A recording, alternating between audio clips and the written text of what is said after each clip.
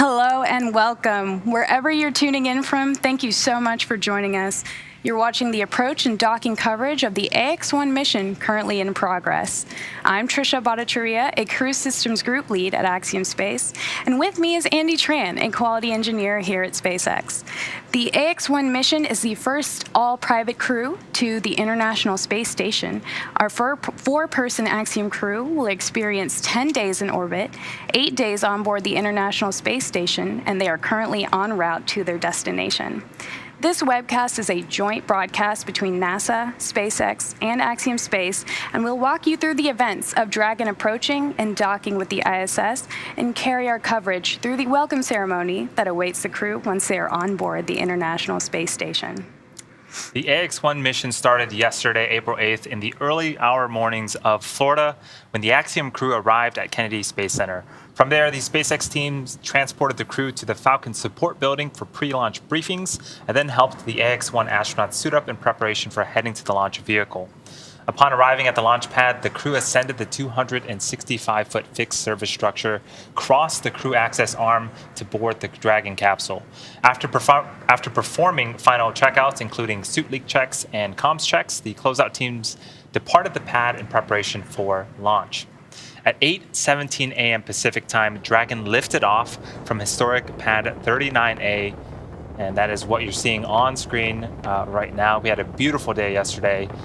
Shortly afterwards, we had successful stage separation. Our Falcon 9 first stage returned to Earth for a landing on our drone ship, a shortfall of Gravitas, and the Dragon spacecraft successfully separated from the Falcon 9 second stage and deployed its nose cone. Since that time, the Axiom crew has been able to eat some of the food specially prepared for them by Chef Jose Andreas and his team and get some rest in anticipation for the docking event you'll see later on this broadcast. Just a few short hours ago, the crew hosted a live on-orbit event from inside of the Dragon spacecraft. We were able to get an inside look into the Dragon cabin interior, hear the crew's thoughts and their excitement on their launch experience, and get introduced to the zero-G indicator caramel given to Mark from one of his partnered research institutions. Before we take you to the teams at Johnson Space Center who are actively monitoring Endeavour's progress, let's meet the crew of Ax-1. The Ax-1 mission is commanded by retired NASA astronaut Michael Lopez Alegria, a Spanish-American who was born in Madrid, Spain, and has also called Mission Viejo, California, as well as Boston, Massachusetts, home. Michael is a U.S. Navy captain and has flown 3 times aboard the Space Shuttle and once aboard Soyuz. He has conducted 10 spacewalks in his career, accumulating 67 hours and 40 minutes in the vacuum of space, both of which are NASA records. In 2021, he was inducted into the Astronaut Hall of Fame. The pilot for Ax-1 is Larry Connor from Dayton, Ohio. Larry is an entrepreneur and a nonprofit activist investor. He has won aerobatic flying competitions and summited both Mount Kilimanjaro and Mount Rainier. Through Ax-1, he will become the first private pilot to reach the International Space Station. He will also become the first human to reach both the deepest ocean depths and enter the bounds of outer space within 1 year. Larry has been actively involved with the Mayo Clinic and the Cleveland Clinic for many years, helping to understand the effects of aging. This mission will add a new dimension to several of these studies. Serving as Mission Specialist 1, Eitan Stiba is now the second Israeli ever to fly to space. Eitan served for more than 4 decades as a fighter pilot in the Israeli Air Force, where he received the Distinguished Aviator Medal, and today he is an impact investor and philanthropist. In collaboration with the Ramon Foundation, the Israel Space Agency, and the Ministry of Innovation, Science, and Technology, as well as the Ministry of Education, Stiba is flying to the ISS under the Rakia banner and the maxim, "There is no dream beyond reach." During his time on the ISS, Stiba will facilitate scientific experiments, educational outreach, as well as artistic activities. And completing our crew, Mark Pathy is an entrepreneur, investor, and philanthropist, as well as the mission specialist number 2 on this Ax-1 mission. Pathy is currently the chief executive officer and chairman of Montreal-based Maverick, a privately owned investing and financing company he founded that focuses on innovation and social impact. As a strong believer in the importance of philanthropy, Pathy is a member of the boards and executive committees of the Montreal Children's Hospital Foundation, Don LaRue, and the Pathy Family Foundation. Through the Ax-1 mission, Pathy has become Canada's second private astronaut and the 12th Canadian to go to space. Yesterday, we had a beautiful launch. It was really picture-perfect conditions, blue skies, fluffy white clouds, and just, we couldn't really ask for anything better. The crew had an exciting launch time, and now they're on their journey to the ISS. So with that, let's head over to NASA's Dan Hewitt, who's joining us from JSC's Mission Control Room for a closer look at Dragon's flight to the International Space Station. Dan? Hey, thanks, Trish, and great to see you and Andy this morning, and welcome everybody as we get ready to go through the final phases of the approach and docking for the Ax-1 mission.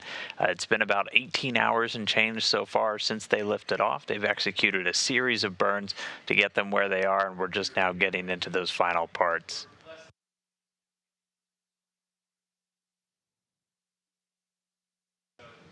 And so, as you just heard, the crew on board Ax-1 right now is getting into their suits. They're going to wear these. Everybody is in their suits.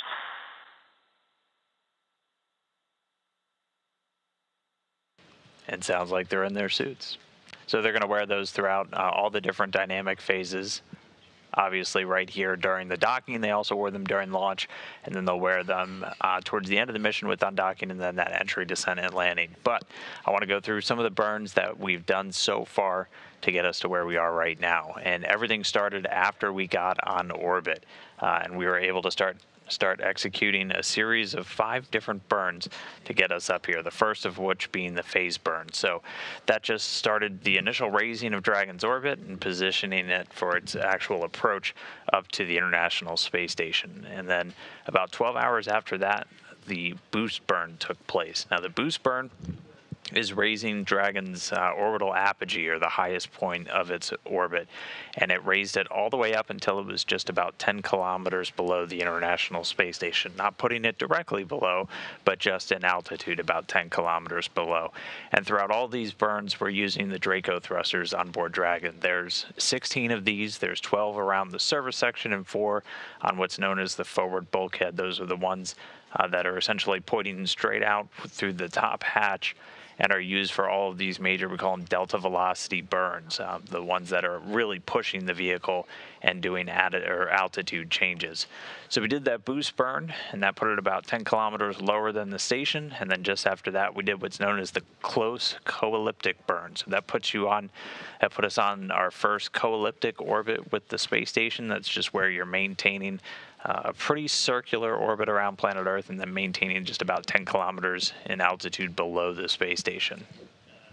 After that was done, we were able to get to the transfer burn. That again just raised the orbit one more time, bringing us even closer to the station. We're still several kilometers behind, anywhere from 20 to 80 kilometers, but then you move up and you're just 2.5 kilometers beneath the station. And again, you're co-elliptic.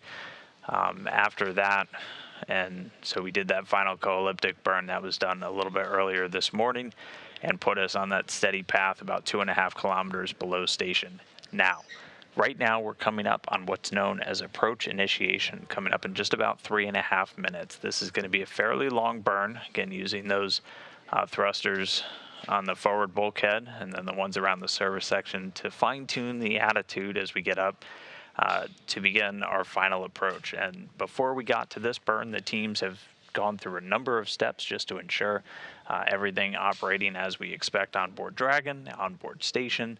We do a number of different setups on board the space station to get ready for Dragon's arrival and docking, doing things like feathering the solar arrays, essentially adjusting which way they're pointing just to minimize any thruster plumes from Dragon as it gets into its final approach, as those can degrade some of the solar cells. So we just want to basically put them in an angle where they're protected during that final approach. We're also handing over the attitude control of the station. Normally we're using the large gyroscopes on the U.S. side for visiting vehicle operations, including Dragon dockings. We hand over control to thrusters over on the Russian segment, just giving us propulsive control as we can fine-tune and maintain a really steady attitude on station during this approach. So that approach initiation burn, which is coming up in just a little over 2 minutes, the go-no-goes have gone through the teams, both here in Houston on behalf of the entire International Space Station partnership, And that go, no go also works in the flight control team out at Hawthorne. And so after we get through approach initiation, we're going to swing directly beneath the International Space Station. We'll get some additional camera views coming up, but our extremely talented Kronos flight controller here in Houston has had views of Dragon throughout. And in fact, we're getting a pretty spectacular one. We should be able to bring it up soon of Dragon just as we're entering in to an orbital sunset. So we're going to do this approach initiation burn, and there you go. Our first look at Dragon, and it will come back. So we're about to do this approach initiation burn coming up in about 1 minute, 20 seconds, and this is going to swing us up directly beneath the International Space Station. We're going to be about 400 meters right below it. And this will bring us to what's known as waypoint Dragon 0. to ground. We are in 4.010, and we have successfully completed 5.1 under comm checks. Dragon SpaceX, copy all. Moving into section 6.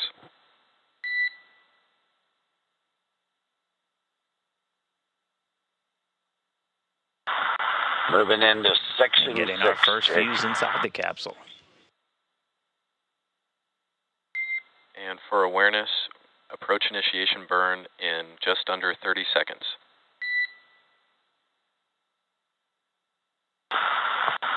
Copy that, Chick.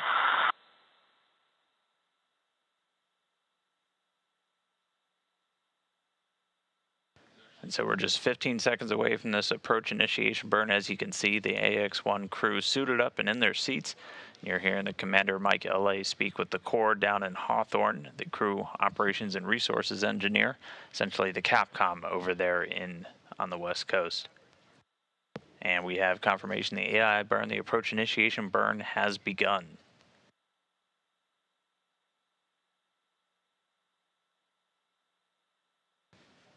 And so right now with that approach burn started, we're a little over 7.5 kilometers away from the station still, but we're going to start closing in even quicker now, and this is going to bring us up and underneath, essentially on a center line from the station pointed down to planet Earth, and we're going to be just about 400 meters below.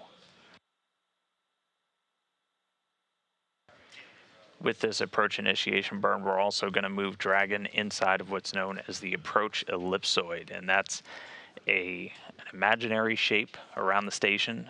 It's a three-dimensional oval about 4 kilometers wide, 2 kilometers tall, 2 kilometers thick, and just governs a lot of the visiting vehicle traffic around station. And so before any vehicles are allowed to move inside that approach ellipsoid, you obviously have to get the go from the station team prior to being in that approach ellipsoid, which you can see kind of the imaginary shapes drawn around the station here in the top left corner. The approach ellipsoid's that larger one. We're going to move inside that. Before we move inside that, vehicles are on what's known as a 24-hour free safe trajectory, essentially meaning if we were to lose complete control. 4.010 is complete, and we feel great.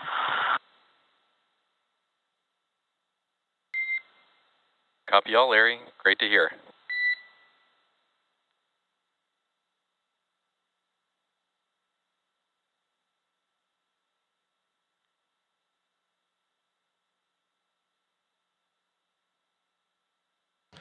All right, so good words there from our core up to the crew. The approach initiation burn was nominal, so burn went as expected.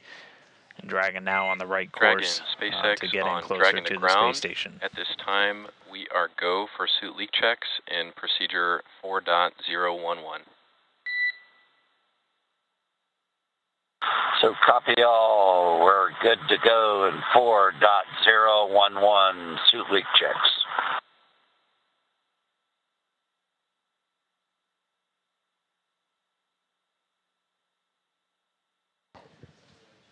And so at this point, the crew's going to step into suit leak checks. As you can see, they still have their visors open while they're suited up and in their seats.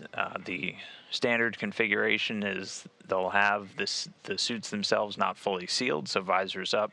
They'll typically leave one of the zippers on the suit open as well. And while they're in that suit, it has a connection directly to the seat. There's a number of umbilicals, essentially connection points for the suit to plug into the seat. And that's able to provide them with a number of different things depending on the port, but all of them can provide access to pressurized nitrox, nitrogen, and oxygen. And that can be flown or flowed into the suits once they're fully sealed, zipped up, and visors down to pressurize the suit, as these suits are really the main line of defense if we were ever in a situation like a cabin depress, a loss of pressurization inside the capsule. The suits can pressurize with that nitrox, provide a pressurized environment for the crew, and also all the necessary breathing gas. When they're not fully sealed up and flowing out, they're just flowing conditioned cabin air, so literally just taking the air from the Dragon cabin, cooling it down and flowing it through the suit just to keep them in a comfortable temperature. The umbilical also provides communications, so they have essentially a communications headset in that helmet, and then they're able to plug into the seat and then use a communication button on the armrest for that direct talking either to the ground or at this point with the space station. We have what's known as a bi-directional link at this point, and this is stuff that's been set up a little while before we came on the air. Endeavor, we are ready to pressurize.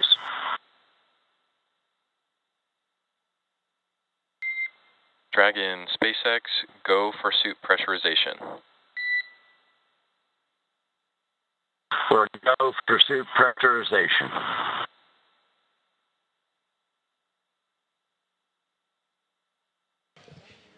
All right, so the Ax-1 crew stepping through some suit leak checks now. So again, what they're going to do is they have the visors closed, the suits fully zipped, and they're going to pressurize them using that nitrox and then just run a leak check, ensure that you just have a stable pressure inside the suit. And we'll do these, and if you've been following since pre-launch, we've done these several times already. They'll do them on the ground as they're getting suited up. We did them once they were in Dragon on the launch pad, and we're going to do them again now. And then we'll do them several times at the end of the flight. Just essentially, before you get into the really dynamic phases of an operation, just do one additional check on the suits to make sure that they have good seals, good airflow, everything ready to go in case they are required. Leak checks are gonna be kind of a theme throughout the rest of today's operation. We'll be doing a lot of hatch leak checks following that docking to the space station before we get the hatches open. So you're gonna hear those a couple of times. But the crew stepping through those leak checks now. We are continuing to close in on the station at this point. We're just past about the 6 kilometer, just under 6,000 meters away now from the station and closing in. They're moving relative to the station at a rate of about 4.5 meters per second.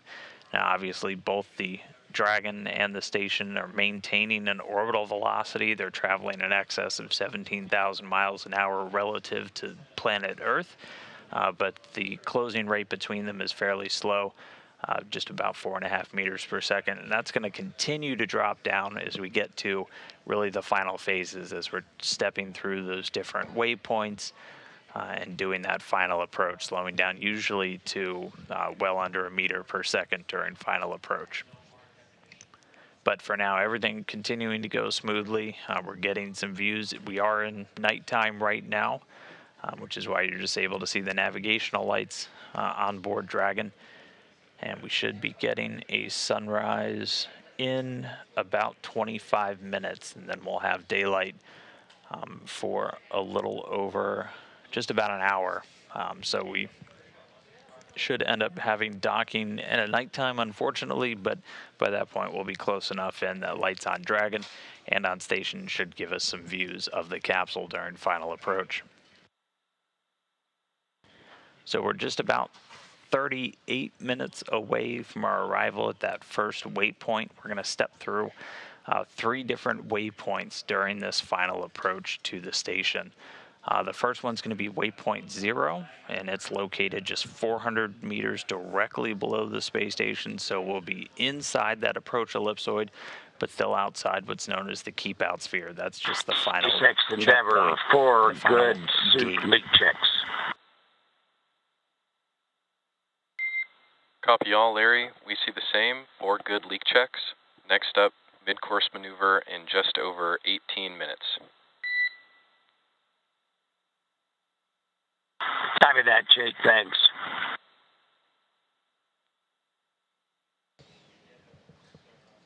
All right, so 4 good suit leak checks reported down to the core. So at this point, they'll be able to open visors back up and no longer running that pressurized nitrox into the suits, just cycling conditioned cabin air through just to maintain a nice, comfortable temperature as they go through the final stages of the approach. You heard we're about 18 minutes away from what's known as the mid-course burn. This is just a correction burn that's done on that approach to waypoint 0.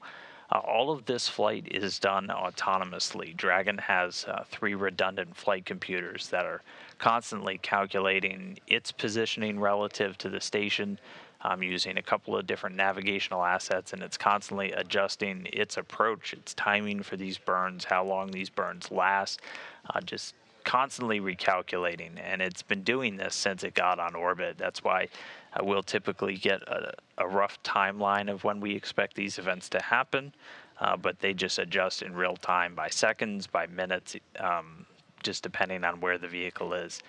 During this approach to station, Dragon's able to use a number of different navigational assets on board the spacecraft. One of the big milestones we got through a little bit earlier, a little over an hour ago, was known as Rendezvous Complete, which just essentially means our far field, our far away rendezvous is finished, and we're getting into what's known as proximity operations as we start to use the different systems on board Dragon to actively track relative to the station. And it's able to use GPS sensors, their processors and receivers on board the station that are able to communicate with the GPS on board Dragon, as it has several redundant sensors around the outside. Using that relative GPS, Dragon also has what's known as the Dragon Eye that's going to get used during the final stages of the approach and the flight in. Again, all this done autonomously, but that Dragon Eye using a laser rangefinder just to essentially bounce lasers off retro reflectors on board the station to give itself updated timings or updated distances, closing rates, things like that during that approach. Dragon also has star trackers, and they are what they sound like, using specialized cameras to map its relative position based on the stars it picks up in the night sky. Also using some inertial measurement units, which use accelerometers and gyroscopes to essentially do inertial mapping of Dragon's position. And so all of these are working in concert for it to constantly calculate its attitude, its relative position to the space station, where it needs to be for docking, when it needs to do these burns, and just constantly updating itself in real time. So right now, though, we are just under 15 minutes away from that mid-course burn, and then that's going to fine-tune our approach to what's known as waypoint 0, which we're about 34.5 minutes until we hit that. There's going to be 3 waypoints on the final approach to station, and we can either stop and hold at these waypoints, or if the teams give the go beforehand, they can just proceed through the waypoint on to the next one. And so waypoint 0 is going to put us just 400 meters directly below the station. And so on board Expedition 67 astronaut Raja Chari, who's in the station's cupola right now monitoring, he's going to be able to essentially look straight down at the Crew Dragon Endeavour. After we pause at waypoint 0, since we're going to the zenith or the space-facing port today, Dragon's going to execute a maneuver to essentially fly 180 degrees around station. It's going to fly all the way to essentially the top part of station, just above it, between it and the vastness of outer space, and it's going to pause at what's known as waypoint 1. And when we're at waypoint 1, we're about 220 meters away from station, so we're still outside that second imaginary checkpoint known as the keep out sphere, which is a sphere around the station with a 200-meter radius. And then same as waypoint 0, we do a go no go right before we get to waypoint 1, and if the teams are go to proceed, we can essentially hit waypoint 1 and then continue right through. And that will bring us inside the keep out sphere. And this graphic will show you what our approach is going to be like. As again, we're going to the top side, the top port on station. We call it the zenith facing, or the space facing port over on node 2. So we're going to get through waypoint 0, swing up to waypoint 1, and pause just outside the keep out sphere. And then once the teams get the go, they'll continue in. And we will stop again at what's known as waypoint 2. And that's just 20 meters away from that docking port. And so that one we will typically hold at just to do final checks, final adjustments. Again, at this point, the station will be under thruster attitude control. And then Dragon, once it gets the go, will proceed in from waypoint 2, again, flying autonomously for that slow approach until we hit contact and capture. And it's going to be docking to one of the 2 international docking adapters we have on board the station. One of them currently occupied by another Dragon, Crew Dragon Endurance, which carried the Crew 3 astronauts to the station last fall. We're going to be going to the top one, International Docking Adapter number 3, on the top port of the Harmony module. Now, after they make that initial contact and capture, a couple of different steps have to happen before we get to what we call docking complete. So the docking mechanism will start to draw Dragon in to essentially start the hard mate process, and then a series of hooks around the outside of Dragon will drive, and that's what hooks and latches, and that's what gives us essentially a tight seal, a hard dock to the station. And then there's a number of other steps that take place. One of them, the extension of 2 umbilicals that will connect Dragon's power and data hard line to the station, so it'll no longer need its solar arrays while it's docked to charge systems on board. It's just able to be fed power through the station. Also, giving it that hardline connection for data and communications through station. We have essentially a wireless connection right now through something known as C2V2. It's the Common Communications for Visiting Vehicles. And this is what we use with visiting spacecraft to essentially enable spacecraft-to-spacecraft communication. So you might hear reference to the big loop by the different either the flight control teams or the astronauts on board Dragon and station right now. And that is just tying in all of our different communication loops. We operate on what's known as Dragon to Grounds for talking directly to Dragon, and then Space to Grounds for talking directly to Space Station. And then when we take the big loop, we tie them all together into one. And so that way, anytime somebody's speaking either on Dragon or on station or on the ground, they're all able to hear each other and talk to each other at the same time. So you have this constant two-way communication between all the different groups involved in these integrated operations.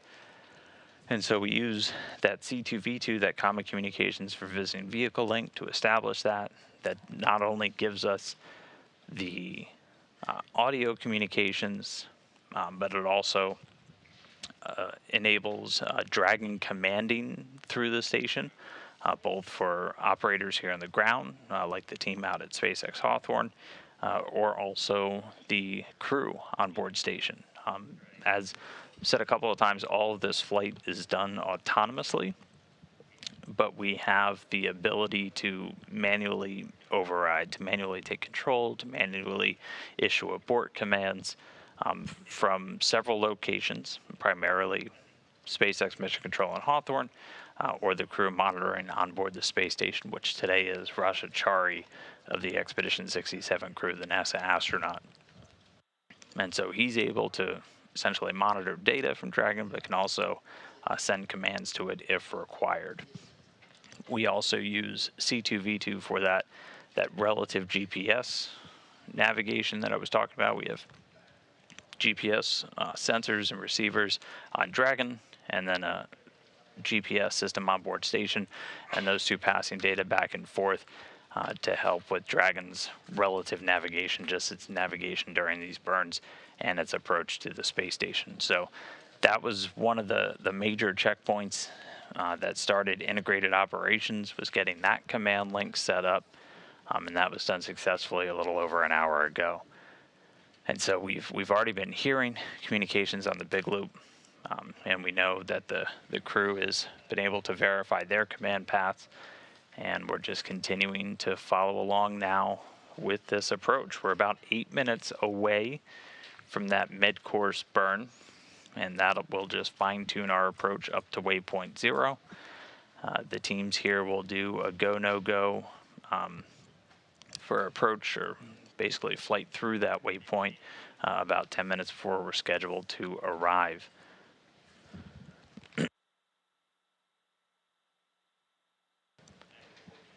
And you're continuing to get a view of Dragon, so you can see the red and the green navigational lights, and then the flashing one, which is coming right down the center line of the docking port.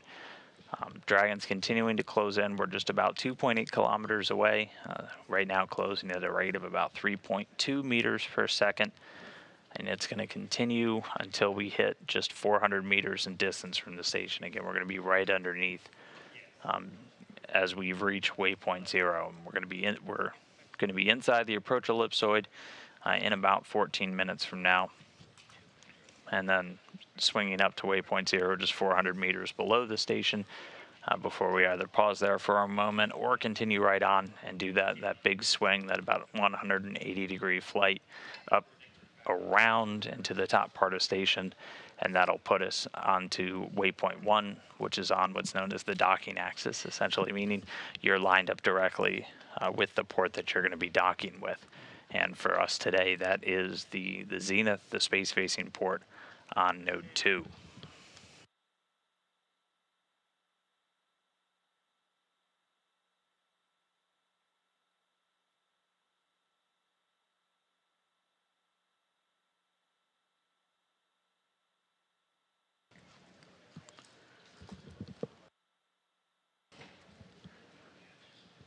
And then if you're just joining, you're still getting a live look at Dragon.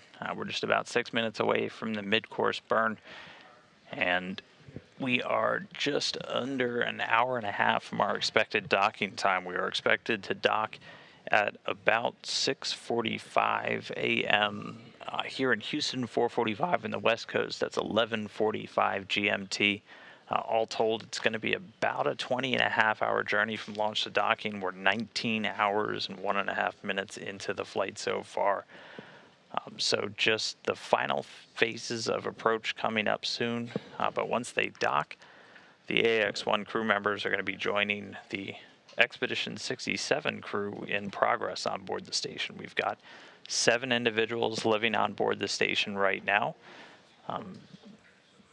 Among them, you have the crew that arrived on a separate Crew Dragon Endurance, on NASA's SpaceX Crew 3 mission.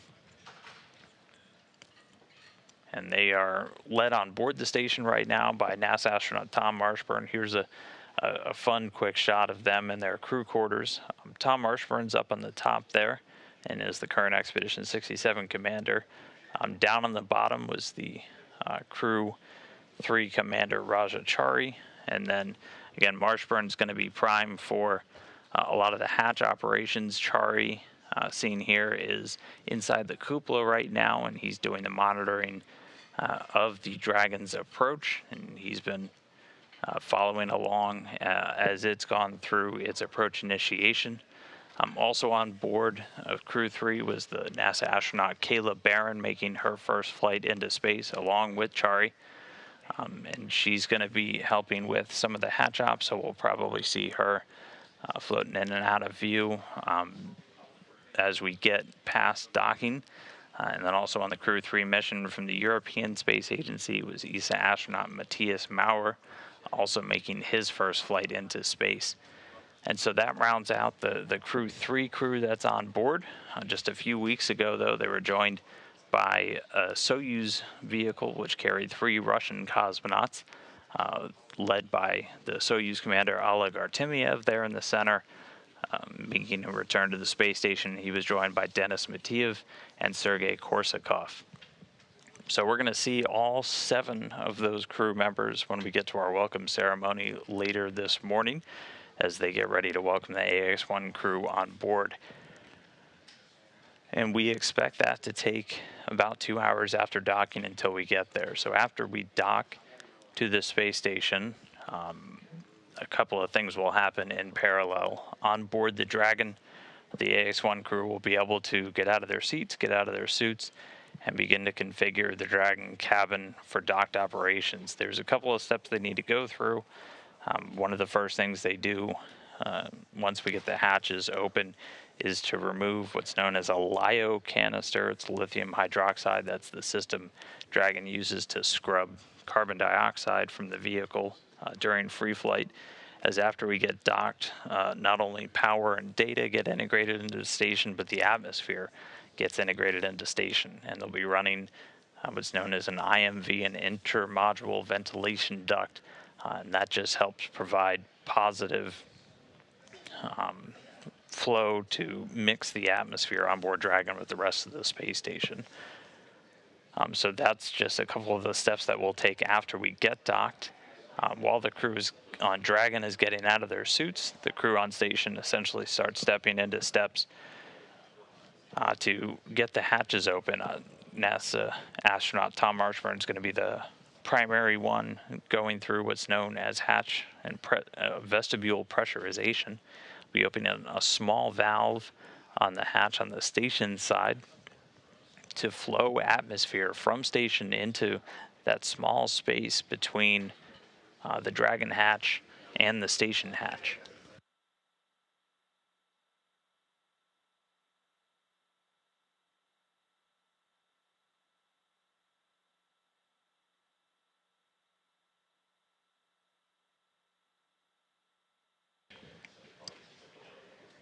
And we are going to stick with you all the way through docking, through hatch opening, until we get to that welcome. So we're just a little over a minute coming up to this mid-course burn. I'm going to stop talking for a moment. I want to toss it over to Trisha and Andy for a quick check-in at Hawthorne, as we're getting good views of Dragon, and we're going to get better ones coming up real soon. Thank you, Dan. A lot to unpack here, Trisha. As Dan mentioned, this is a live view, if you are just joining us, of the Axiom-1 mission. So Dragon is about 2 kilometers away from the International Space Station, making its way to waypoint 0, which is going to be 400 meters away. And then there are more milestones that it'll need to go through before it docks in about an hour. So, we are watching Dragon, but things will definitely begin to pick up pace here as we get closer and closer to the International Space Station. Absolutely. What an exciting time for the 4-person Axiom crew who are on their way to the ISS right now. For 3 of them, it's their first time experiencing something like this. All 4 crew members have certainly been very busy leading up to the launch and up to this moment with, hours and hours, I believe 700 to 1,000 hours of training that they had to go through in order to, be prepared for this type of experience, for working on the ISS, and for achieving the objectives that they're going to be doing over the next 8 days. Yeah, and if you have been following this mission since launch yesterday morning, we did have an on-orbit live event about 3 hours ago, and to quote Larry Connor, he had said that he tried eating a muffin and things did not go as planned. So despite the 700 to 1,000 hours of training, I think getting used to living and operating in a microgravity environment can be tricky, but the team has a ton of science ahead of them in the next 10 days or 9 days now. So right now, they're getting acclimated. They woke up about 4 hours ago, and so we saw shots inside of Dragon.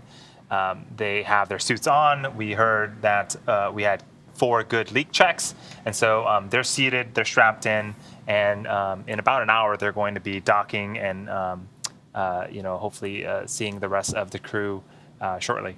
Absolutely. And, they, like you mentioned, they have a jam-packed schedule for the next 8 to 9 days that they're going to be on orbit. The 4-person crew are going to be responsible for just about 25 experiments and over 100 hours of crew time dedicated to research, as well as outreach activities that, they'll be addressing several science, technology, and art-based outreach events. So, they have a busy schedule coming up ahead. And, as you mentioned on the On Orbit Live event, we saw a little bit about how they were acclimating to the zero-G life. The 3 who have never flown before, they're still getting the hang of how to orient themselves in a microgravity environment. And it's certainly harder than it looks. I was able to actually personally, a few weeks ago, be a part of a zero-G flight along with several of my colleagues from Axiom Space, where we were testing out some hardware for the station, and it was pretty difficult not to just go flying down the cabin of the airplane when we were in those microgravity moments. So, pretty tough. Yeah, it really just is a testament to all of the training that the crew had to go through to be ready for this mission. But as Dan was setting up, we were anticipating the mid-course burn, which is essentially a minor correction burn if Dragon needs to sort of make minor adjustments to align itself and ensure that it's on the right course to waypoint 0. That burn has completed, and it completed successfully, no issues. So with that, we're going to send it back over to Dan at JSC in Houston.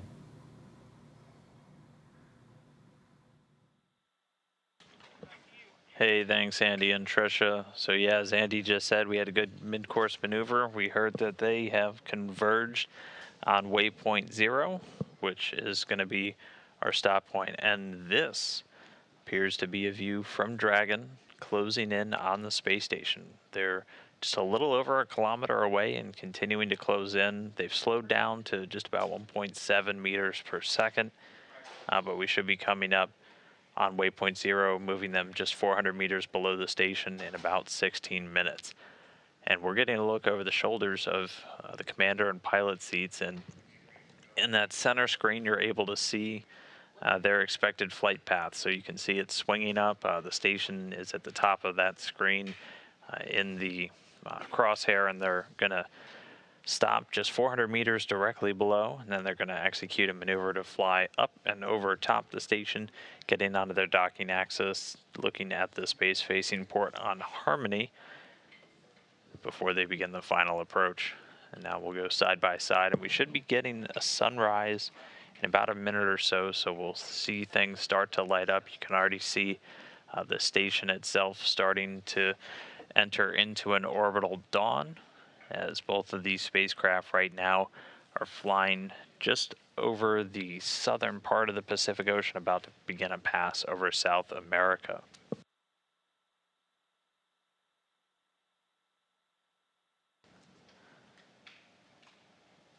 So with that successful mid-course burn, we're essentially done with all the major burns during this approach. We're just going to be now using some of the Draco thrusters for these translational moves through the different waypoints. We've got 3 waypoints. We're going to go through waypoint 0, waypoint 1, and waypoint 2. 0 just 400 meters below the station. Waypoint 1, 220 meters directly above the docking port on the space-facing side. And then waypoint 2 just 20 meters away from docking. So they're going to continue to close in. We're essentially using all of the service section Draco thrusters at this point.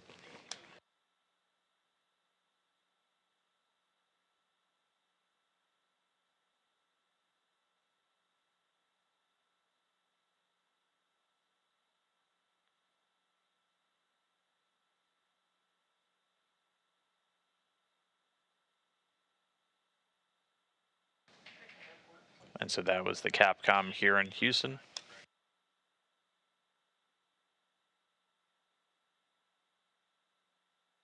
Capcom here in Houston, Scott Zagady, giving the call up to the crew, again, using what's called the big loop. So that's just all of our different communication loops, space to grounds to station, and Dragon to grounds to Dragon, all tied together, allowing the team here in Houston, the team in Hawthorne, and the crew members on board Station and Dragon all to talk with each other. And Scott was radioing up essentially the procedure that NASA astronaut Rajachari, who's doing the approach monitoring, is able to jump into. And he is standing by in the station's cupola, and he is able to monitor getting real-time data fed through that bidirectional link from Dragon to the space station. He's also able to send commands to the vehicle. So in addition to having that human oversight inside Dragon and on the ground in Hawthorne, you've got the station crew in the loop as well. But everything has proceeded very smoothly so far today with the automated rendezvous. And you heard we're less than a kilometer away, so Dragon at this point inside the approach ellipsoid. It's going to continue to approach. We got about 450 meters to go. We should get to waypoint 0 in just a hair under 13 minutes from now. And at this point, the teams are going to start doing their go, no goes for each of the different waypoints. So again, we can get to these waypoints and we can pause if we need to either stop and make sure that the relative navigation is functioning, if we run into any issues with thrusters, any issues on station, or if everything continues to be green, we just continue right past these waypoints and we'll go from 0 to waypoint 1 pretty quickly.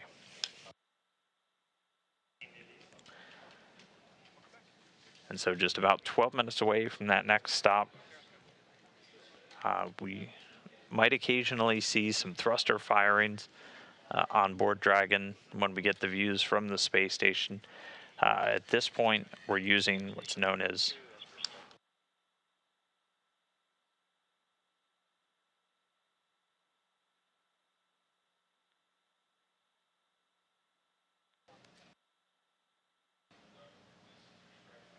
and that was Rajachari radioing down that the attitude of Dragon is as we expected. Again, Dragon controlling its attitude with a number of different sensors. One of the primary ones, just an inertial measurement unit, which uses accelerometers and gyroscopes to understand Dragon's relative position. Also using, for this final approach,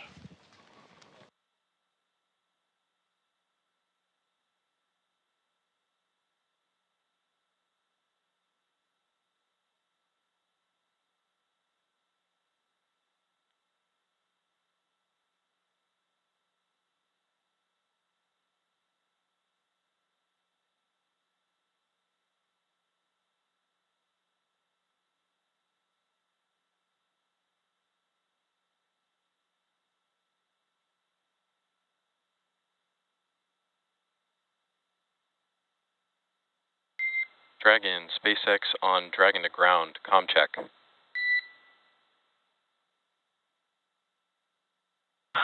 SpaceX Endeavor on Dragon to ground, loud and clear. Hey Larry, on Dragon to ground, wanted to let you know that we're not getting any response on the big loop.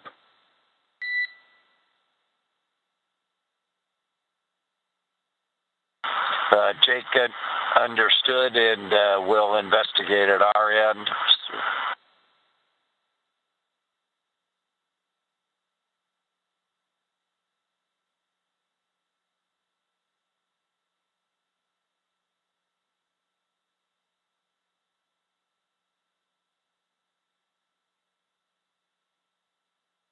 SpaceX Endeavor, Dragon to ground, out of here. Dragon, SpaceX on Dragon to ground. We had you 3x3 there. Okay, I rogered your call a little while ago. Another comm check, both on the big loop. I guess you didn't hear me.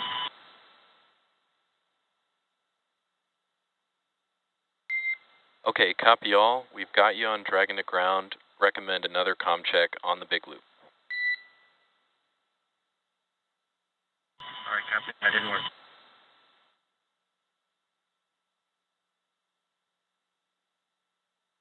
endeavor, Dragon. Sorry, I'm a big out of here. Hey, Mike, we had you 3x3 there. Not sure if you did anything differently, but that seemed to work. I don't think I did, but I'm glad it's working now.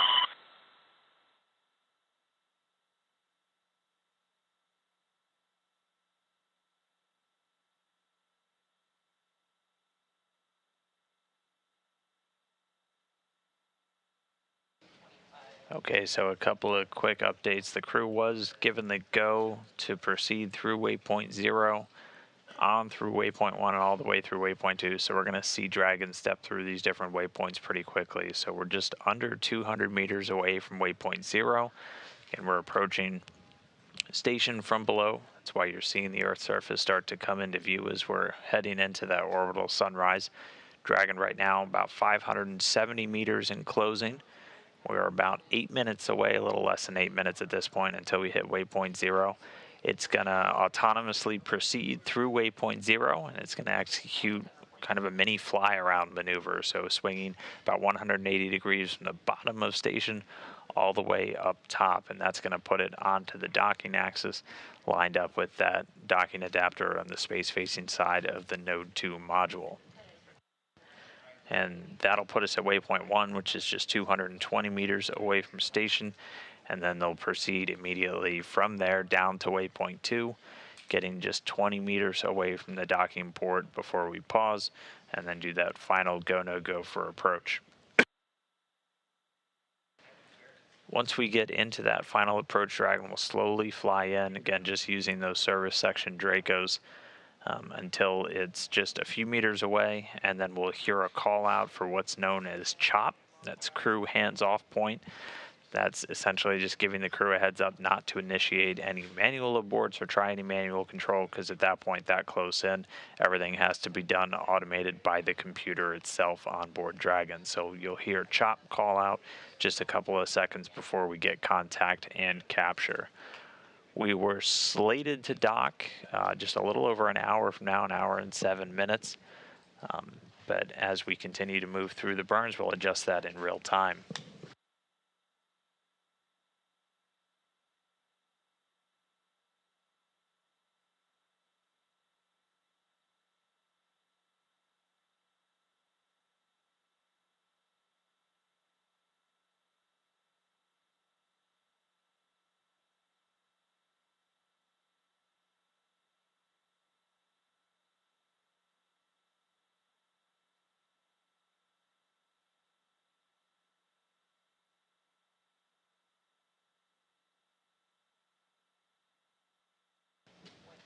So we are just 5 minutes, 45 seconds away from waypoint 0. And we're about to see South America passing beneath the Dragon spacecraft as it's just about to pass over Chile. We're fully into that orbital sunrise at this point. We're going to have good lighting for at least another 50 minutes until we enter into an orbital nighttime. And we're just 5 minutes away from waypoint 0, continuing to close in, just about 475 meters away from station. Again, during all of these maneuvers, we're using those Draco thrusters on board Dragon. We've got 16 of them around the vehicle. There's 4 in the forward bulkhead, which is what's looking directly at our camera right now. And as we get in closer, you'll be able to see those. They've got some larger expansion nozzles on them, and they're used for really the big pushing burns that Dragon executed over the last 19 hours to catch up to the space station. As they're now pointing directly at station, you can probably guess we're not using those for these maneuvers at this point. We're using instead the ones around Dragon's service section. So that's just around the bottom part of the capsule, still on the capsule, not on the trunk, which occupies the space typically called the service module on other spacecraft. All of these thrusters are built directly into the Dragon spacecraft itself. They're essentially around the same area that the really large Super Dracos are. Those are only used for abort scenarios on either on the pad or during ascent, and then as soon as we get on orbit, those get disabled for the remainder of the mission. So those are not going to be used for anything today or anything for the rest of the Crew Dragon Endeavor's flight. But we are using the service section Draco thrusters. Each one of these provides about 90 pounds force of thrust. So used for these only maneuvers in space in vacuum, but also attitude control during the final phases of reentry. They're in clusters of 3, so we got 4 clusters of 3 of these thrusters around the base of the capsule, and these are going to be used for attitude control, so just which way the vehicle's pointing, but then also for those translational moves. So we're going to be doing one of those in a little over 3 minutes after we get to waypoint 0, and we're going to see Dragon start to fly first out in front of the station, and then eventually swinging just up over top until we get to waypoint 2. We're just 430 meters away. So again, we're just about 3 minutes away from waypoint 0. And again, Dragon has a couple of tools available to it for this approach, for its navigation. When we establish that bidirectional communication, we're able to establish what's known as relative GPS. So you have basically a GPS system on Dragon talking to a GPS system on board the station, trading their relative state data, as that provides the Dragon flight computer data to fine-tune its maneuver. As we're getting in close now, we're going to start using some of the navigational elements on the very forward part of the Dragon spacecraft. These are covered up by the nose cone during ascent, and then one of the first things we do when we get the nose cone open is you reveal these sensors that are going to be used for the approach and docking. You've got the Dragon Eye, which is uses what's commonly known as a LiDAR system, basically using lasers that bounce off of reflective points on station to give distance data, range rate data, how quickly you're closing in. We're also able to use a thermal and an infrared camera. There is just a visible light camera on the very forward part of Dragon that will typically get some views. We got some views of the station from that earlier. That's not part of the actual navigation at all. That's just used for situational awareness. It can also be used should the crew have to take over manual control.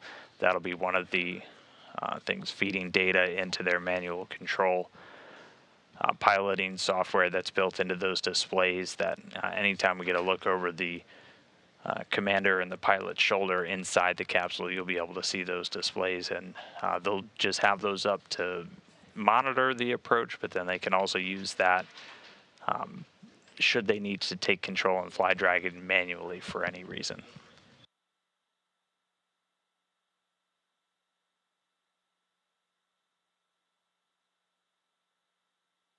So we are just about 30 seconds away from waypoint 0, just 411 meters away from station. So just a small bit to go, and then we'll be passing through our first waypoint. Again, we're going to hit 3 of these on the way to docking today.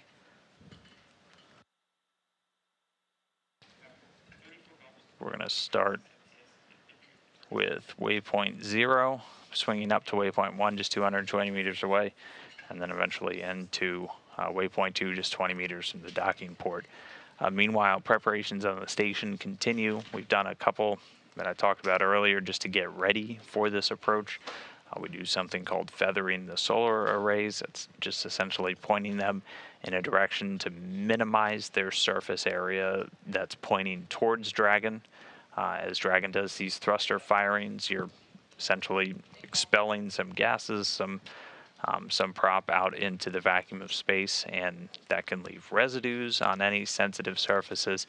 And so we just orient the solar arrays to basically show as little surface area as possible in the direction of these thruster firings, just to minimize any residues getting on the solar cells. And this is standard for any visiting vehicle operation, and that's just one of the first steps that you take as you get into these final approaches. We've also transitioned the station's MCS motion control system. Station 2, Dragon attitude is as expected.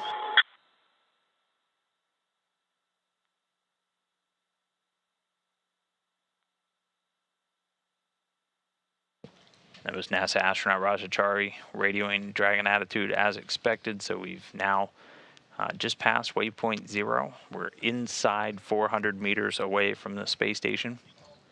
And at this point, we're going to see Dragon start to do a maneuver, taking it up out in front of the station and then up over top, heading up to waypoint 1. So it's going to essentially do a 180-degree swing around the station, going from directly beneath to directly above. It's going to line it Dragon, up with SpaceX on the that big docking loop. adapter. Approach 0 in progress. Trajectory has converged on waypoint 1. Expect waypoint 1 arrival at approximately 1121 UTC.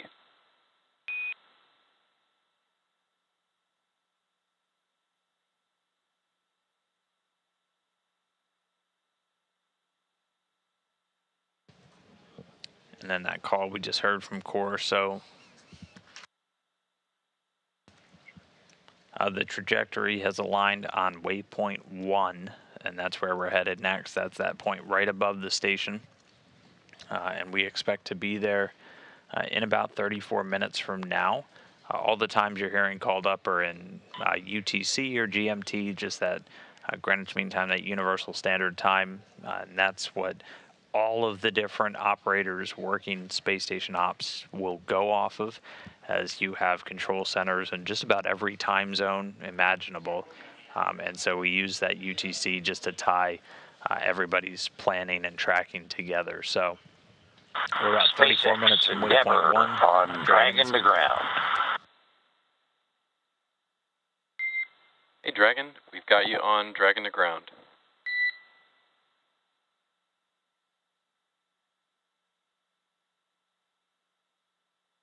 Jake, did you get Mike's transmissions both on the big band Dragon to ground?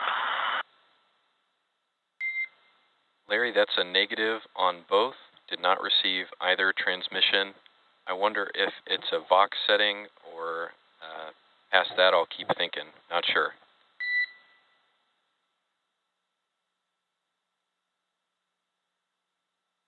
Thanks, we'll investigate on our end.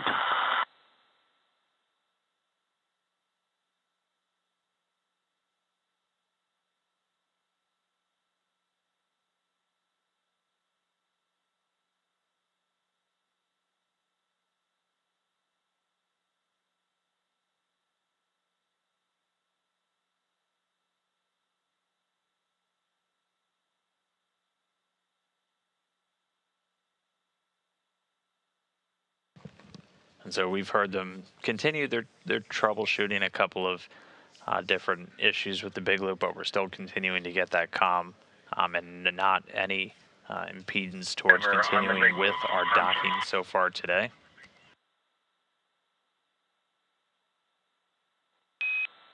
Dragon, SpaceX, we got the last half of that call.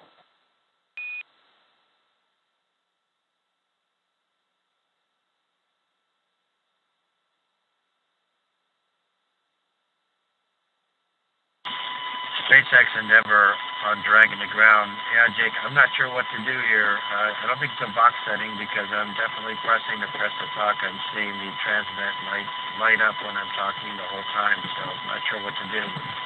Worst comes to worst, we'll rely on Larry to make the calls. Okay, copy all, MLA. I had you 3x3 on that call. Understand you don't think it's a Vox issue. Would encourage troubleshooting, and I'm sure you are. We'll stand by for another big loop comm check.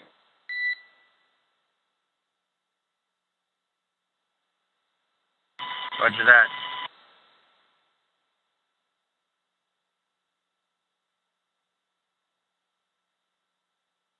All right, we're continuing to check off milestones during this approach. We're already past waypoint 0, on our way towards waypoint 1. Dragon continuing to fly as they MLA, continue to do a number of SpaceX communication on the checks big with the loop. ground. We caught the second half of that call. Recommend pressing push to talk and waiting a few seconds before starting a call.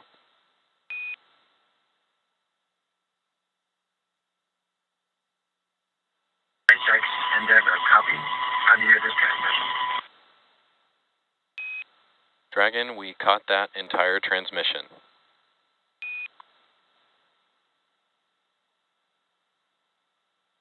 Check the Endeavor, copy. That'll be my new technique.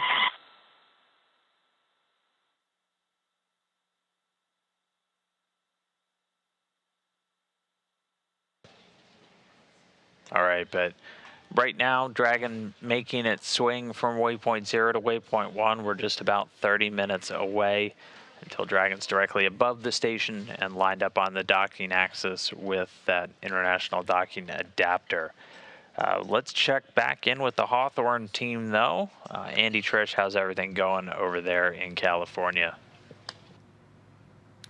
Things are going good here, Dan. As we continue to watch Dragon, things are beginning to pick up pace as Dragon makes its way towards waypoint 1. For everyone tuning in, we are hearing dialogue between Larry Connor, the pilot who is currently in Dragon Endeavor, and the CORE, which stands for Crew Operations Resource Engineer here in Hawthorne. They are troubleshooting some communications, we'll likely continue to get updates there, but you also notice that there are some beeping before the communications happen. Those are called Quindar tones, and those are really just used to clear the air to make sure that the communication is as clear as possible from ground to Dragon. But as part of the Axiom-1 mission, this is SpaceX's 6th human spaceflight mission overall, and the 5th to the orbiting lab. Dragon has a long history of really being designed from the beginning with human spaceflight in mind. There is the first Dragon capsule that is hanging behind myself and Trisha here in Hawthorne. And even on the days of its inception, there was a window in place, and we weren't sending people up into space at that time, but we knew that sometime in the future we wanted to. So it's super exciting that, I can't believe I'm saying it, but this is the 6th time that we're sending people up on Dragon. Yeah, that's certainly amazing. And if I understand correctly, that first Dragon capsule was sent up with cheese? Yeah, the cheese was used as a mass simulator for that capsule, and we've definitely come a long way since then. But even between that capsule and what we're seeing here today, there has been numerous upgrades to the Dragon capsule. First and foremost, with every flight where we're taking crew, when they return, we collect all of the feedback to make sure that the next iteration of crew flight is as comfortable and a well-versed experience as possible for the incoming crew. So things like adding USB chargers, reorganizing where to store and pack things, those are all feedback that we take into reiteration of Dragon's design. The Dragon capsule itself also has gone through a number of upgrades. If you've been following the Dragon program, you'll notice that we no longer have the solar arrays, which would unfurl after Dragon separated from the second stage. The solar panels are actually built onto the trunk section itself. And so, as Dragon gets closer, we'll likely see half of the trunk section colored black, and those are the solar panels that will collect energy and really power Dragon throughout its stay up in space. Absolutely, and you mentioned that you guys, that SpaceX has had this is the 6th flight that you've had in collaboration with NASA, sending up NASA astronauts to the ISS. This is Axiom's first, mission in collaboration with companies like SpaceX and as well as our government counterpart NASA.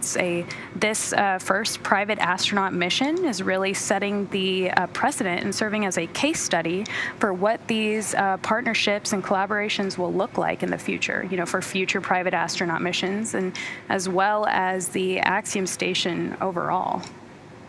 Yeah, I think it marks a turning point in space travel. This is the first all-private mission, as you had mentioned, and with all the signs that each of the crew members are going to be performing, it's just a tremendous sort of milestone in the spacefaring world. Absolutely, and in our view, it's really the next chapter of the spaceflight industry. During the launch broadcast, we heard from Kathy Leaders about how this was really the vision of spaceflight from the very beginning of NASA's program. 60 years ago, they really envisioned this to be what it would evolve to, so that they could focus on, returning to the moon, going to Mars, and possibly even beyond in the future. So, this is the ISS and NASA they've been the pioneers in these kinds of relationships, all the logistics and training and everything it takes to put humans into space and low Earth orbit.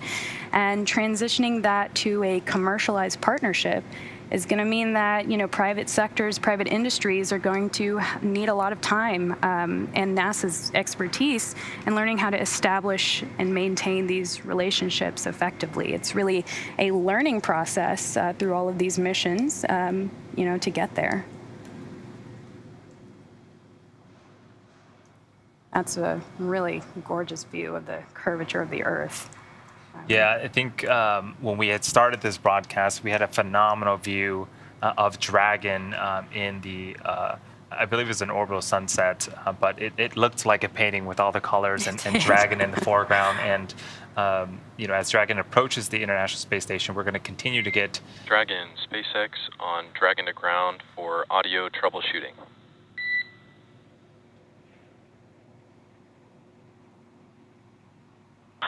SpaceX Endeavour on Dragon to ground. Go ahead. Hey, Larry. Quick update. We are still seeing good Suit 2 telemetry via the pressure transducer. We don't suspect an umbilical issue, but we're hoping to gain some confidence in this comm method as we head towards waypoint 1. Hoping MLA can give one more comm check on the big loop using the press, wait a second or two, and then talk method.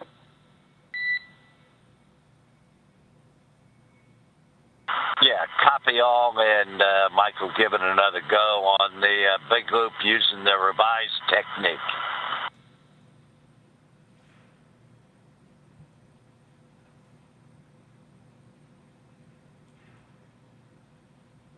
SpaceX Endeavour, comm check on the big loop. Dragon, SpaceX, I think we lost the S and P of SpaceX. Maybe another half second, but otherwise sounds good.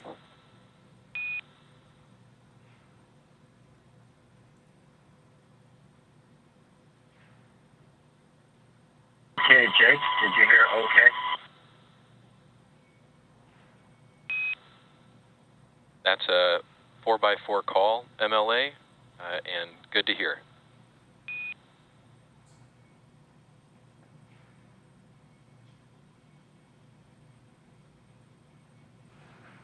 Copy it.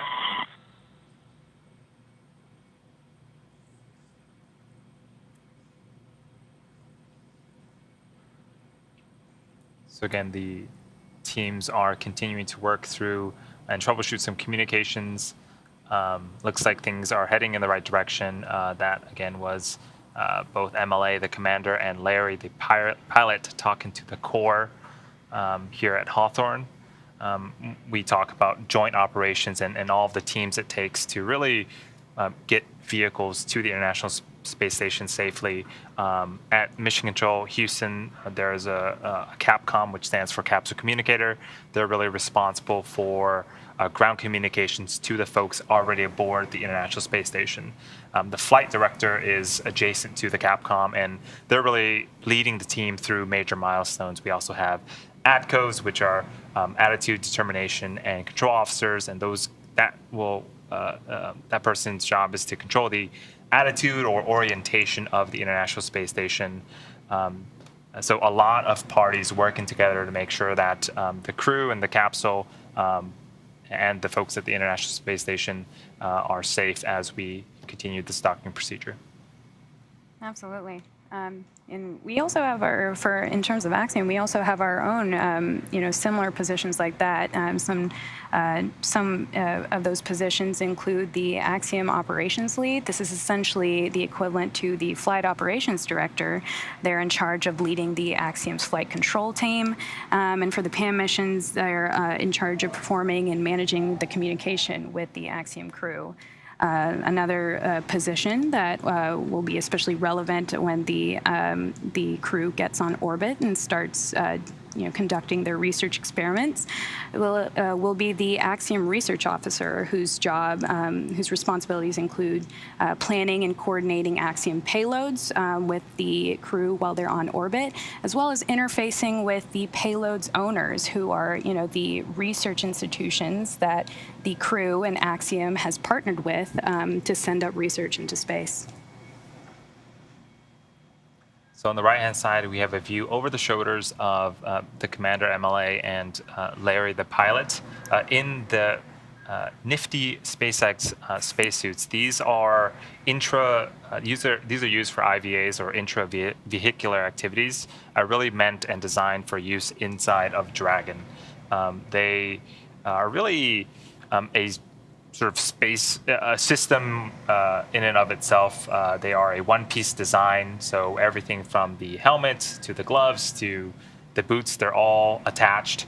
The helmet is 3D printed, and as Dan was mentioning earlier, there is an umbilical on the right thigh that hooks up to each of the seats for the crew members, and in that umbilical will house communications for the astronauts to communicate to ground, as well as lines for nitrox, which again is a combination of nitrogen and oxygen, same stuff that you would see in scuba tanks.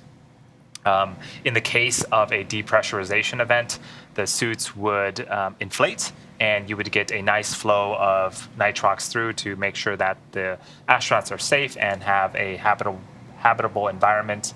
But for now, you see that the visors are up, and every time that we don or put on the spacesuits, we always run a leak check to make sure that, again, in case of an event where we're losing pressure, the astronauts would be safe. Beautiful shot there of the ISS on the right. So those suits, I mean, they look pretty cool, but they are, from what I understand, pretty comfortable for the crew. That nitrous ox line really serves to keep the crew comfortable and conditioned while they're wearing it, and it's pretty customized for each crew member. Yeah, we do take a lot of measurements to make sure that the suit itself is form-fitted. The chairs that they're sitting in are also able to be customized. There are different size buckets, small, medium, large, and the length of the armrest is also customizable. So comfort is definitely something that we take into mind when we are suiting up the team members. So this mission really is a mission of firsts. The four-person multinational crew includes Michael Lopez Alegria, the first person to command a mission as both a government astronaut and a private astronaut. Larry Connor, the first private astronaut pilot in spaceflight history. Eitan Stiba, the second Israeli astronaut and the first to live and work on the International Space Station. And Mark Pathy, who will become the 11th Canadian astronaut. It's also the first mission to the space station with all commercial providers, including the ride to space, the SpaceX Dragon launching on SpaceX Falcon 9 rocket. Certainly a very significant event for all of them and for the countries they're representing, and really for the global audience. It also breaks new training ground. The Ax-1 astronauts are the first all-private crew to complete NASA's training flow. As I mentioned earlier, each Ax-1 crew member completed between 700 and 1,000 hours of training in safety, health, ISS systems, launch site operations, and additional training for research and technology demonstrations, and for their payloads to prepare for the mission.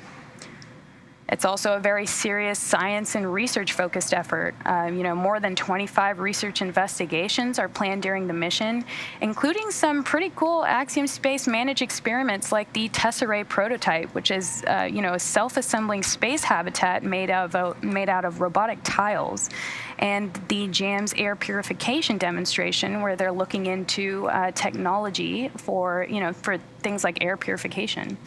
All of these are very helpful and will definitely have implications for life on Earth. The crew members, the 3 crew members who are the first-time flyers, Larry, Mark, and Aton, they also were able to curate their own research portfolios. They worked with several research institutions, hospitals, museums around the world to coordinate these experiments, and they'll also be able to host several science outreach and engagement activities while on orbit. Their research investigations range from biological studies, such as cells tied to help better understanding aging, to biomedical research on spine, cardiac, and brain health. Yeah, so on the right-hand side, you can see that the astronauts and crew members are interacting with the LCD screens. Those will give the crew a ton of information about the vehicle, things like altitude, which engines are firing, and right here, we just saw it, but we saw some plumes and bursts of the Draco thrusters on Dragon. So that view that was just up on screen, that is the International Space Station looking at Dragon as it approaches and continues to make its way towards Waypoint. It is about 220 meters away from the International Space Station. So things continuing to look good there. This shot here is a view of Mission Control in Hawthorne.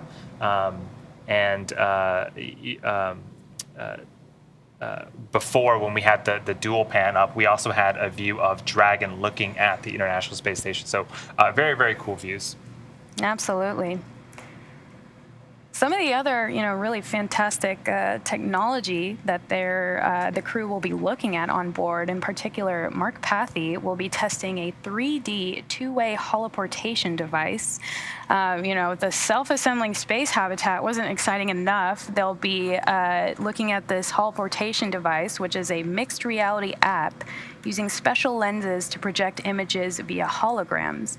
The innovation could be used to connect astronauts with loved ones on Earth on future long-duration space missions to combat feelings of isolation and loneliness. And, as NASA sets their sights on, returning to the moon, going to Mars, and, even beyond, those questions and behavioral wellness issues become, more and more relevant, in those situations. Yeah, it was super neat to read about all of the science that's being done, specifically the Tesserae experiment, where you have these modules that can be packed and sent up to space nice and flat, and then in space they are self-assembling, which is sort of mind-blowing to think about. The crew is also partnering with the Trish Research Institute to study basically all the things that happen to your body when you're in a microgravity environment, and all that data is collected and returned back to Earth, and can be used for future science endeavors, which is super awesome that the crew is doing this. Absolutely, and I want to go back and touch on the that Tesserae experiment. You mentioned that you're able to pack it flat and then send it up into space, where it's then self-assembling essentially. That is a huge savings in terms of up mass, which directly translates to cost for missions like that. So usually when, for example, we send up a module. This becomes relevant for Axiom Station. You have to send the module structure assembled and then launch that up into space. But with technology like the self-assembling robotic tiles, the Tesserae experiment, you could potentially send that flat, save a lot of space and a lot of mass, and then have that assembled in orbit by itself, which saves also a lot of crew time when talking about outfitting modules in space. So just some super exciting experiments in manufacturing research that could also help to benefit us on Earth. I mean, I can think of a lot of ways that self-assembling tiles would benefit the manufacturing industry here every day. Yeah, it would be super cool to basically potentially buy a self-assembling home and just Yeah, set it up. it really would. We don't have any shots of Dragon or the ISS right now, but I'm sure we'll get them back soon. As Dragon continues its way towards waypoint 1, which is it should reach in under 15 minutes here, and makes its way towards waypoint 2. This is also the point where its soft docking ring will start to deploy. The way that the Dragon works in terms of docking is there is a soft docking ring, and on that ring are 3 pedals. And as Dragon makes contact with the docking adapter on the International Space Station side, those pedals and docking ring are what makes first contact. And so it'll sort of attach itself via those rings and pedals. And then there are 2 sets of 6 hooks that will drive into place, and that will be what we call hard capture. And so at that stage, that's when sort of docking is complete, but it's done in a couple of different stages. Absolutely. And, so sorry, we might hear the call out that that procedure has started. So Trisha and I will definitely be listening in for that. Yeah, we certainly will be. In the meantime, though, it's noteworthy it's worth spending time on the fact that, the crew is representing 4 different countries, America, Spain, Israel, and Canada, for outreach in 5 different languages. So, a large component of their mission objectives are conducting excellent science. But in addition to that, they're also helping to inspire people on Earth to pursue science and engineering studies. The crew represents, as I mentioned earlier, 4 countries and will be completing outreach experiments and events in 5 languages, specifically Spanish, Hebrew, French, English, and Arabic, which just helps to contribute to expanding efforts to connecting with more people around the world.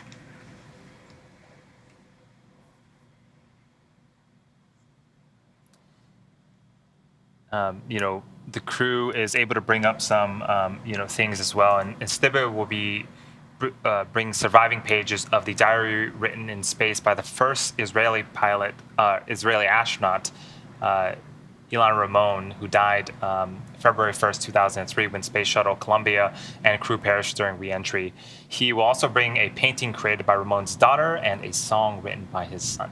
So definitely a great nod to, the first Israeli astronaut.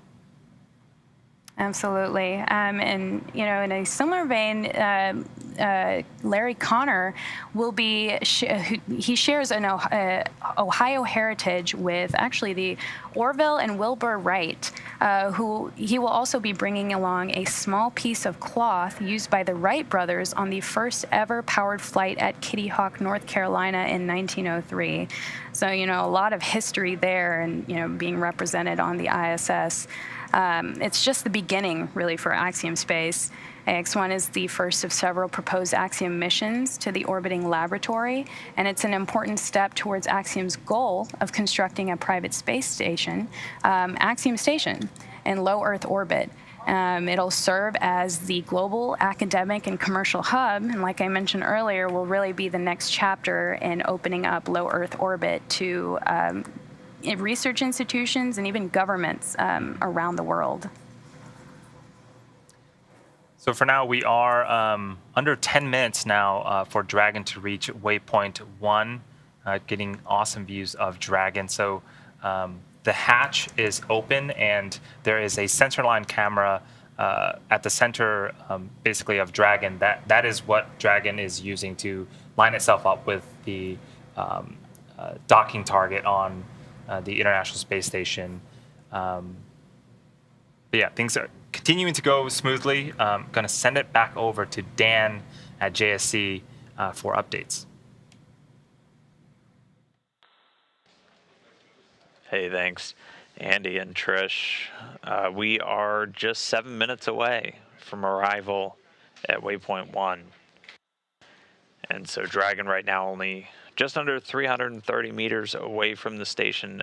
It's continuing this spin from underneath station to directly above. We're going to line up on the docking axis at waypoint 1, just 220 meters away from International Docking Adapter number 3, which is on the space-facing port of the Harmony module. Harmony hosts both of the international docking adapters on the station right now, which is used for all U.S. commercial docking vehicles. So far, Dragon the only one to make use of it, both the cargo and the crew variants. And we've got another Crew Dragon docked to station that delivered our SpaceX Crew 3 astronauts. And pretty soon we're going to have a second one, Crew Dragon Endeavour. So in just about 6 minutes, we'll hit waypoint 1, and then we're going to continue on in from there. The team's already getting the go to continue into waypoint 2. And waypoint 2 will be just 20 meters away from the docking port on that space-facing side of Harmony. And then we'll pause at waypoint 2 before we begin that final approach. And so all of this, again, being done autonomously by the flight computers on board Dragon. We've got 3 redundant ones that are constantly calculating its position relative to the station. While we were still quite a bit further away, we were relying on GPS and star trackers to fine-tune Dragon's path towards the station. Ever since we got in closer, we've been using as the primary means the Dragon Eye system, which uses a combination of different navigational tools. One of the primary ones is a form of LiDAR laser range finding, where we're essentially bouncing lasers off of reflectors on the station, and then those sensors are able to tell how long it took for that laser to travel back, and that gives you a distance output immediately. And so it's using those to constantly ping with station. Dragon Eye also has an infrared camera set up that the crew can use should they need to take manual control. And we use infrared as it doesn't matter what the lighting conditions are, that camera is usable. So even if we're in a complete orbital nighttime, the crew could use that camera. And there's a shot with the half moon also in the distance behind Dragon, as it is almost directly above space station at this point. We're just 4 minutes away from waypoint number 1. And as Andy said, there's a couple of additional cameras on Dragon. There's 2 pointing directly out of that top hatch. There's a centerline camera and one that's just known as a media camera, just giving us additional views of space station from Dragon, not used at all in the actual guidance and navigation control, but just something that we get to use to bring you along for the ride. And also, importantly, just gives additional situational awareness for teams on just relative positioning of Dragon. But we've not had any issues so far with our approach. We're just about 3.5 minutes from waypoint 1. We don't have video from the space station right now. Unfortunately, we are going to have a couple of gaps just as we get into the really interesting phases as Dragon gets in close, but we'll get that video back pretty quickly. We have all of that signal coming down from station through those TDRS, the tracking data and relay satellites. Every once in a while, the antennas that point towards those satellites might get blocked by some piece of station structure, and that can cause the dropouts, or when we're just out of the range of the satellites themselves, we'll usually do what's known as a handover as we just transition between the different TDRS satellites. But we'll have a little bit of blockage during the final approach phases, but we should have good views of Dragon during that docking portion. Dragon, SpaceX on the big loop. We're 2 minutes out from waypoint 1. Approach 1 and soft capture ring extension will begin shortly. Dragon will continue approach to waypoint 2. As a reminder, manual impulsive retreat recovery is not permitted.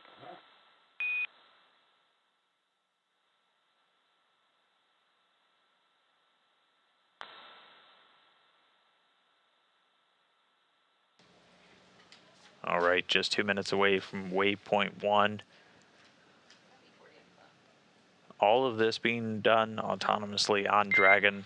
We've got Dragon, a couple of SpaceX additional on Dragon backstops at ground. if needed. For your awareness, we did not get a readback on the big loop if one was provided. SpaceX Endeavour on Dragon to ground. We'll investigate and be back to you.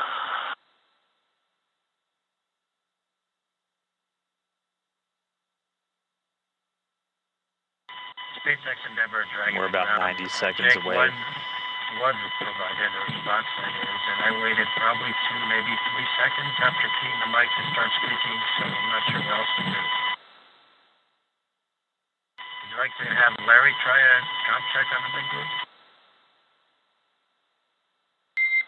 Copy all, MLA. We had you 3x3 there on Dragon to ground. Good suggestion for Larry to try the big loop. We'll stand by.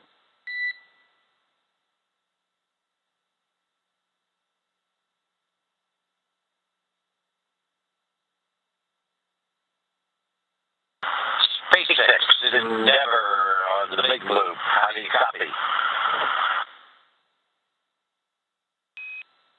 Dragon, SpaceX, we've got you 5x5 on the big loop with an echo. Make sure you're only, oh sorry, stand by, good to go.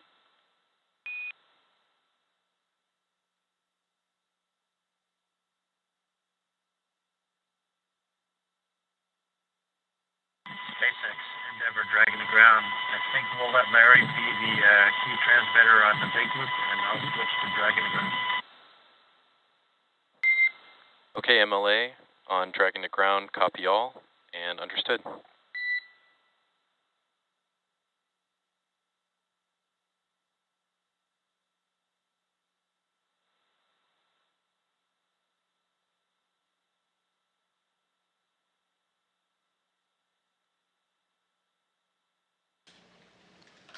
All right, so at this moment, while they were conducting those kind of final comp checks, again, we've been troubleshooting a few issues with the spacecraft commander, Mike L.A., to be able to talk on the big loop. But Dragon and station pilot SpaceX Larry on the big Connor loop. not having Expect any issues. reconfiguration of the C2V2 link shortly. Copy all, Jake. C2V2 reconfiguration.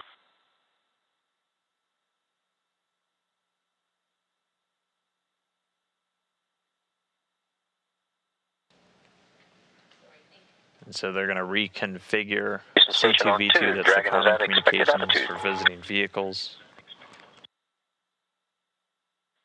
Copy. Thanks, Tom.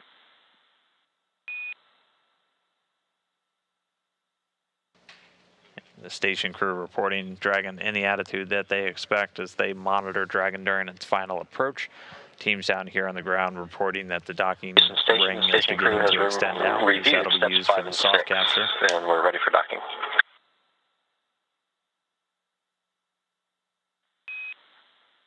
Copy that, Tom. Ready for docking.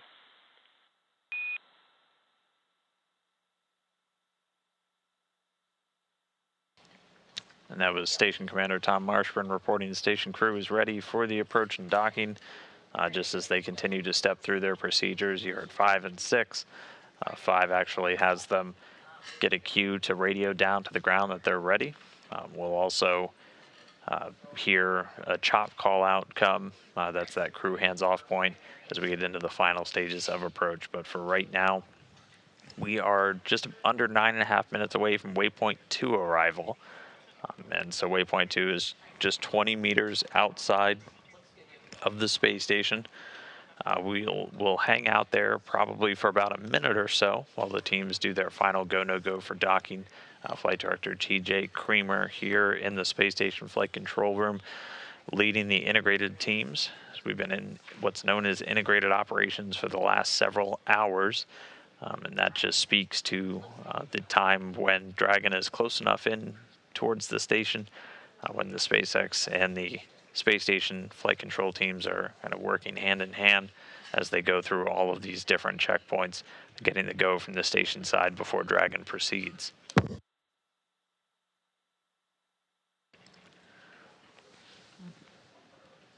And so the docking ring on Dragon is beginning to extend. That's going to be used for that initial contact and capture. Andy gave a really great description. There's 3 pedals on the docking ring on Dragon that are basically going to guide it in for that first capture moment with a passive system on the station side in that international docking adapter. After that docking ring then gets retracted, that'll bring Dragon close enough in to enable a series of 12 hooks.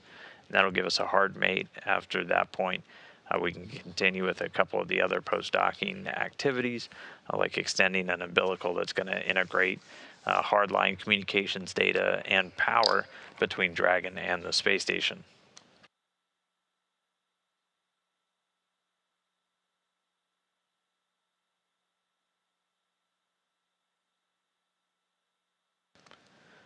So in the meantime, we're just about 7.5 minutes away from arrival at waypoint 2.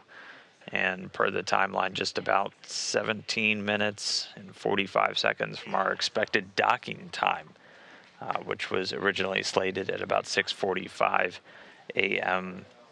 Central Time, 11:45 GMT. So again, that time is just updating automatically on board Dragon as it calculates its amount of time that it's going to spend at each of these waypoints, the duration of the burns and the approaches. But at this point, we're under 7 minutes away from waypoint 2. Dragon just about 144 meters away from the station. And as expected, we've slowed down quite a bit. So as we initially fly in, we were flying at about 3 or 4 meters per second. And that was just the relative velocity between the Dragon spacecraft and station. At this point, we're closer to a crawl. We're moving at about 0.3 of a meter per second as Dragon flies in. So it's just doing very fine-tuning maneuvers at this point using those service section Dracos. So no thrusters are firing right now. It's still coasting off of its forward momentum. We might see those thruster plumes fire depending on lighting conditions as we get just up to waypoint 2, where we're going to hold with Dragon just 20 meters away from the space station docking port.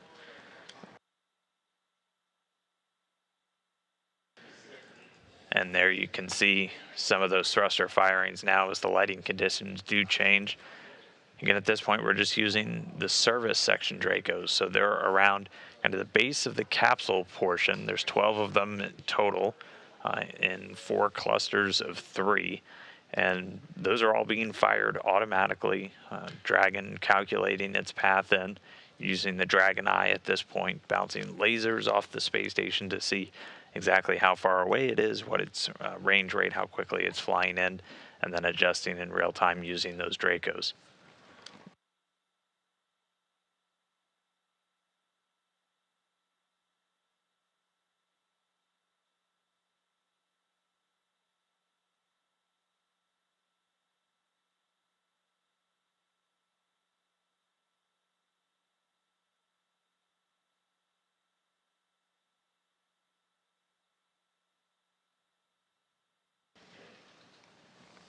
All right, so we are under 5 minutes away from arrival at waypoint 2, so that'll be our final waypoint, and then we'll be ready for the final go, no-go for docking, just about 15 minutes away from the expected docking time.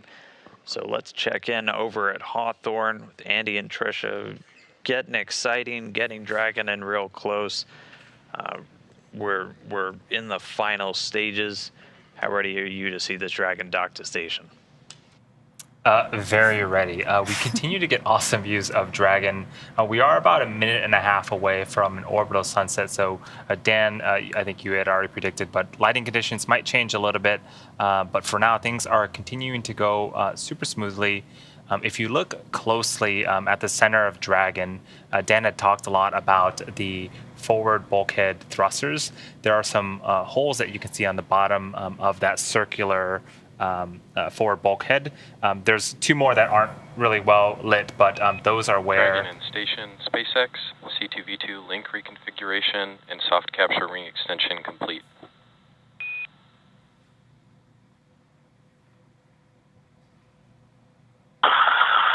SpaceX, Endeavor, copy all.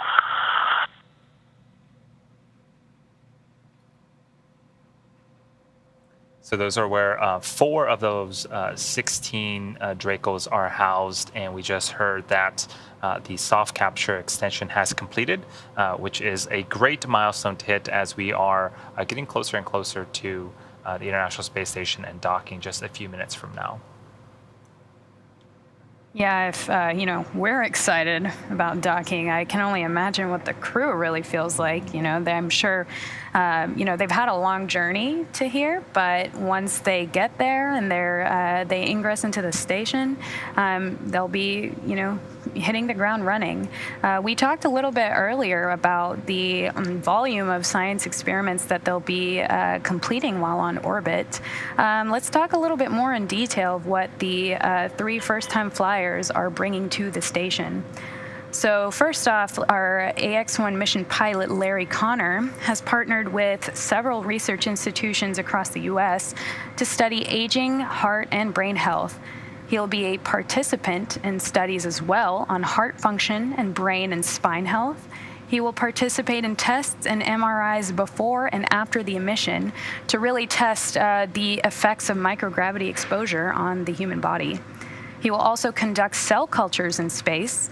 He was specifically trained for this, to be able to handle these cells while on orbit. And he'll be studying how the aged cells respond to the microgravity and radiation of space as stressors as well.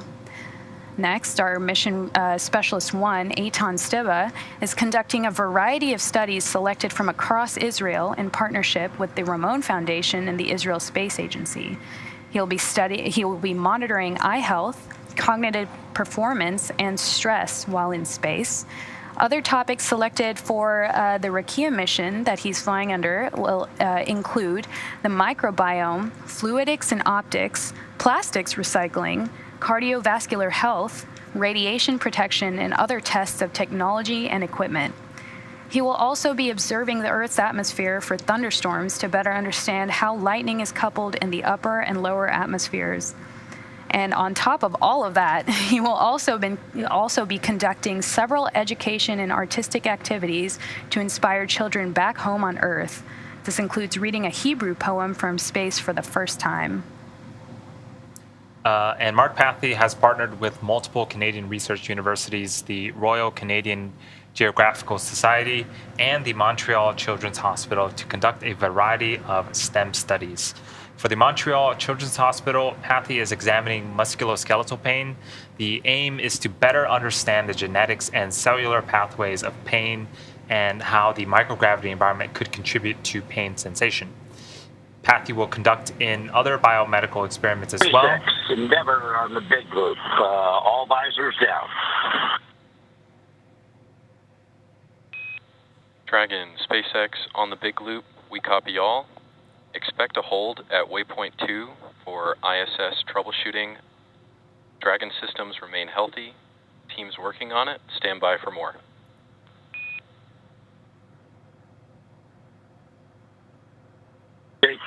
Understood. Copy all, and we'll be holding at waypoint 2.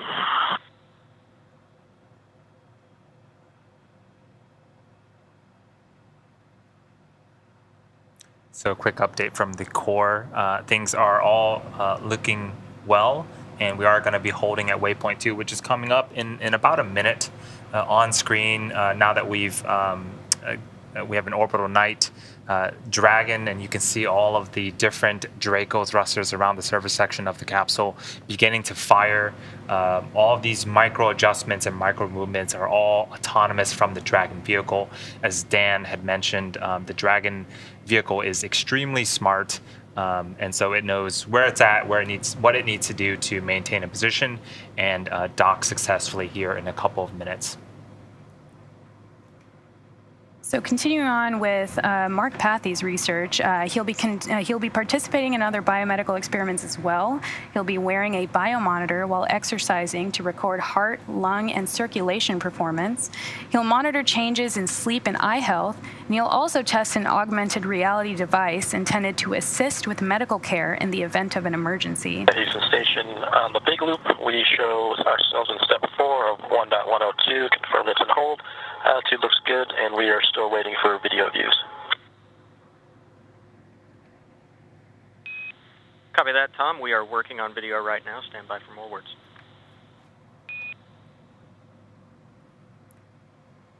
So as we're approaching waypoint 2, let's head back over to Dan over at JSC for some more updates.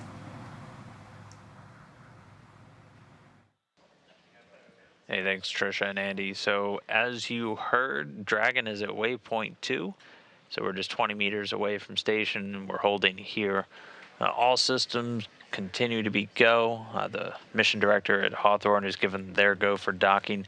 We're currently just troubleshooting some video accessibility for the crew on board station before the station team's ready to give their final go for docking. So we'll just hang out here at waypoint 2. Again, this is why we build in these different kind of checkpoints along the way, and we go through a series of go no goes just to confirm everything's working as we expect before we continue in.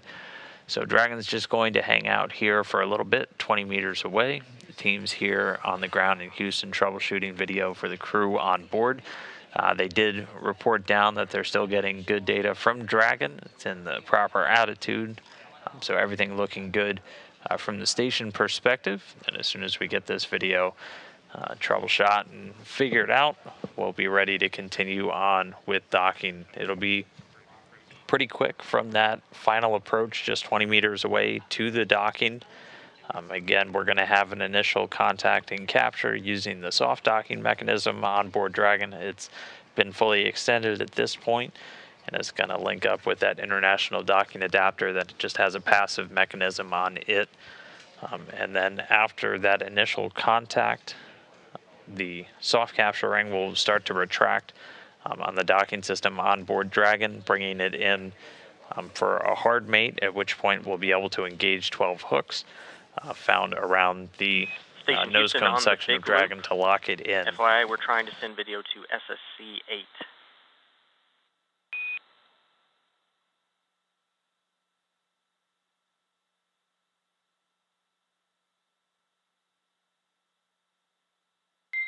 Dragon, SpaceX on Dragon to ground. The issue we're troubleshooting has to do with crew video from the centerline camera. Can you confirm that the Dragon crew is able to view the station through your copy on the big loop on SSC 8. We see the same indications. We've got a counting up ET time, but no video indication.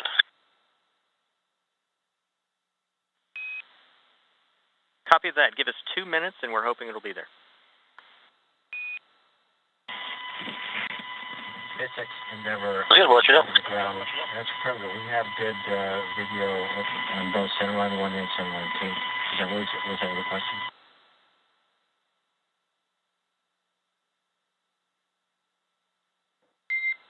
Dragon, SpaceX copied the first half, did hear the words good video. If you could elaborate what the second half of the call was.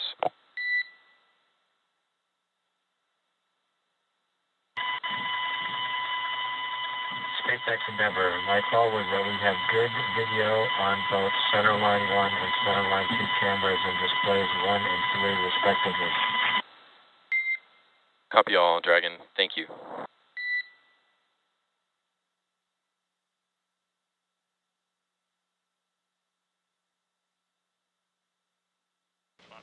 Okay, so just to walk you through what we're listening to right now, there is a centerline camera on the Dragon spacecraft, and that video gets transmitted wirelessly from the Dragon capsule over to the station using that C2V2, that common communication for visiting vehicles. That's that connection that's been sending data, voice, video between station and Dragon, allowing those crews to talk to each other, but also allowing... Video should be on SSC 8. Can you check for us, please?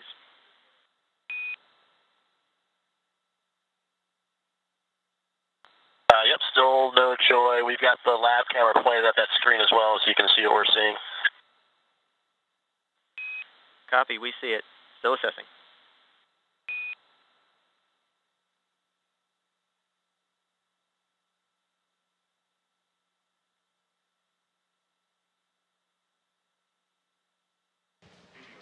But again, essentially what we're trying to do is get the view from that centerline camera up to the crew, that they're able to watch that video through a display that has overlays just as part of the crew monitoring of that final approach. Is there essentially in the chain of command for monitoring Dragon and also potentially sending abort commands or anything of that nature. So One of our flight rules is we need that centerline video to be available to the station crew, and we did get confirmation that that camera is giving good video to the crew on Dragon.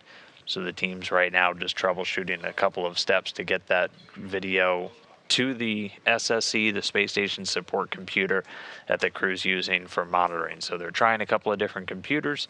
They're going to try a couple of resets and reconfigs to get that video up and running for the crew. So right now we're just hanging out at waypoint 2. We're about 20 meters away from the space station. We can continue to hold here while they troubleshoot. And again, we're just waiting for that video issue to get worked out for the crew. And then as soon as we get that, we can continue on with the docking, which will come shortly after we're able to depart waypoint 2. Again, we're just going to hang out about 20 meters away from station. On the big loop, we copy potential version issue right there. Lost the end of your call as we went through a mask on KU.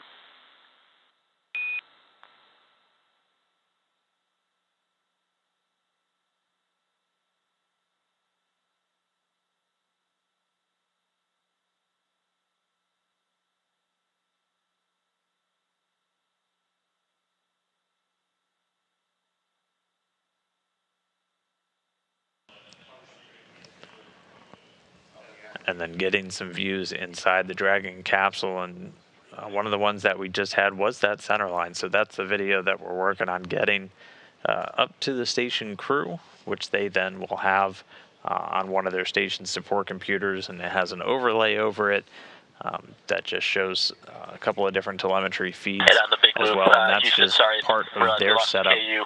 So yeah, on the Dragon docking monitor, the version that's open on the SSC-8 says Dragon docking monitor version 1.3. In the execute note, it says Dragon crew be version 3.1. So I don't know if those are just transposed or if there's actually a version misconfig, but what is possibly chosen on the SSCs is 1.3.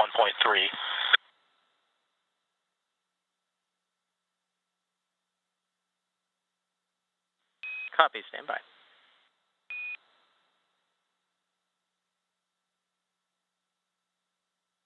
And I can close and reopen that window while you're watching if you want to see the choices that come up.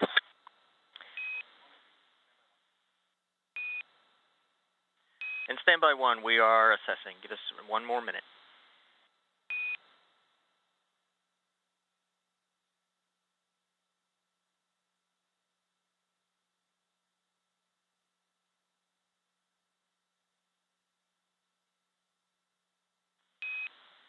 And Raja, back with you on 2. First of all, thanks for giving us the added information. The configuration you're seeing with the 3.1 and the 1.3, those are expected. That's what we want you to see.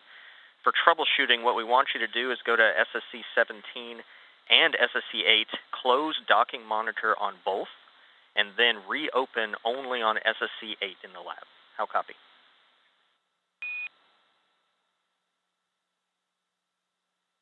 We will close docking monitor on 17 in the cupola and close it on 8 in the lab, and then reopen it only on 8. Good copy, thanks.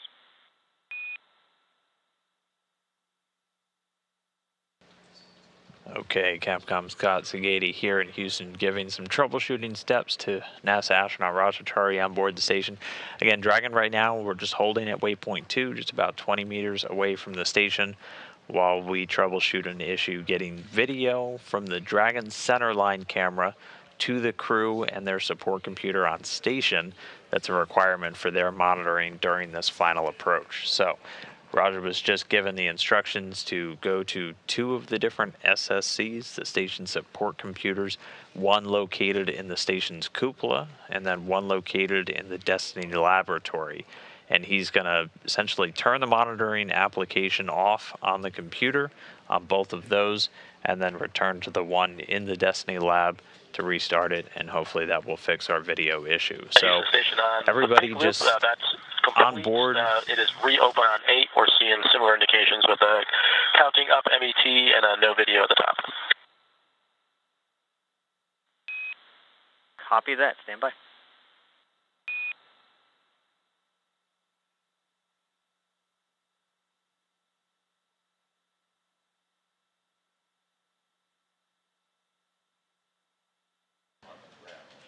So they're continuing to troubleshoot. This view from Dragon looking straight down the barrel of the International Docking Adapter, continuing to essentially just float stationary, just about 20 meters away from that docking port. Again, we're continuing to go through some IT support steps, some troubleshooting to get live video from that centerline camera from Dragon over to the station crew on their monitoring computers, as that's one of the requirements that's in place Station for Houston that on the final big loop. approach You can monitoring please go for the hands crew. off on SSC8. We're going to do some configuration from here.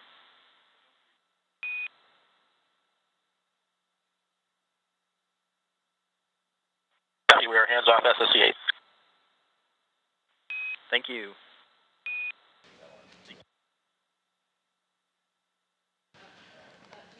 And so now at this point, the crew is going to go hands off. So SSC, again, that station support computer, essentially just a laptop that's used. There's several of them throughout all of station that the crew uses to support different applications, different hardware, different experiments. So they're going to go hands off. And then the flight controller here in Houston, known as Pluto, who will essentially serve as the IT support in this case, is going to go on board and try and do some reconfiguration work remotely on the software. And then once we're able to get that centerline camera video up and running for the crew, we can proceed. So they're just holding Dragon 20 meters away. We have plenty of consumables, plenty of capability to remain here at waypoint 2 for an extended period of time to troubleshoot. So right now, the Ax-1 astronauts inside Dragon suited up, visors down, just 20 meters away from the space station. And then while we continue to troubleshoot this centerline video issue, getting it to the crew, once we get that completed, we'll be able to proceed with docking.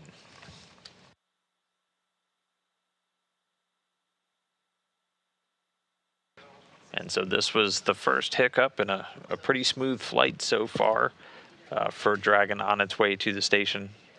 And all indications from Dragon not tracking any issues on the spacecraft, and they were able to confirm that we're getting that. Any issues on the spacecraft, and they were able to confirm that we're getting that centerline camera both on board, and we're able to see it down here on the ground. So just working the disconnect Dragon, and getting it towards Dragon the to ground station for crew. status update. Go ahead, Jake. Hey Mike, station is working through a video routing issue for them to see what you are seeing on displays 1 and 3. We obviously can't stay at waypoint 2 forever, but we are staying for now. We anticipate at least 2 hours of hold time limited by propellant, and I wish I could, but I can't comment for sure how long this hold will last. How copy? Jake, believe me, we feel your pain. We understand what's going on. We'll stay here as long as you tell us. Copy all, Dragon. Sit tight.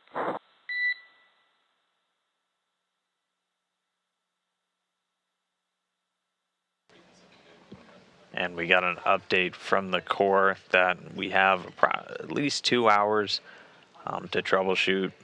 Hopefully not that long, but at least 2 hours of prop margin to continue to hold at waypoint 2 while they work this video routing issue.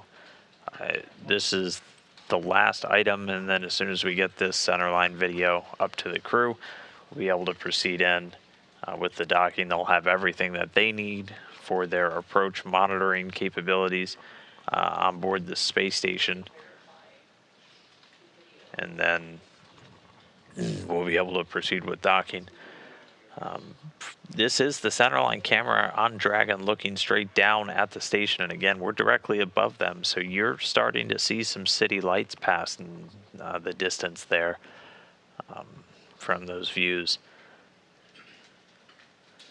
And we're going to continue in this orbital nighttime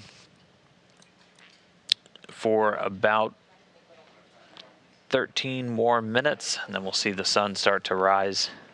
We will have a couple of gaps coming up with some of our video coverage right around the same time the sun starts to come up. But otherwise, we should continue to get pretty steady views from the space station. And we're just holding at waypoint 2, Dragon just 20 meters away from its docking port.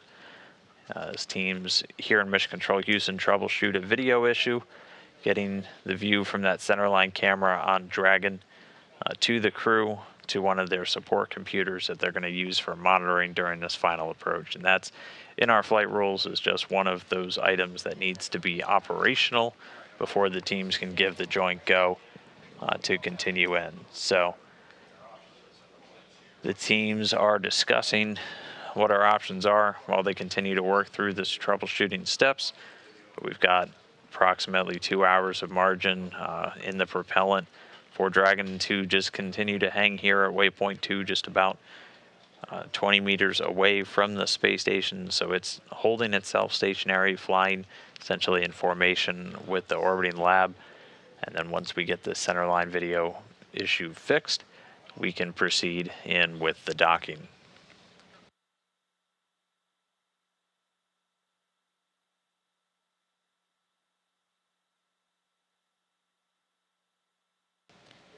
And at this point, the team here in Mission Control Houston has jumped in and has been running some remote steps from down here onto that support computer. The crew has gathered inside the Destiny laboratory on board station at one of our 2 monitoring stations, essentially. We have one down in the cupola, in the window that looks directly down towards the Earth, where Rajachari was initially for the monitoring. We also have an additional one in the Destiny lab, both also equipped with full robotics workstations that we use for controlling the space station's robotic arm, but also for these monitoring of these visiting vehicle operations.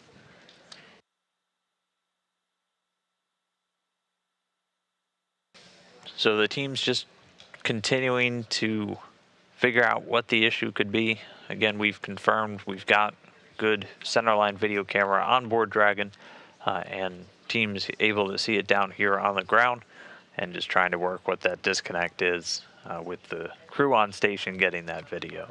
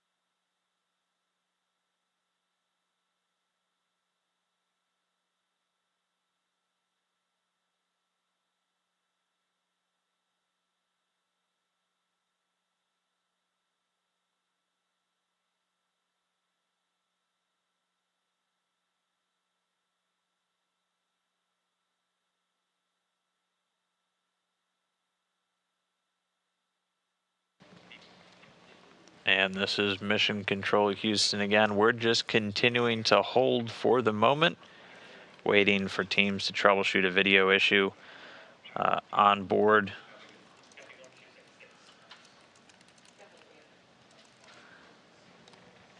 Again, one of the final systems we have to have in place. Go ahead on the big loop. Yeah, Roger, I wanted to give you an idea of what we're doing right here. So we have a primary plan where Pluto is currently working right now to try to get an alternate means to get you video using VLC. We are working on that right now. If that does not solve this issue here, our backup plan is that SpaceX has a ground pass coming by at 12:23, where they will be picking up video. So the alternate plan will be once we hit there, we're going to try to pipe in the video directly to you through that SpaceX ground site. That's what we're looking at right now. We currently are at about 2 hours left that we can stay at waypoint 2 at this point. How copy? Okay, copy. VLC plan Alpha is the primary plan. We see that SSC-8 being worked, and then if that doesn't work, the backup plan is to try to get video piped in once we have a SpaceX ground coverage at 12:23, and copy about 2 hours of consumables to hold at current position. Good copy. Thanks, Raja.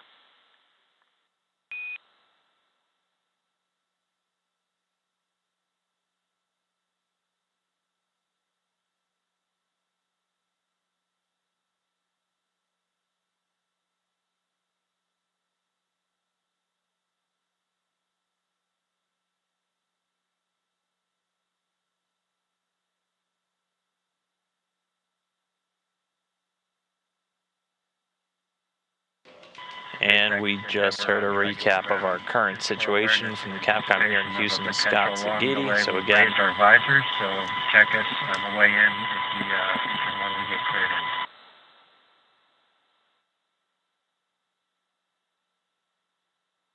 Houston Station on 2 for crew constraint. Dragon, SpaceX on Dragon to ground. I have to apologize, I didn't get your Just checking in if the crew no exercise constraint bands that is currently about to expire, if that will be extended based on the current delay.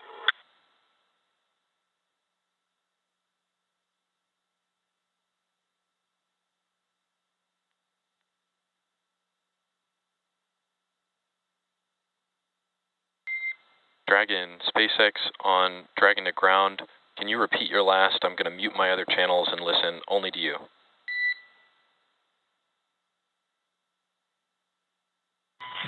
You know, Jake, I don't have the ability to do that, so I'd like to wait for this conversation to end on the big loop, and then I'll repeat it.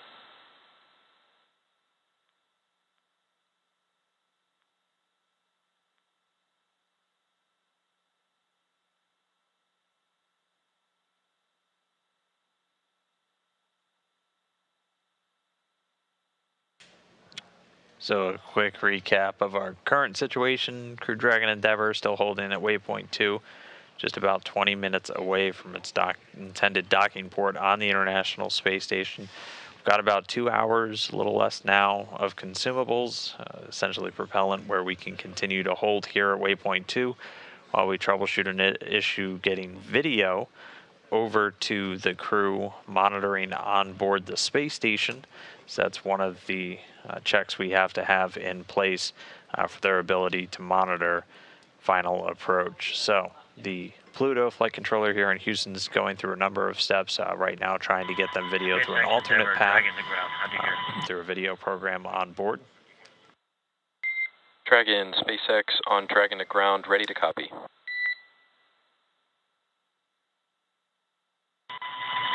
Jake, what I was saying is, in anticipation of some kind of a protracted delay here, we have raised our visors, so be sure to double check with us if and when we get cleared to go back in. Dragon, copy all. Visors raised and absolutely understand. We'll be in touch with any sort of forward plan. I'm sure you're copying on the big loop that troubleshooting is occurring on the ISS side. We've got a lot of chatter on the ground about what to do here. Thank you for your patience. Understand visors are up, and I'll be in touch with more shortly.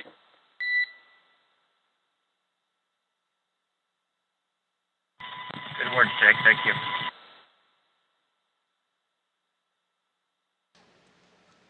And the Ax-1 crew taking their visors up, their suits not pressurized, as they continue to hold just 20 meters away from station. So again, we'll continue to hold here at waypoint 2.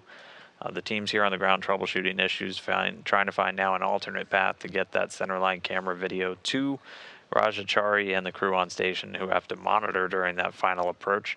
If their current troubleshooting doesn't work, we've got a ground pass coming up in about 25 minutes from now, where Dragon will be passing over a SpaceX-supported ground site, which also has the capability to get that centerline video down, and then we'll have another option to try and route that over to the space station crew. So, troubleshooting continued. We're going to wait until we get this centerline camera video up and running before we continue with the docking. But for now, we're just stepping through the troubleshooting. So with that, why don't we jump over and check in with Andy and Tricia, as again, we're just standing by here for this issue to get resolved. So Andy?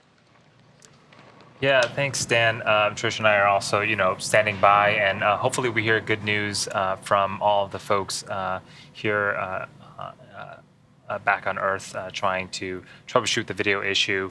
As you had mentioned, it's been otherwise a very, very smooth ride uphill, and this is really the first hiccup that we've seen. So again, we have a couple of options that we are looking into, but for now, Dragon is just parked about 20 meters away at waypoint 2, waiting for a path forward.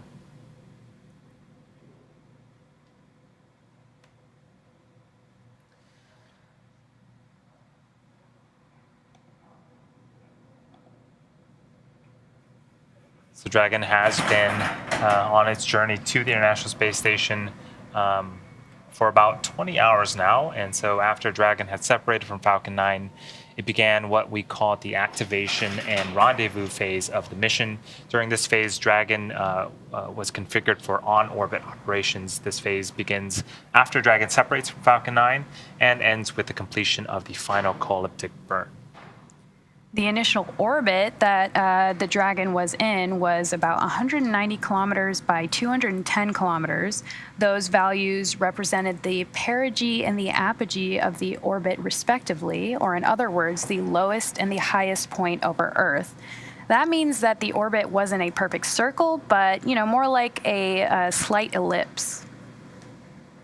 Yeah, and over the next couple of hours, Dragon executed a series of burns which gradually raised its orbit to align more closely with the station. On screen right now is a graphic. So there are 4 major burns or firing of the Draco thrusters on Dragon that brought the spacecraft closer and closer to the ISS. The first was a boost burn. This is based on orbital data, and this raises Dragon's orbit until its orbit reaches an altitude of just 10 kilometers lower than the space station. It was followed soon after by a close co-elliptic burn that placed Dragon on an orbit roughly co-elliptic with the space station, which means that the crew was about 10 kilometers lower than the station during the entire orbit around the Earth. The third maneuver is the transfer burn, where we're raising Dragon's apogee, or the highest point of its orbit, to just 2.5 kilometers below the station. And then we rounded everything out with a final co-elliptic burn to once again maintain a constant orbit beneath the station, this time just 2.5 kilometers below it. That's where we picked up to get into the approach initiation phase and the final stages of Dragon's rendezvous with the space station. This was also when integrated operations between the Dragon control team located here in Hawthorne and the space station flight controllers in Mission Control Houston started. The teams transitioned to integrated operations about 45 minutes right before approach initiation. Yeah, that's really where we began our broadcast just over 2 hours ago. During the approach, SpaceX flight controllers worked in tandem with NASA teams in Houston to activate and test out a number of systems on Dragon, including the bidirectional communications that Dan mentioned earlier with the station using the C2V2 system, which stands for Common Communications for Visiting Vehicles.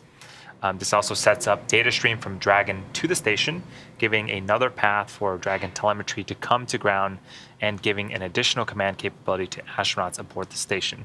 We'll also maneuver Dragon to the proper attitude or orientation and initialize the navigation sensors used for the methodical approach to the station. And a little bit of time ago, the Draco thrusters on Dragon fired for the approach initiation burn when the Dragon was about 2.5 kilometers below the station and just about 7 kilometers behind it. That swung Dragon up until it was about 400 meters directly below the station. And that maneuver also moved Dragon inside one of the 2 safety zones that Dan mentioned earlier around the station that required a set of go or no-go poles with the different control teams. Yeah, the first zone is called the approach ellipsoid. It's essentially an imaginary shape measuring 4 kilometers by 2 kilometers by 2 kilometers, essentially a large 3-dimensional oval around the International Space Station. Before Dragon is given permission to move inside this ellipsoid, referred to the teams as the AE, it's configured to be what is known as a 24-hour safe trajectory. And what this means is that if Dragon were to somehow lose control of all of its thrusters, it would be at least 24 hours before its orbital path would take it inside of the approach ellipsoid. So once Dragon arrived at 400 meters below the station, that was where it was the waypoint 0, which was the first checkpoint during Dragon's approach. The vehicle could hold at 400 meters, but in this instance continued on as all systems checked out to approach to waypoint 1 and through it. Yeah, at this point, the teams passed through waypoint 1 and continued on to waypoint 2. This is where we're currently at, so we're inside that keep out sphere, which is, again, sort of another imaginary sphere around the International Space Station, this time 200 meters in radius.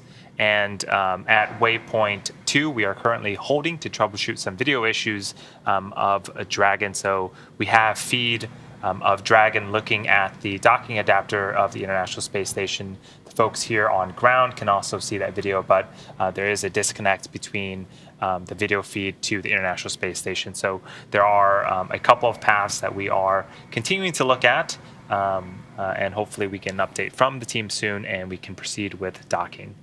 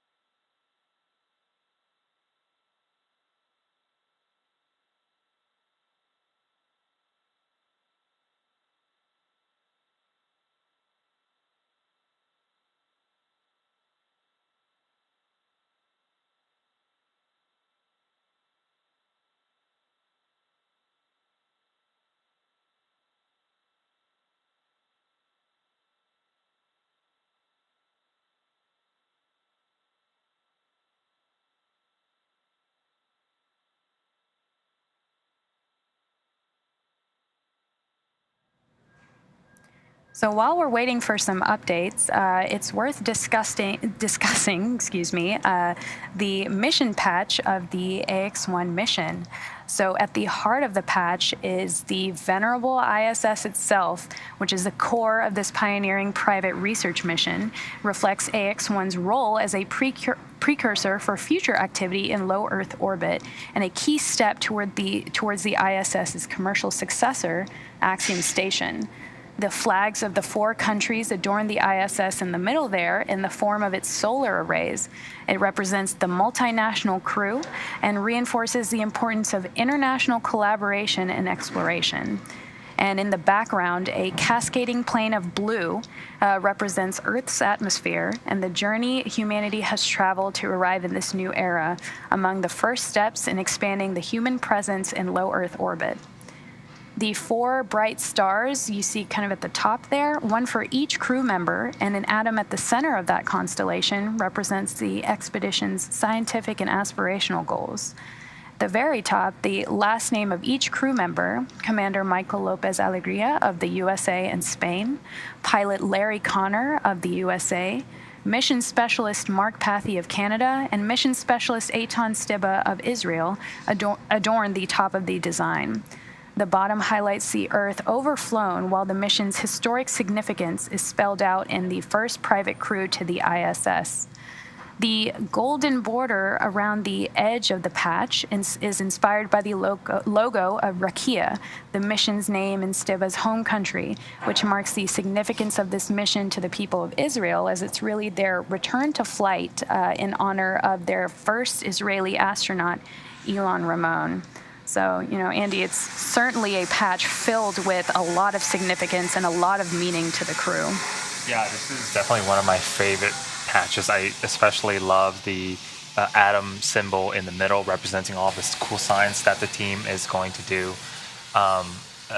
Earlier in the launch webcast, we saw inside the capsule there are the patches of Demo 2 and Crew 2, which this capsule has flown before, and so I'm hoping that this patch will also join the other 2 patches inside the capsule of the Dragon.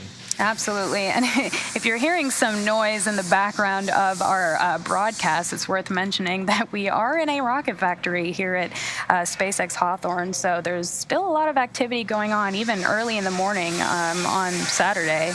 Yeah, things really don't stop around here at SpaceX. So it is just after 5 a.m. on a Saturday, but production is starting to pick up again. And that's really just par for the course here for us at SpaceX. Absolutely. I mean, it's certainly going to be a busy time for SpaceX with, the launches that are upcoming in the next couple weeks. So talking a little bit more on the members of the AX-1 crew. So our mission commander is Michael Lopez Alegria, who is a decorated former NASA astronaut. He was born in Madrid, Spain, and has also called Mission Viejo, California, as well as Boston, Massachusetts, home. He is a U.S. Navy captain and has flown 3 times aboard the Space Shuttle and once aboard Soyuz, so he's certainly no stranger to low Earth orbit life. And he has conducted 10 spacewalks in his career, which means, extravehicular activity outside of the ISS, and that's accumulated into 67 hours and 40 minutes in the vacuum of space, both of which are NASA records. And in 2021, he was inducted into the Astronaut Hall of Fame. And sitting next to MLA is the pilot for AX-1, Larry Connor from Dayton, Ohio. Larry is an entrepreneur and a nonprofit activist investor. He has won aerobatic flying competitions and summited both Mount Kilimanjaro and Mount Rainier. Through AX-1, he will become the first private pilot to reach the International Space Station. He will also become the first human to reach both the deepest ocean depths and enter the bounds of outer space within 1 year. Larry has been actively involved with the Mayo Clinic and the Cleveland Clinic for many years, helping to understand the effects of aging, and this mission will add a new dimension to several of these studies. Can I just say, the deepest depths of space and then all the way to low Earth orbit? I mean, that is wild. I can't even imagine that. And then our Mission Specialist 1, Eitan Stiba, is now the second Israeli ever to fly to space. Eitan served for more than 4 decades as a fighter pilot in the Israeli Air Force, where he received the Distinguished Aviator Medal. And today, he is an impact investor and philanthropist. I mentioned earlier what a special mission this is for Eitan and the country of Israel. He's working under the banner of the Rakia mission, which has the maxim, "There is no dream beyond reach." During his time on the ISS, he'll facilitate several scientific experiments, educational outreach, as well as artistic activities. And rounding out our crew, Mark Pathy is an entrepreneur, investor, and philanthropist, as well as the mission specialist 2 on this AX-1 mission. Pathy is currently the chief executive officer and chairman of Montreal-based Maverick, a privately owned investment and financing company he founded that focuses on innovation and social impact. As a strong believer in the importance of philanthropy. Pathy is a member of the boards and executive committees of the Montreal Children's Hospital Foundation, Don LaRue, and the Pathy Family Foundation. Through the Ax-1 mission, Pathy has become Canada's second private astronaut and the 12th Canadian to go into space.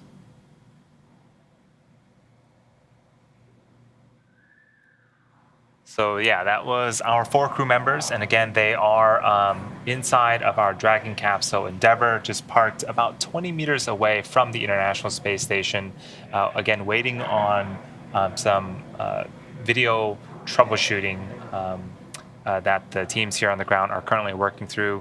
If you are just joining us, this is a live mission for the Ax-1 mission, and the crew was moments away from docking with the International Space Station until we ran into a little bit of a hiccup. But again, we have some primary and backup plans that we're working through to hopefully get that video feed to the International Space Station and resume docking operations. And we've, throughout this whole process, we've really heard mission control here at SpaceX, as well as mission control over in Houston, really in lockstep with each other in integrated operations. It really highlights how much of a collaborative effort things like this are. There's a saying in the industry that space is hard, and rightfully so. It's very complex to put a human into space safely. The safety of the crew, both in the Dragon capsule and also on the ISS, is paramount, and it's always the #1 focus. So everyone, you really want to make sure that each step that you take, you're confirmed that everything is, good to go. Yeah, and that's why, as part of the procedures, we have these holds built into the operations and to verify all of the checks.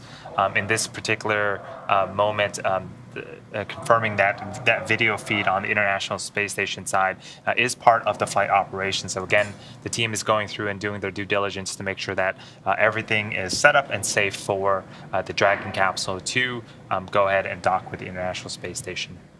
Absolutely. And in preparation for, troubleshooting moments like this, or, just generally life aboard the ISS, or, going through launches like this, the crew members also have to go through several hours of training. I mean, they went through 700 to 1,000 hours of training starting in August of 2021.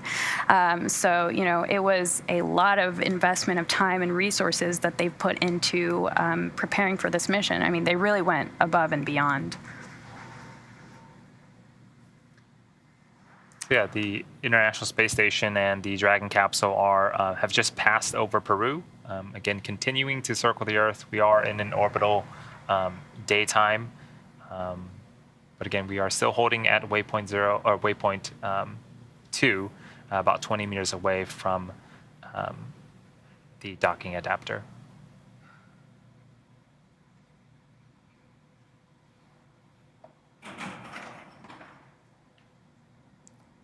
So, Andy, there's no doubt that the incredible efforts of thousands of folks across NASA over the last 2 decades have set the stage for, what is possible in low Earth orbit. The Ax-1 mission is a critical step towards opening these possibilities to a host of new participants, governments, diverse researchers, manufacturers, and more people. Here on Earth, we're already seeing benefits from research currently conducted on the ISS, from water and air purification systems to testing medical devices as well as therapeutics. In addition to tech demos and medical research, access to low Earth orbit allows for a connection to the arts and other outreach opportunities. Ax-1 is the first of several proposed missions in advance of Axiom Station, the world's first commercial space station. A sustainable commercial low Earth orbit economy means that expanded access to work in space is available. It also frees up NASA and its partners to put their budget towards other exploration programs while granting space agencies around the world more opportunities through commercial efforts.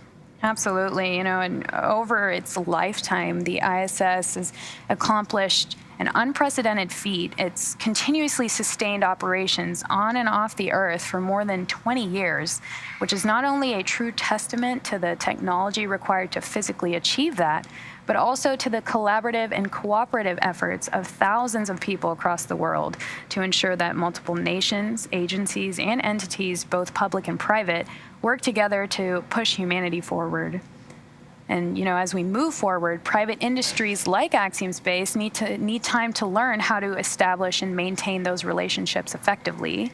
So by flying our private astronaut missions like Ax-1 to the ISS, Axiom is taking essential steps to get that on-the-job training as we work towards building the world's first commercial space station. Axiom Station is an opportunity to continue the story of the ISS, science and research through cooperation and collaboration on a global scale for the benefit of all. So, Ax-1 is really the next chapter. Yeah. For now, as we continue to wait for updates of the video troubleshooting issue, we are going to check in with Dan over at JSC in Houston. Hey, thanks, Andy and Trisha. And so just current status, we're still hanging out at waypoint 2, just 20 meters away. We are coming up on our next troubleshooting steps, though. So the issue we ran into a little bit earlier is getting what's known as the centerline camera. So that's that camera view directly right down the middle of essentially the docking hatch of Dragon, pointing at the docking port on station. And one of our flight rules requires that video to be visible on board the space station for the crew monitoring Dragon during its final approach after we proceed in from waypoint 2. So the teams have gone through a couple of steps to try and troubleshoot that to get the video up to the crew. We have coming up in just a couple of minutes a ground pass.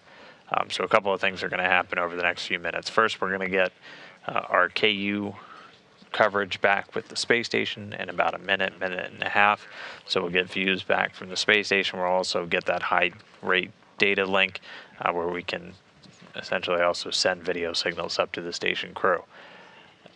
And about 7:23 Central, so in about 2 minutes, Dragon's going to be doing a pass over a SpaceX ground site, which offers another path to get video from Dragon down to the ground. So the teams are going to take that video, ingest it, bring it over here to Mission Control Houston, send it back up to the station crew through another route to hopefully get it into their Station support Houston computer on the big for them loop to for do status. that monitoring. Go ahead on the big loop. Yeah, Roger, wanted to give you a heads up on our plan here. Any moment now, we are expecting KU to come back at this point. We're going to route some camera views so that we can see Dragon better from the ground here. At 12:23, so about 1 minute from now, we are expecting to get a video feed from SpaceX that will just come to MCC Houston over here. That's going to last about 5 minutes. Our plan is we are going to check the alignment, make sure that Dragon is in good position. As long as those checks work, we are going to press ahead with the docking attempt. How copy so far? Okay, copy. About 12:23, you guys will get video to MCC for about 5 minutes. You guys are going to check the alignment on the ground, and if you're happy, you'll land and press ahead.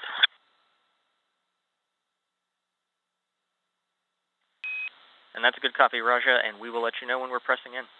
Stand by.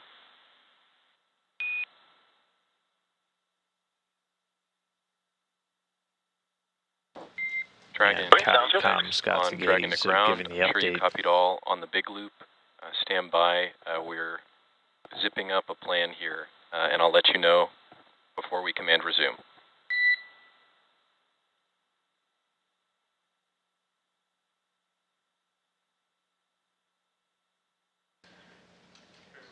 And so again, right now we're standing by for Dragon to make that pass over a SpaceX ground site. The plan, we've now got some additional cameras trained on Dragon, just giving the teams additional alignment insight into the capsule as it still hangs out 20 meters away from the docking port.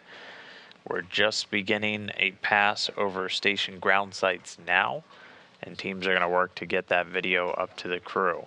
This ground site pass will last for about 5 minutes. And that means the video will likely not be available for the entirety of that final approach. However, Dragon, the way the SpaceX flight on the rules big are loop, written, confirm crew readiness for final approach.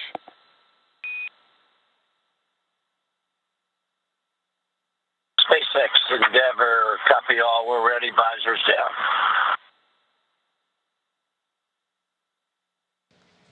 And again, as long as the teams Dragon, have this SpaceX data now, on the and big we're loop, able to resume confirm good imminent. alignment. Dragon is entering approach 2.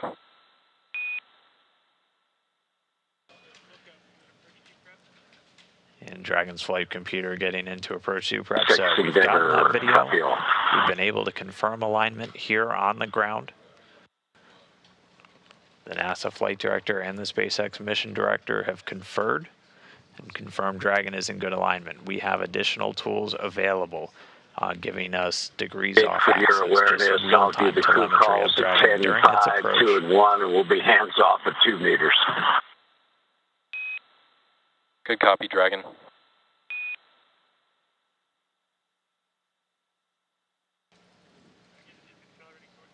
All right, so Dragon is now accelerating in for docking. So again, we were able to get that ground pass video.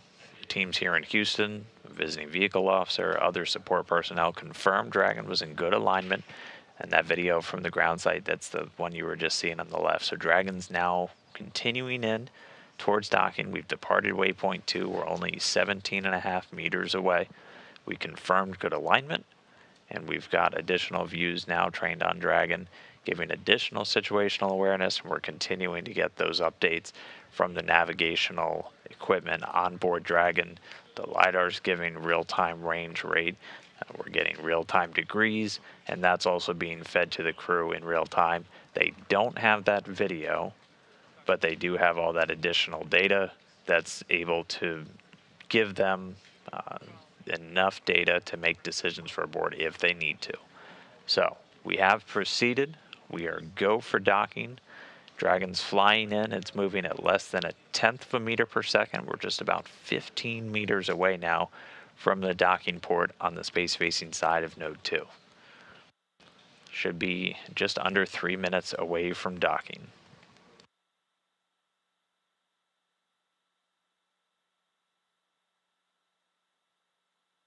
And you can see the soft capture ring on the docking mechanisms extended. It's got 3 of those slightly triangular looking shapes, and those are the pedals that are going to be used to guide it in to the passive docking mechanism on the station side. After that makes the initial attachment, that docking ring is going to retract, bring it in, and then it's going to be able to make a hard mate, engaging 12 hooks to give the hard mate, the hard dock, to the space station. SpaceX copies 10 meters. So 10 meters again. Once we get to about 6 meters, you're going to hear the crew call out chop. That's the crew hands-off point. That's just giving direction to the crew on board Dragon not to make any manual control decisions or movements, as everything gets handled by the flight computer from that point in. 8 meters away. Continuing to get confirmation that Dragon is in the correct attitude in the approach corridor, not tracking any issues just past 7 meters from the docking port.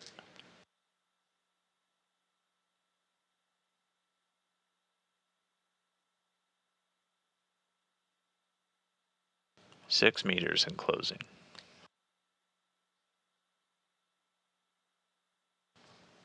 The International Docking Adapter number 3 in view on the lower right there. 5 meters.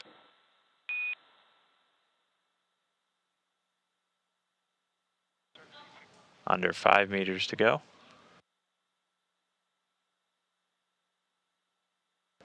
Still seeing good alignment.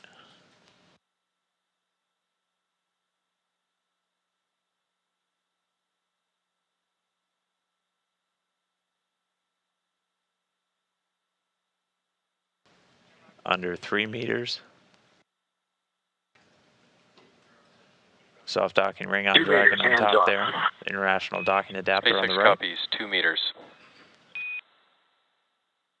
2 meters. We heard chop call, the crew hands off point. 1 meter.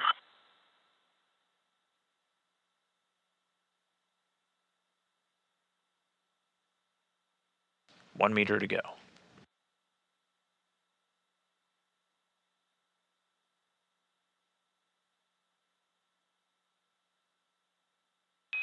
Dragon, SpaceX on the big loop, contact and soft capture complete, attenuation in progress.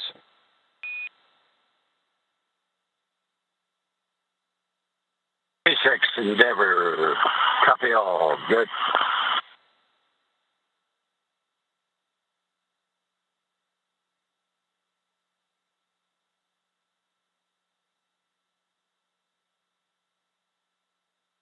All right, so with that contact and capture coming at 7:29 a.m. Central Time, 5:29 a.m. Eastern, that's 12:29 UTC, while the station and Dragon flew 258 statute miles over the central Atlantic Ocean. So with that initial contact made, the soft capture ring is now going to begin to retract. After that is SpaceX completed, on the big we'll be loop, able to soft start capture engaging ring hooks. retraction in progress.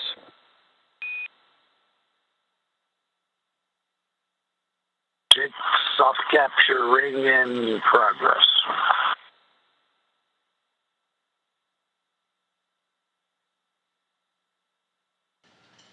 So we're now going to see Dragon inch a little bit closer to that docking adapter until it essentially performs a sealed connection. And then we'll be able to engage 12 hooks that form the hard capture function on board Dragon. 6 of those are actually engaged during the launch and on the way into orbit. They hold the nose cone, which you can see opened off to the right there. They hold that in place, and then they're opened up once we're on orbit to deploy the nose cone. But 12 of those are now going to engage after the soft capture ring has retracted. Once those 12 are engaged, we'll have a hard mate. Then we can start to connect 2 umbilicals that are going to provide hardline data and power to Dragon through station systems. And then we'll be able to get the docking complete call. And then it's on to some of the post-docking operations. So for the crew inside Dragon, they'll be getting out of their suits, doing some basic cabin configuration as they get ready to open the hatch on their side. That'll be the last hatch to open. Meanwhile, on the station side, Tom Marshburn and the Expedition 67 crew will start outfitting what's called the A-Pass hatch. That's the hatch on the station side. It's got a small valve that Marshburn's going to open up to begin to flow atmosphere to the space between the Dragon and the station hatches. Right now, it's still exposed to vacuum, but as soon as we're able to pull Dragon in and engage those hooks, that will become a sealed space, and so we'll be able to pressurize it, essentially just flowing atmosphere from the station into that previously vacuum space between the 2 hatches. We'll stop a couple of times on the way up in the pressure just to do leak checks and let thermals equalize to make sure that we're actually measuring pressure and how much atmosphere is in there, not just thermal fluctuations. And so once we get that up to pretty much the same ambient pressure as the space station, we'll open the A-Pass hatch first, and then it'll be over to the Dragon crew to open the hatch into Crew Dragon Endeavor. So still waiting for that soft capture ring to retract. This might be a bit of deja vu for Dragon Commander Mike L.A., as this is actually the 2nd time in his spaceflight career that he's docked to the space station on a spacecraft named Endeavor. He flew on Shuttle Endeavor back on STS-113, flying to the station in November of 2002 to deliver the Expedition 6 crew. So thank you to our resident spaceflight encyclopedia for that tidbit.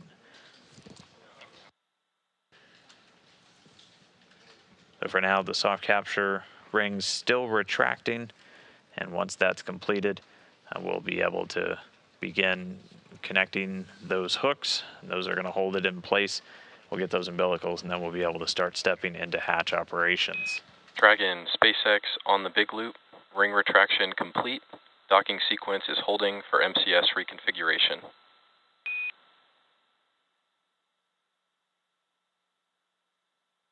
SpaceX Endeavor, copy all. And that soft capture ring has retracted. As you heard, we're going to now stand by for a moment for MCS reconfigure. That's the motion control system on board station. For the docking ops, we had handed over to the thrusters on the Russian segment for propulsive attitude control. Now that the soft capture is completed, we're going to hand back over to the gyroscopes, the large gyroscopes on the US segment that are just run electronically to provide non-propulsive attitude control to the station. And then once that handover is complete, we'll start engaging those 12 hooks, holding Dragon in place, and then getting closer to that docking complete call. But if you're just joining the docking, that initial contact and capture did take place just about 5 minutes ago at 7:29 a.m. Central, 5:29 a.m.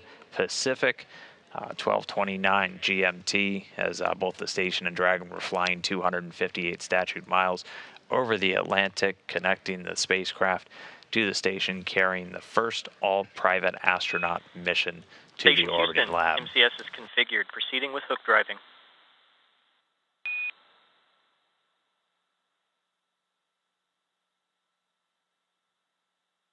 Station copies.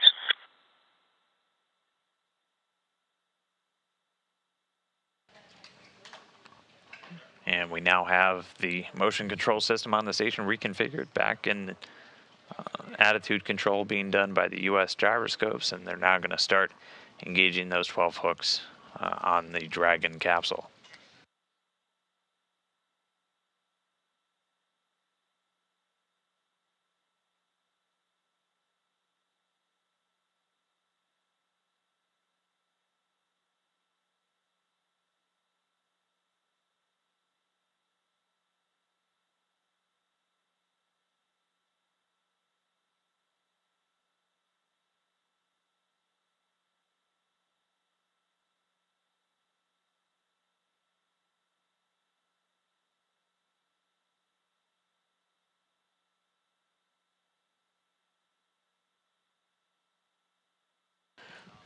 All right, we've got confirmation that the hooks have started to drive, and so there's 12 total. We're going to do them in 2 groups of 6. So the first set of 6 driving now. In this split screen view, you've got the newly arrived Dragon Endeavour on the left. On the right there is NASA astronaut and current Expedition 67 Commander Tom Marshburn. He's on the timeline to take the lead in the vestibule pressurization operation, so he's going to be moving into the pressurized mating adapter in the space-facing side of Node 2 and working on the station side hatch, opening up a valve to start to flow atmosphere from station into that soon-to-be sealed pressurized area between the 2 hatches.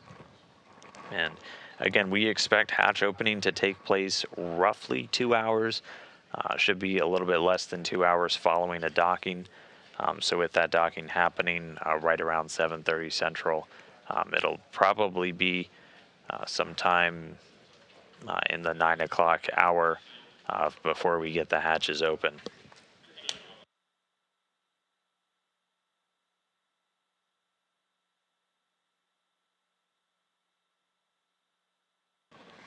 For the crew on board, they're going to remain in their seats throughout this as we continue to drive the hooks. And then once those hooks are driven and docking is complete, we will be able to have them get out of the suits. That'll be one of the first items for them. They'll also begin to just reconfigure the cabin. And we just got confirmation 6 of those hooks are engaged, so the first set is good. And then the second set is now driving.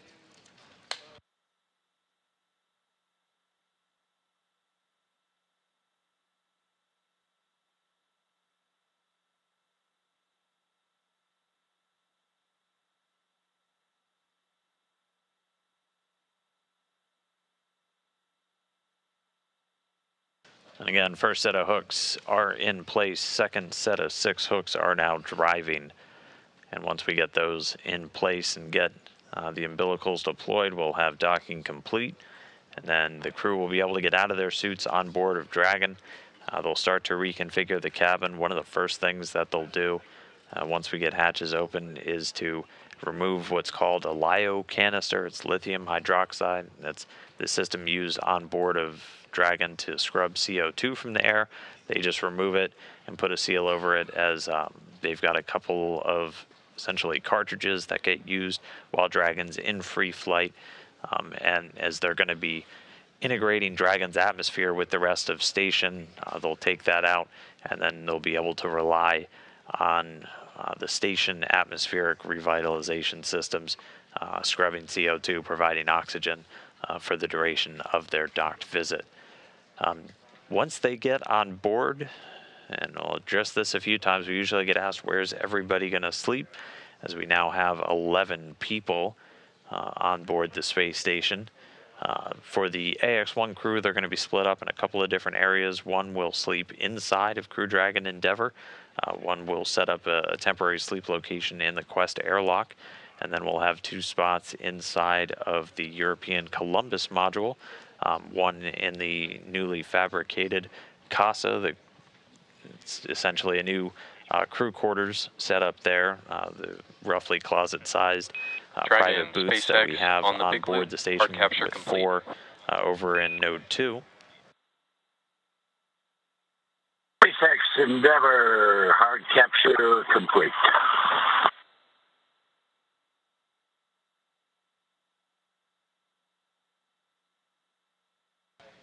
And there's the call. Hard capture is complete. So all 12 hooks engaged and in place. Next up are some umbilicals, but Dragon now firmly attached to the space station. We see the visors come up on the crew inside, and we can start now stepping into some of the operations to get those hatches open and get these Ax-1 astronauts on board the station. So with that, I'm going to send it over to the team in Hawthorne. Andy, Tricia, congratulations on docking the first private astronaut mission to station. Why don't you take us a little bit for the rest of the way? Yeah, thank you, Dan. Right back at you. That was amazing. And so we did dock about an hour later than scheduled, but I always like to think of it as a silver lining. We were able to get an orbital daytime during the dock, so absolutely gorgeous views of Dragon's approach and contact with the International Space Station. And as Dan had mentioned, and we heard over the nets, hard capture is complete. We are waiting for umbilicals to be plugged in and installed, but Dragon is now firmly secured to the International Space Station, so docking procedures can continue, and eventually the crew will make their way out of Dragon and onto the International Space Station. Yeah, I mean, oh my gosh, it's just incredibly exciting to watch that. I mean, watching the whole process of Dragon approaching the docking adapter and then, you know, completing that dock was just, I mean, personally for me, I was very, very excited. So I can only imagine what the crew is feeling like right now. This is, you know, like setting off the rest of the 8 days that they're going to have on orbit. So just an incredibly exciting time and very special for everyone involved. Yeah, and absolutely an incredible effort from the teams to troubleshoot that issue and get things going.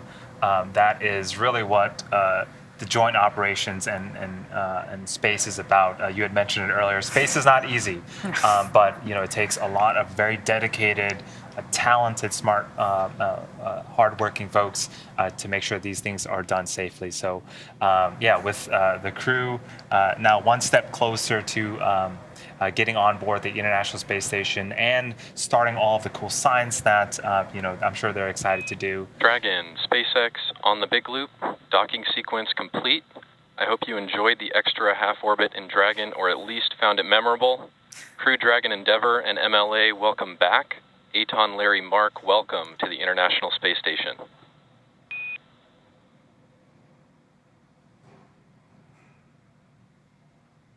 SpaceX Endeavour, we copy all. We're happy to be here, even though we're a bit late, and looking forward to the next chapter.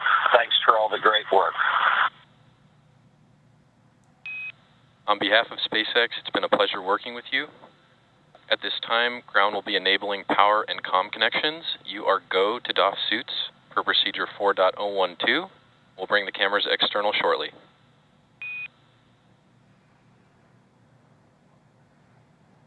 Thanks, Jake. We're moving to 4.012.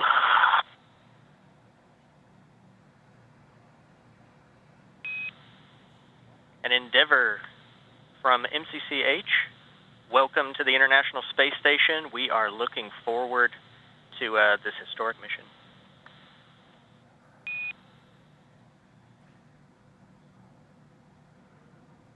SSC-CH Endeavor, thanks for all the great work. We're looking forward to moving into the ISS with the other crews.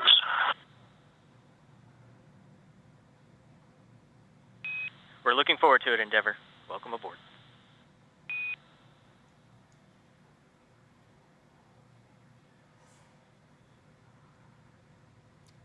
So some final exchanges as the crew on board Capsule Endeavour begin to doff or take off their spacesuits. In the past, they've actually just left. Dragon SpaceX on Dragon to ground. No response required. Cameras are external.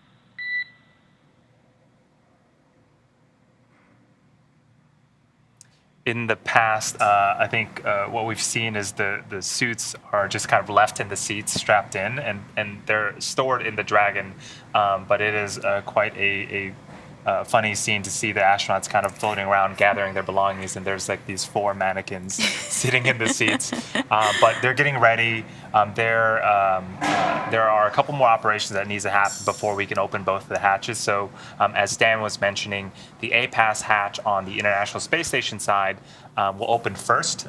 Prior to that, we're going to fill the vestibule, which is the space between the 2 hatches. We're going to fill that with air and pressure to make sure that it is equalized on both sides. Then we'll open the A-Pass hatch, then the Dragon hatch will open, and then the crews can meet. Station Houston for Tom on the big loop.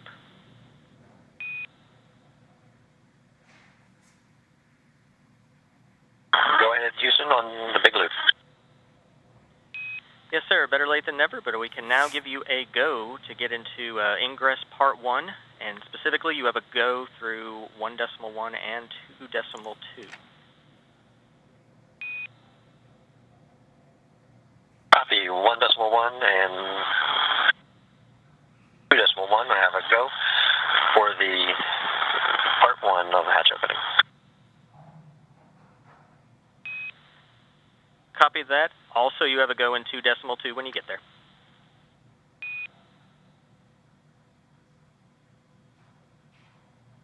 Copy and a go in 2.2.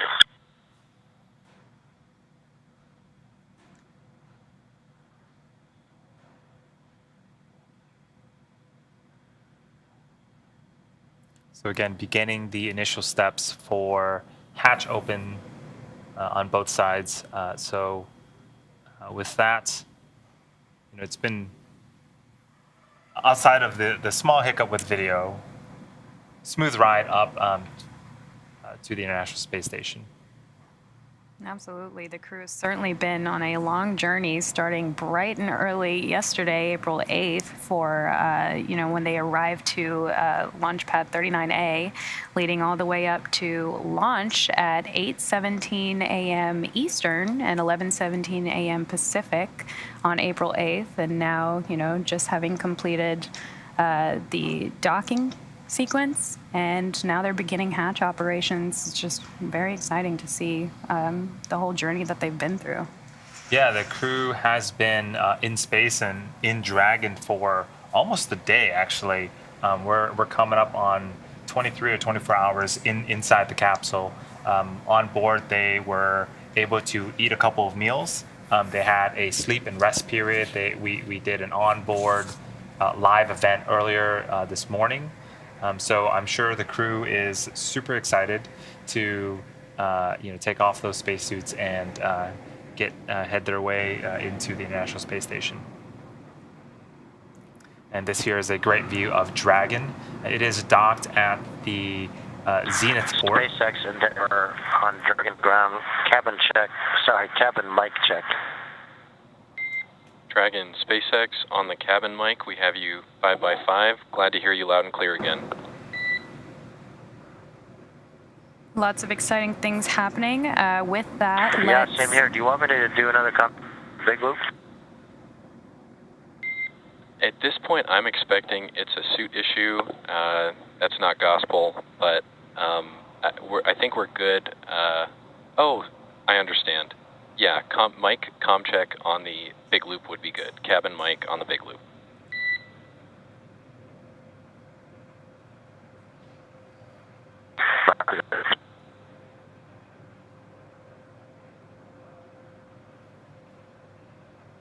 SpaceX Endeavour on the big loop. Kevin, mic check. Endeavour SpaceX on the big loop, cabin mic check, 5x5.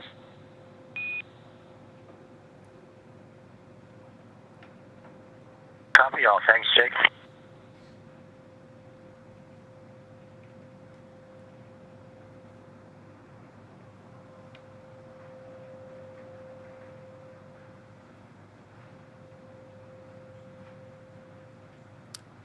So we are going through some checks. This is a view of Dragon docked at the zenith or space-facing port.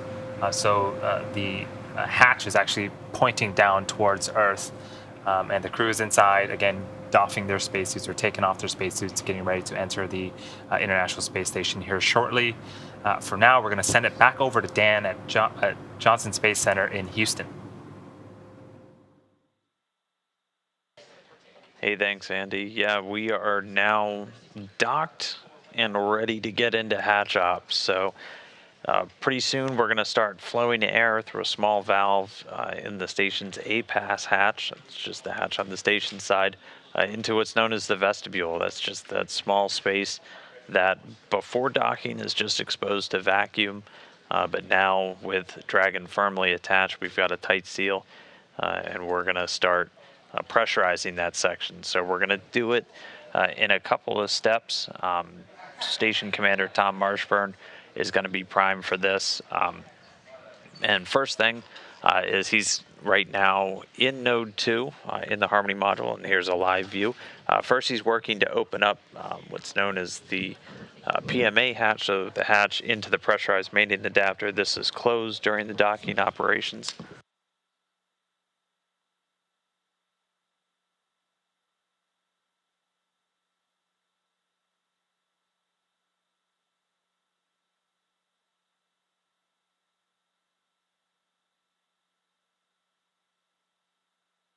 And with that, Tom Marshburn has that PMA hatch open. So you can see now inside the pressurized mating adapter, we do use it for storage as space is limited on board the station, so number of items stored, but you can see the cover to the A-pass hatch now in view. So Marshburn is going to go there. He's going to open a small valve.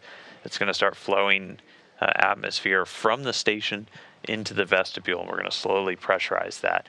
We're going to use sensors on the Dragon hatch to measure temperature and pressure inside of the vestibule as that happens. So station on the big loop, no 2 overhead hatches. And so right now he's going to... Copy. Hatch open. Thanks, Tom.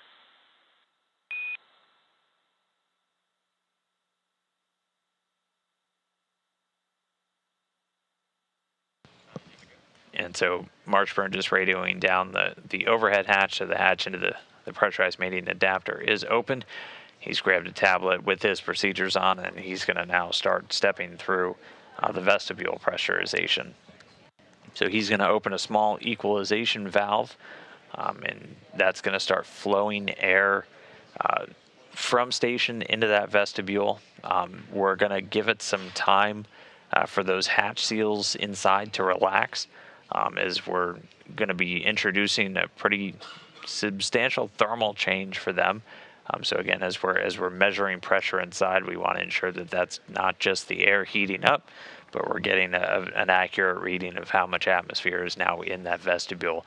And we're going to continue this pressurization until you essentially equalize the pressure between the vestibule and the station and Dragon. They're all going to be at a very similar pressure. We can wait for pressures to equalize, so we can just kind of pause and wait, but at this point the vestibule pressurization has started. It sounds like we're getting that valve open, and so we're going to start stepping through. So this all told will take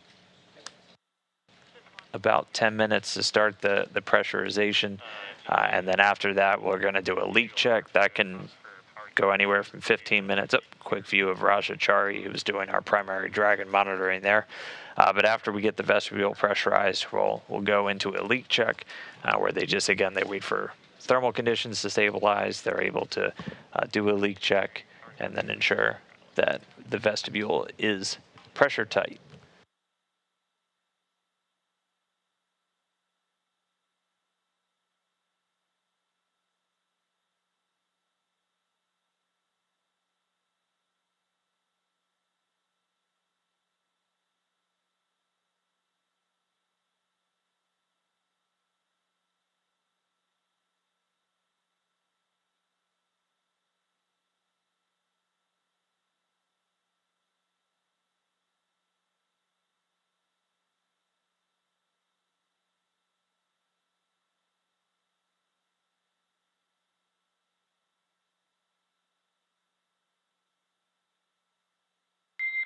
Dragon, SpaceX on Dragon to ground, no response required.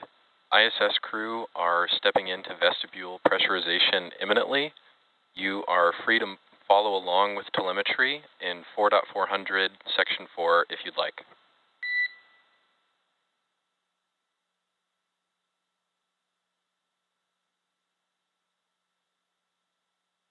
Houston station on the big loop. APAS equalization valve is open for 75 seconds, now closed at GMT 12:55.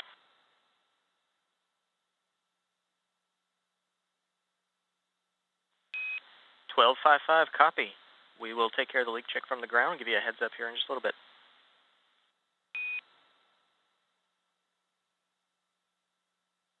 Copy.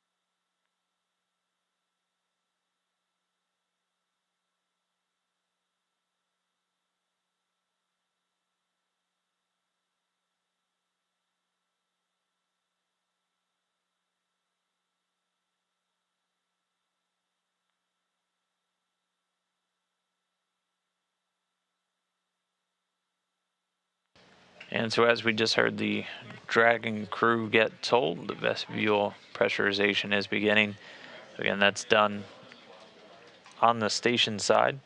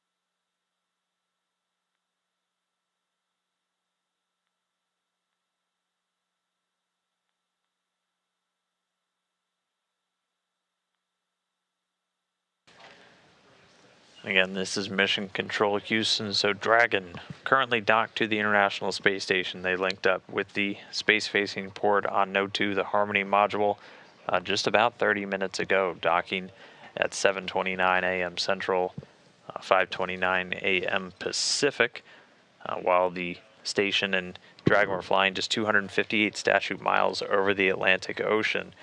We did hang out at waypoint 2 just about 20 minutes away while we were troubleshooting.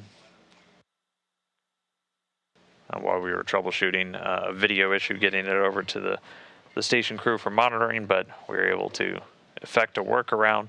Teams on the ground confirming that Dragon was in the proper alignment, proper attitude, and then the capsule was able to get the go for final approach and then link up. So with the docking complete, Dragon firmly attached, we're into hatch ops. So Tom Marshburn has started the pressurization of the vestibule, that space between the two hatches.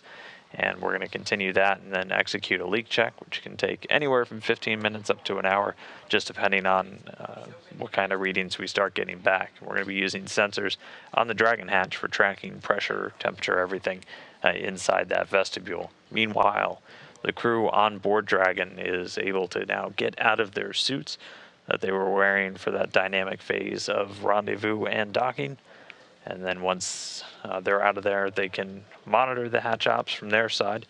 And then once everything is done with the station crew getting the vestibule pressurized, they'll open up the station side hatch first, and then it'll be over to the AX-1 crew to open the hatch on Dragon.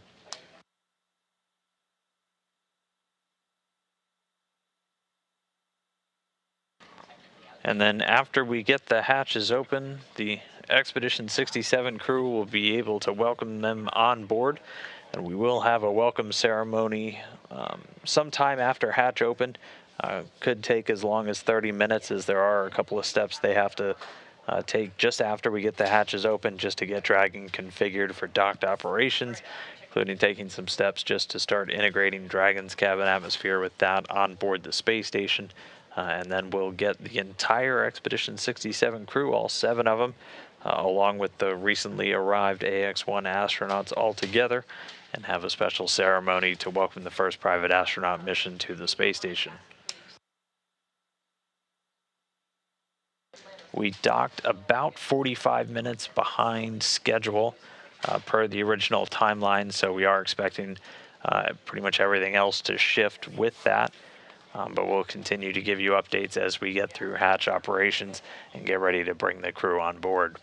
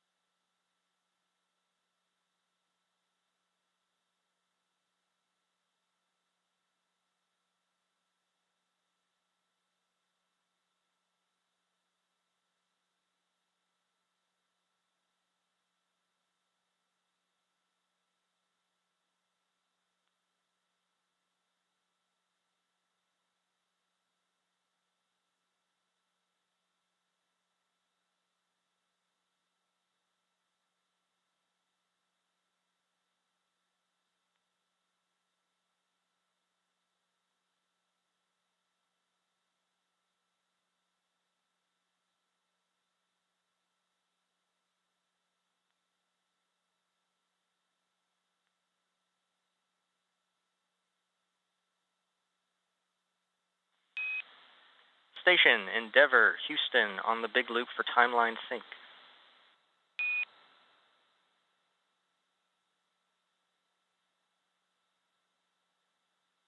Endeavor's ready to copy.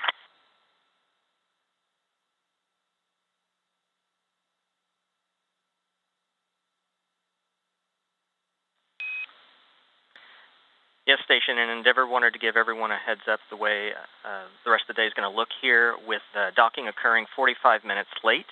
The intention here is the PAO event and the subsequent safety briefing will slide to the right by 45 minutes, which will carry over to the rest of the day. However, we'll let you guys flex and manage. If you're able to make up some time, we are good with that. Otherwise, we'll hang in with you as the timeline would be extended a little bit. How copy?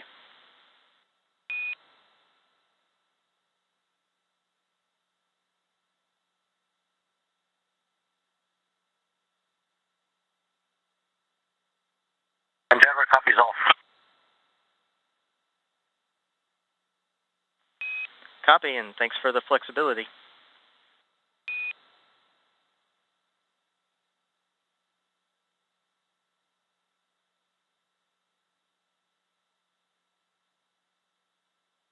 And Houston from Endeavor, for awareness, if station is rogering up on those calls, we are not hearing them.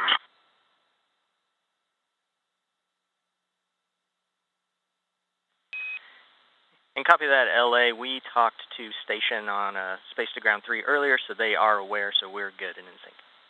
So thanks for the heads up. Okay, you got it. LA, we've got you loud and clear, and we're following along on Space to Ground 2. Big loop. Okay, Killer, thanks.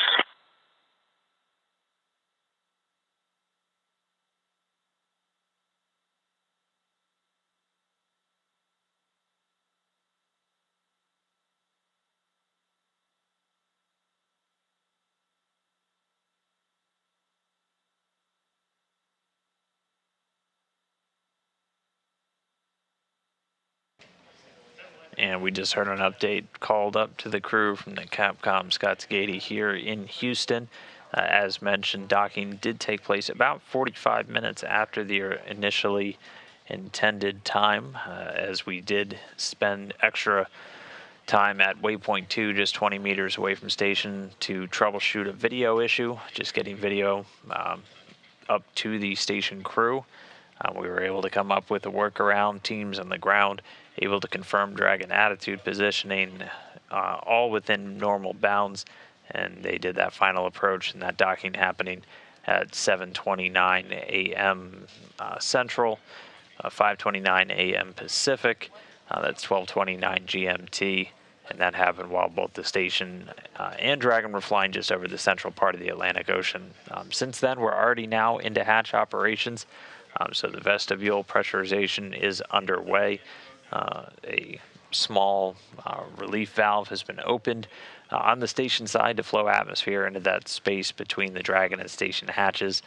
We're using sensors on the Dragon hatch to measure that pressurization, and then we're going to, after it gets up to about ambient pressure with the rest of the station, we're going to pause, and we're going to let thermal stabilize and then conduct a leak check, just to make sure that we've got a tight seal between the Dragon and the station before we start opening up the hatches. We're going to open the hatch on the station side first. It's called the APAS hatch. So the station crew will get that open, and then once we, again, confirm pressures are roughly equalized between station and Dragon, Station, the SpaceX Dragon on the crew big loop. will open up Power their hatch. connection to Dragon established.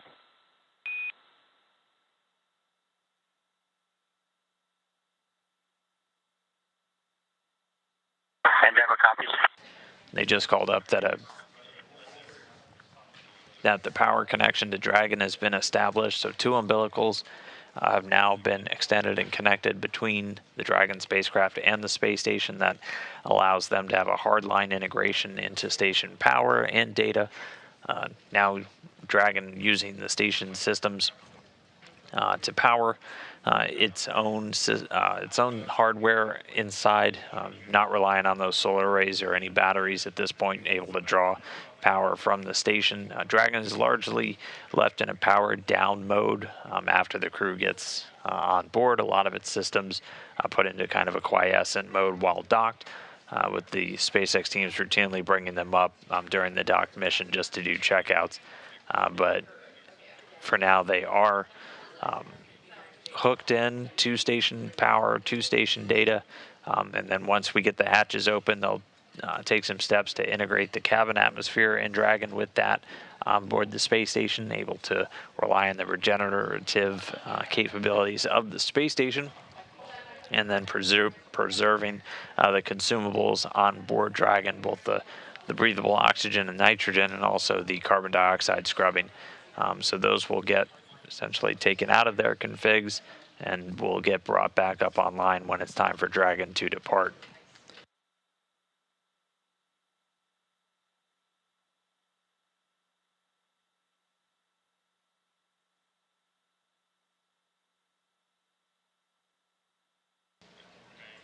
And so at this point, the vestibule has been pressurized And we're now going to start stepping through those leak checks. Those can take as short as about 15 minutes up to an hour. Just depends on how long it takes to reach a thermal equilibrium, and also just to make sure that we have steady pressure readings, again using sensors on the Dragon hatch to actually perform this leak check.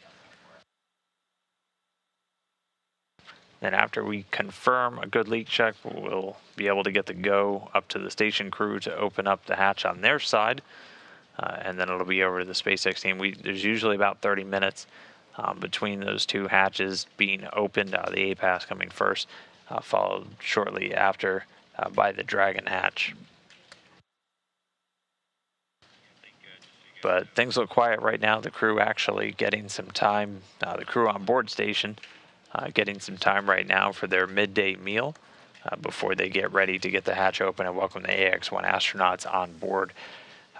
Right after we get everyone on, we'll have the entire Expedition 67 crew join with the Ax-1 astronauts and do a formal welcome ceremony welcoming the first fully private astronaut mission on board the space station. Following that, there's still a pretty busy day for the rest of the afternoon. The station commander, Tom Marshburn, will take the entire station crew, so all of our new astronauts as well as the Expedition 67 ones, and doing a safety briefing. This is routine for any crew members arriving at the space station, whether they're professional astronauts or on these new private astronaut missions. Marshburn, as the commander, has overall safety authority for the crew during the expedition on board, and he'll just go through essentially an orientation session, showing where all of the critical safety equipment is located, going over paths to safe haven, back to vehicles, hatch closings, things of that nature. Just giving a safety briefing. Lasts typically about an hour before the crew will then go through the rest of their day.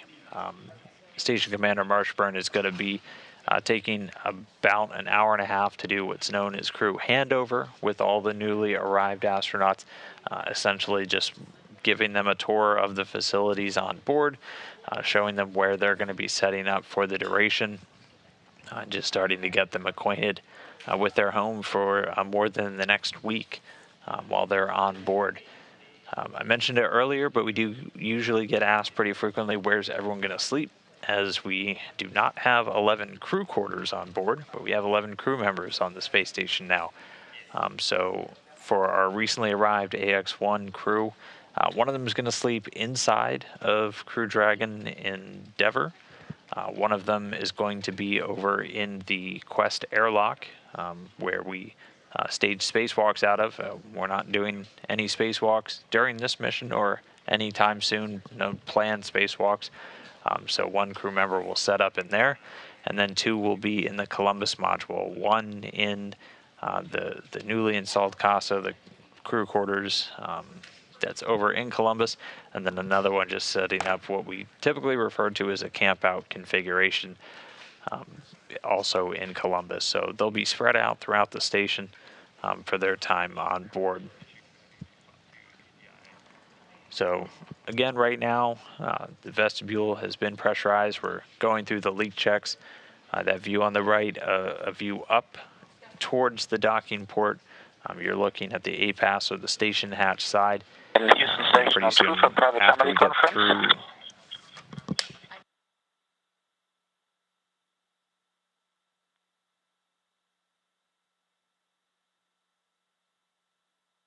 And again, pretty soon after we get through this leak check, the crew on board will get the go to begin opening that hatch. We'll get the station side open first, followed shortly thereafter by the hatch on board Dragon. And then we'll be able to get the Ax-1 crew inside and go through a welcome ceremony to welcome these first private astronaut mission crew members on board the station. We'll have a couple of participants here on the ground able to talk to the crew, and then their commander, Mike L.A., will go through a short ceremony, and then it'll be off and running for the Ax-1 mission. They've already got a number of activities, both just kind of getting themselves set up, but already stepping into some of their science, their outreach activities immediately on this day today. The entire crew, so everybody on board, is scheduled to go to sleep at a little bit later than the normal time, about 4:30 Central here in Houston. We do keep all of the crew on essentially the same sleep schedule whenever possible, just so you don't have, obviously, people moving around and turning lights on while you're trying to sleep in low Earth orbit. They typically follow a schedule for us here in the U.S. where they're waking up in the middle of the night for us. In fact, their wake-up time tomorrow will be about 1 a.m. here in Houston, and then they immediately get into a lot of their operations. Since tomorrow is Sunday, for most of the Expedition 67 crew, it's going to be a relatively light day, as the weekends are typically an off day for them. They'll have some cleaning tasks, which get scheduled on the weekend. Each of the crew members spending about 2 hours exercising, even on their off days, and that's just to help combat the negative effects on the human body of that extended period of time in microgravity, but largely for the Expedition 67 crew, a day off. But for the Ax-1, they have a packed schedule tomorrow. One additional activity that will involve the entire crew, so all 11 individuals on board the station, will be just another emergency role and response review. So again, just going over what each of the crew members has to do in the event of a contingency. We plan for these, we train for these. Everybody that flies to the space station has to go through that training on the ground, and then they're just getting a refresher now that they're up on board around the real hardware, around the real settings that they would have to make that response. So for right now, we're just continuing to follow. Again, they're doing leak checks right now in the vestibule. That's that space between the two hatches, the hatch on station and the hatch on Dragon. We've pressurized it, opening up the valve and introducing atmosphere from the station into that small space.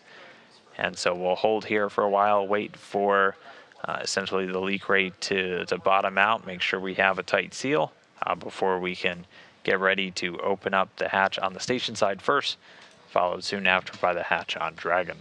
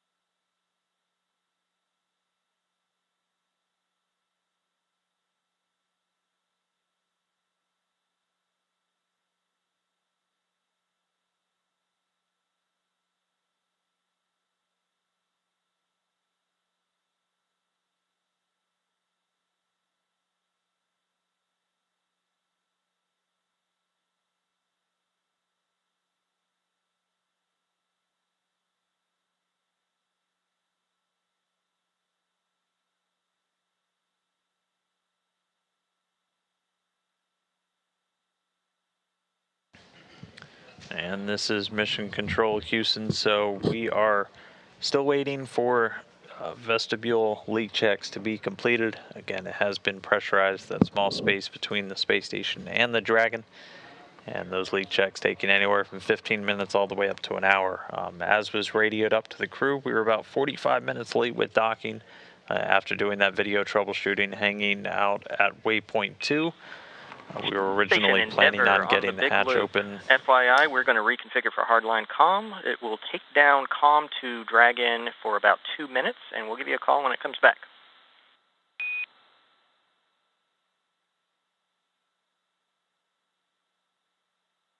Endeavor copies.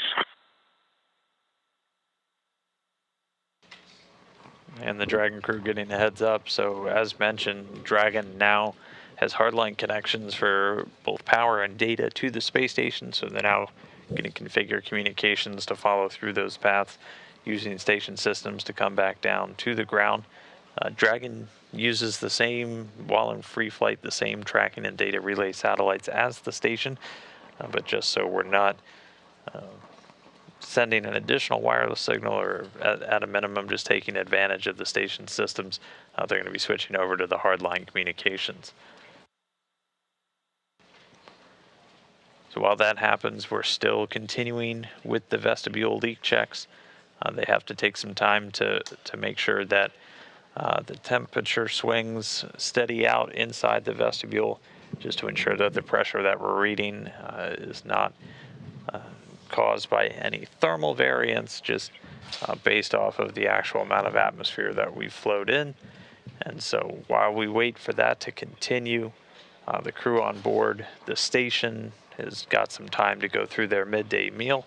And meanwhile, the astronauts on board Dragon have been given the go to get out of their spacesuits. They wore those throughout all of the approach and docking procedures, and they're going to wear those for all of the different dynamic phases of the flight. So they were in them for launch, they were in them for docking, they're going to be in them for undocking, and then eventually when they come home on that entry, descent, and landing.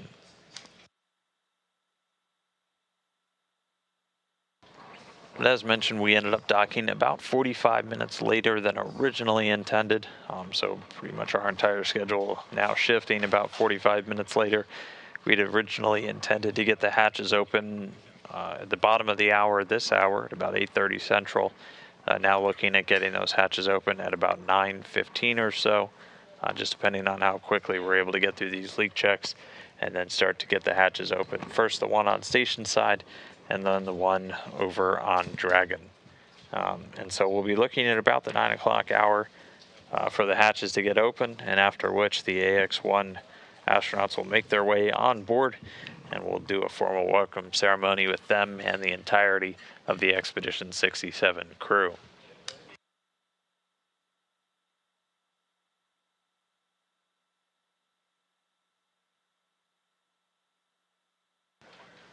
So while we wait for the vestibule leak checks to be completed, taking us one step closer to hatch open, send it back over to Andy and Tricia to tell us a little bit more about this mission, which now attached to the space station. Can't wait to see them on board. Yeah, thanks, Stan. Dragon SpaceX on Dragon to ground for cabin configuration update.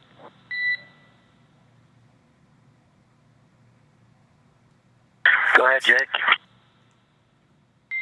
Hey, Mike. The ISS crew is inching towards a hatch open state. Wanted to check in that the Dragon crew is working towards that as well.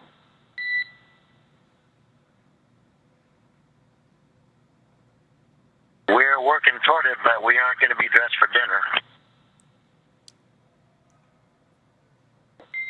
Copy all, Mike. That was perfectly vague, and I will leave it to you to configure the cabin. Copy. While we're talking about that, in 4.400 section 3, let me know when you're ready. Hey, I am ready for inventory. Go ahead. We haven't touched any food since we last spoke. As far as water, we've taken that same bag out of location 9 and are continuing to drink bottles from it. Stand by 1.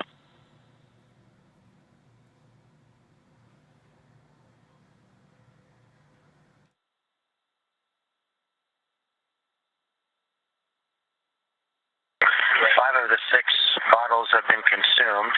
Just a question on that. How do you want to account for that?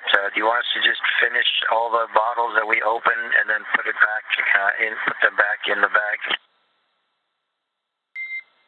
Hey, Mike. Yeah, I think that's going to be the cleanest way to do it. If you could finish any of the half-consumed bottles, and to be clear, these were coming from bag number what?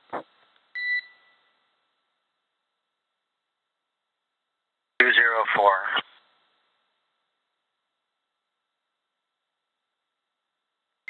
Copy all. 6 consumed from bag 204.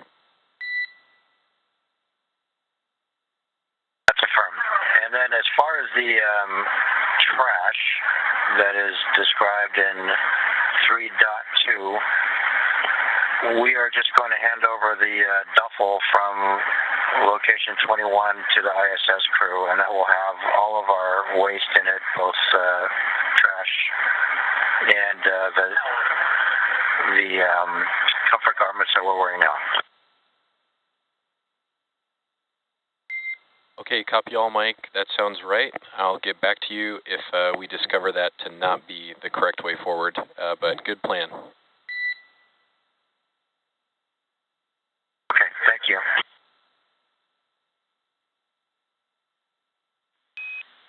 Station Houston on the big loop for Tom. Go ahead on the big loop for Tom.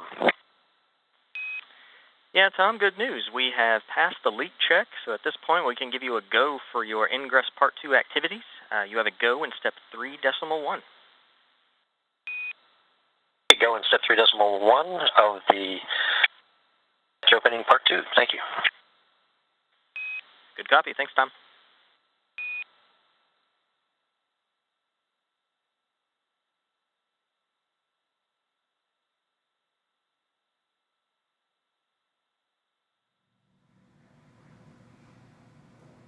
Yeah, so to summarize, we heard a lot of communication back and forth. So this first set of communications was between the core, Jake Vendo. Core stands for Crew Operation Resources Engineer, and folks on board the capsule Endeavor.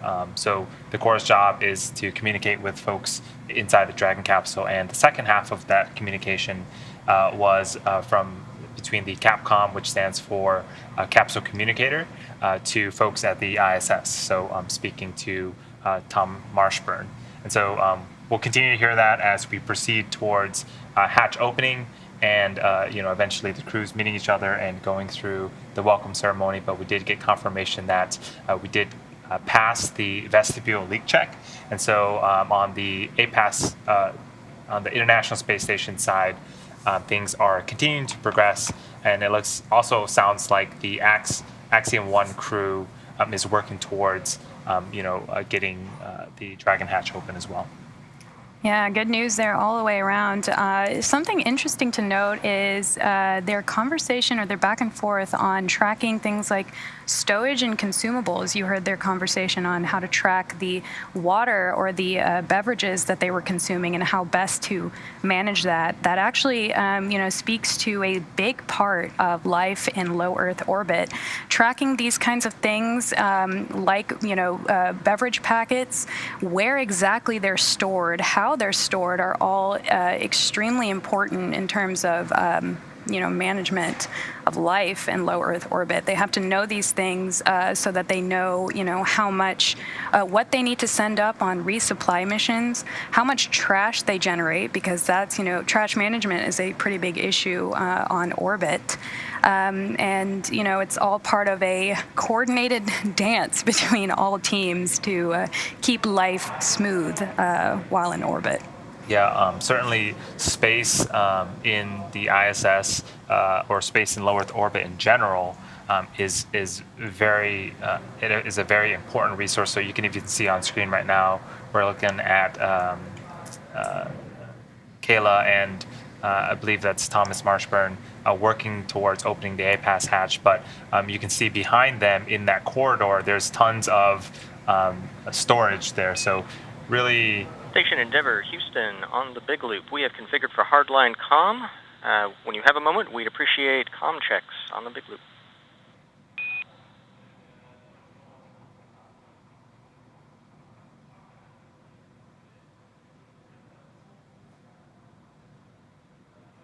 Station has you loud and clear on the big loop.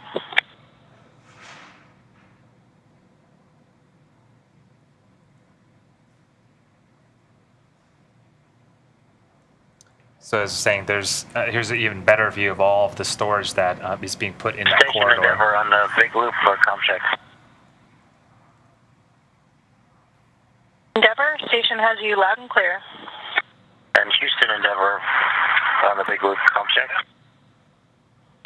We have you loud and clear as well, LA. Good contracts all around. Appreciate the help, guys.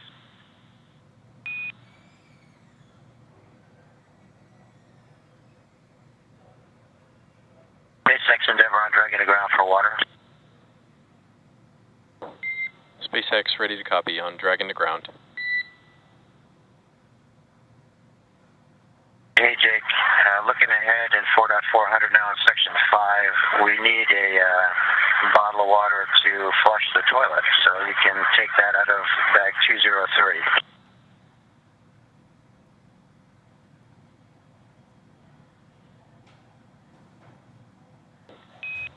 Dragon, SpaceX on the big loop. I think those calls have been coming in on the big loop, but copy bag 203 for final water bottle and waste system flush.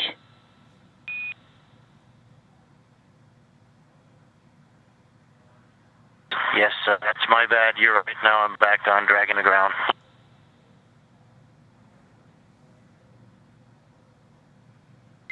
Copy all, Mike. No worries.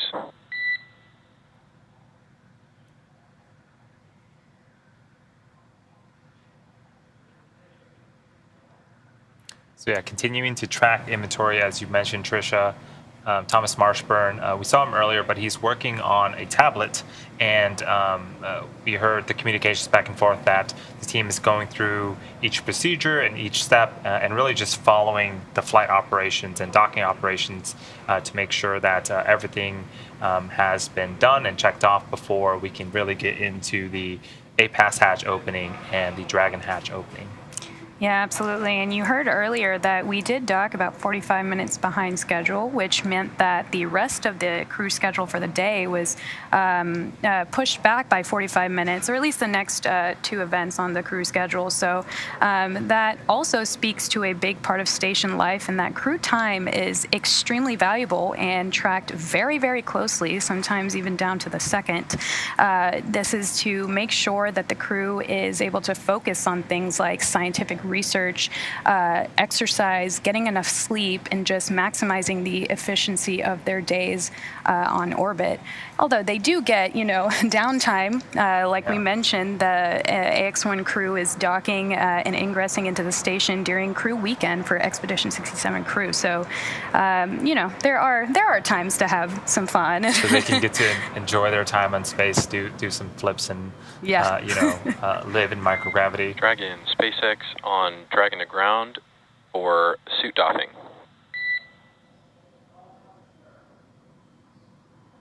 Go ahead, Jake. Hey Mike, we're seeing indications that suit 1 has come undone from its umbilical. I want to confirm that the suit is dry or that otherwise this was intended.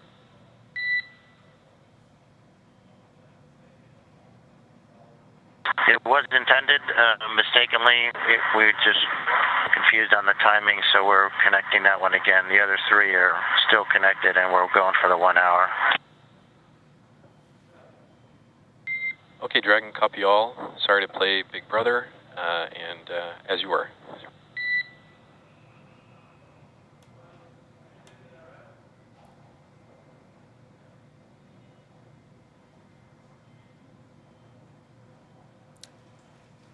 So we are in a short handover period, but we should get views back of the International Space Station. But right before the video had cut off, we did see Thomas Marshburn open up the APAS hatch, which is another significant milestone in the docking procedure. So that is great news. I believe he was working on removing the docking target, which is affixed to the other side of the APAS hatch. That is what is used when Dragon was using its LiDAR to dock with the space station. So that's going to be removed, and then the hatch will remain open, and then we'll just wait on Dragon hatch to open, and the Houston Ax-1 station crew. on the big loop, the APAS hatch is open, no condensate in the vestibule.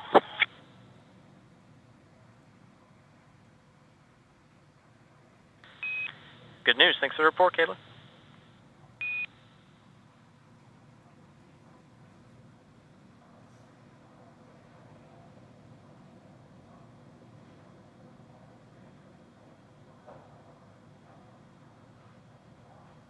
So yeah, things are continuing to go well. We'll wait for the Dragon hatch to open up next. It'll be a few moments from now.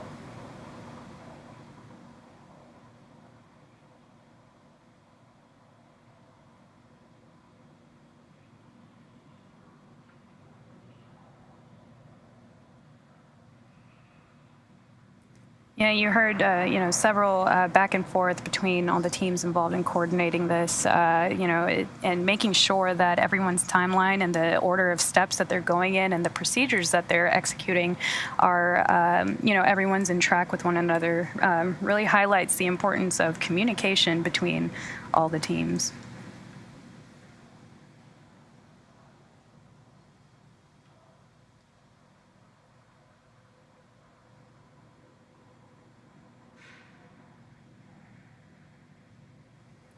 So after the docking target comes off, we will be affixing a hatch cover on the APAS hatch.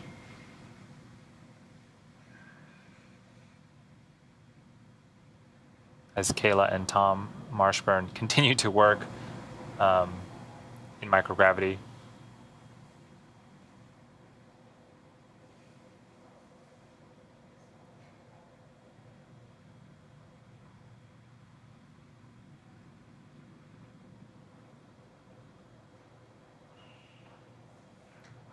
And this is something that the AX crew, especially the folks that haven't been to space before, are going to have to get used to. Kayla and Tom here seem to be very fluid in their movements, zipping around and doing what they need to. But we've heard before from previous astronauts that it can take a little bit of time to get used to movement and work in microgravity. So we'll see how the AX crew performs when they eventually leave the Dragon and make their way to the ISS. Absolutely. And as they continue to make headway into hatch operations, we'll take it back to Dan Hewitt over at JSC for an update. Hey, thanks, Tricia and Andy. You guys nailed it. We got one of the hatches open, the APAS hatch. There's a couple of steps that the crew has to go through now. The first is, Andy said, we're removing that docking target. So it's kind of a cross mechanism that is sticking out. And so obviously you want to take that off, as otherwise that's going to impede your progress through the hatch. So they'll remove that, get the hatch stowed, and then they install a hatch cover just to provide a little bit of extra padding on the hatch just in case it gets bumped, protecting both the hatch hardware and the crew members. Then we're going to see them move up what's known as an IMV duct, an intramodular ventilation duct. If you can see that kind of large orange hose there, that is going to help and eventually is going to get dragged into the Dragon spacecraft to actually integrate its atmosphere with the rest of station. So that's where we're able to provide essentially a positive flow, integrating Dragon with the rest of the station stack. So Dragon will be able to take advantage of station oxygen generation, carbon dioxide scrubbing, temperature control, everything. Essentially just becoming almost another module while it's docked to the space station. So they'll drag that ducting in, get it ready, and then we'll step into hatch equalization. And so this is just making sure that the pressure on either side of the Dragon hatch is equal, or as close to equal as possible. We can have a little bit of variance.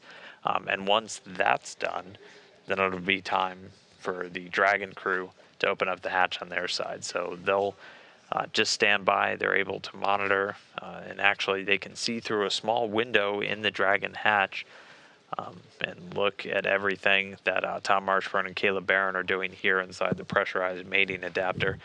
So you can see them storing that stuff. We're going to get the cover over the APAS hatch next, and then just get closer to that hatch opening. Again, we were about 45 minutes behind schedule for docking. We were expecting the hatch on Dragon to be open just about 10 minutes ago. So right now our timeline puts us at approximately 9:15 or so Central. We could be moving that up if the crews are able to get through the steps quickly before we get that Dragon hatch open. And then after that's opened, the Ax-1 astronauts will be able to move through. They'll come down through the top hatch, the space-facing side of the Harmony module, make their way into Node 2, where we'll then get everybody set up, the entire Expedition 67 crew, and all 4 of our Ax-1 astronauts newly arrived, and be able to execute a welcome ceremony. There we can see Dragon Endeavour. It's docked to that space-facing port on Node 2. We've got 2 docking adapters right now that work for any US-based vehicles that dock as opposed to berthing to the space station like the previous version of Dragon. And with this new arrival, we have 2 crewed versions, 2 Dragons capable of carrying crew docked to the space station. We've got Endeavour making a return to the space station, famously being the first to fly astronauts, Bob Behnken and Doug Hurley, to the station on Demo 2, the first human space flight on the Dragon system. And then out of view, but essentially to the left of this camera view, is the Crew Dragon Endurance docked to the forward hatch of the exact same module, Node 2.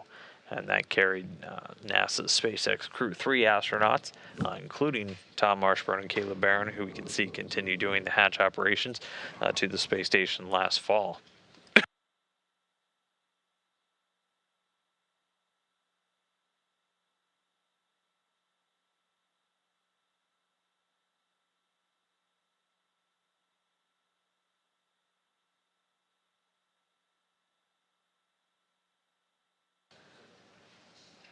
So for right now, the crew continuing to step through the procedures.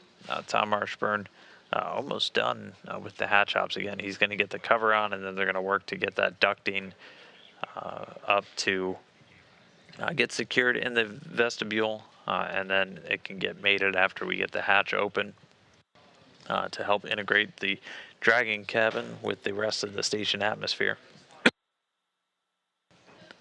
And then the station crew will give a call down that they're ready for hatch equalization, as well as the Dragon crew giving that same call down. And then we'll get a call up from the Capcom here in Houston, just telling the crew to stand by and giving a rough estimate on how long we expect that hatch equalization to take. And then once that's completed, we can get into the Dragon hatch open. And the hatch gets opened on the Dragon side. It can be opened from either side by its design, but just following the normal procedures, it's going to be opened by the Dragon crew. And there's a decal actually on the hatch that just gives the instructions for how to operate the hatch opening mechanism on board.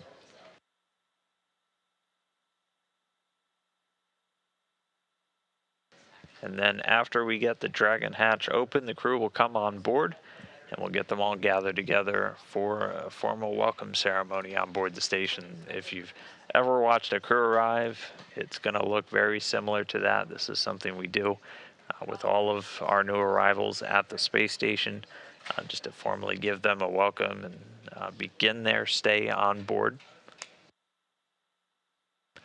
Once that's completed, though, they're going to get right to work with Tom Marshburn leading the entire crew through just an initial orientation that'll include all of the current residents of the station as well as the Ax-1 astronauts.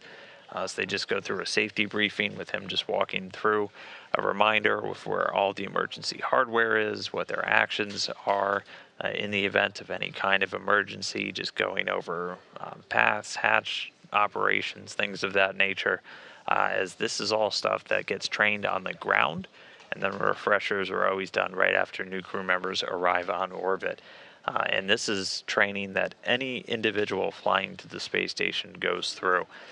We've talked pretty extensively in the lead up to the flight over the the differences in training between a traditional long-duration astronaut and one of the astronauts on the Ax-1 mission. One thing that is absolutely the exact same is that they receive emergency training. That safety training is that first and foremost, to have an effective response, every single member of the crew has to know what their job is in the event of an emergency. And so they'll just do that safety briefing.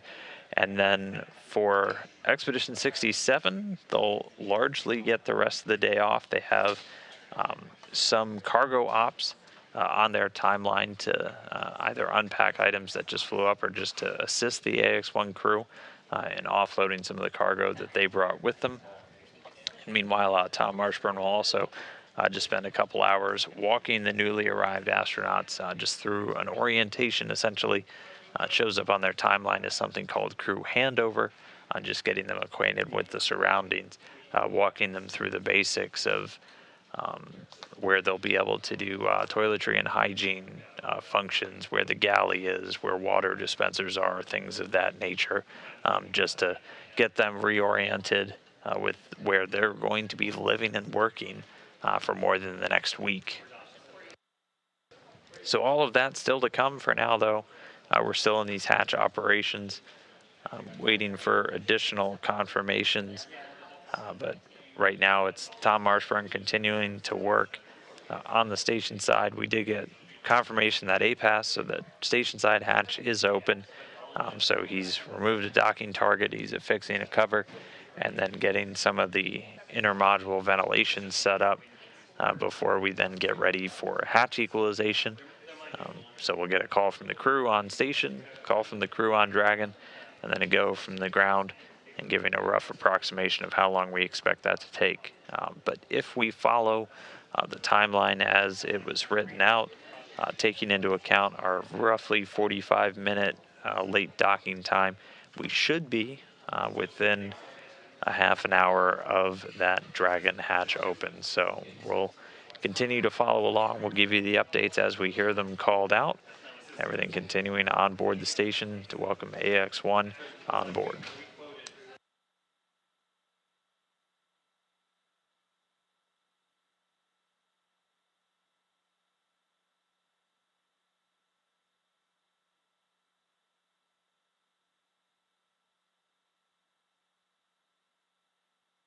And SpaceX station is ready for Dragon hatch equalization.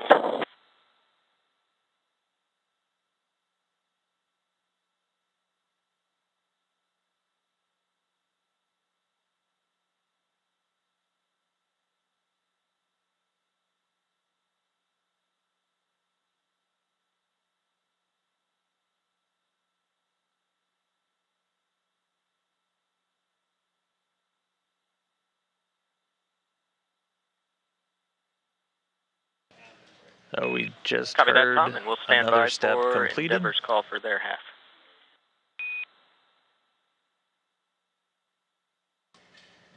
So as mentioned, the station calling down first that they're ready for hatch equalization. Now we'll stand by for a call from the Crew Dragon Endeavor astronauts that they're ready for equalization.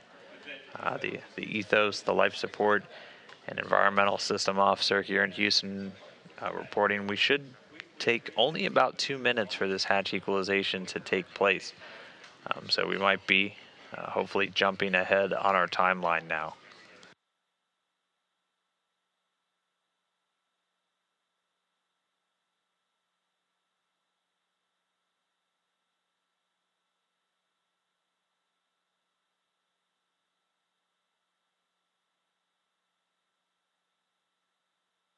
SpaceX and station on the big loop.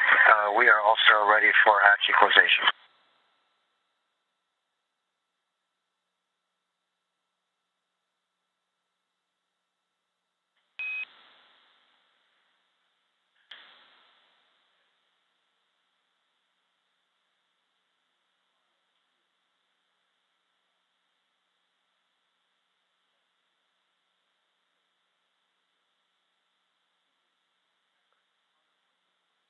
Copy that, Endeavor. Dragon, SpaceX on Stand by Dragon for to ground for equalization. waste system flash. Expected to take 2 minutes once we get started.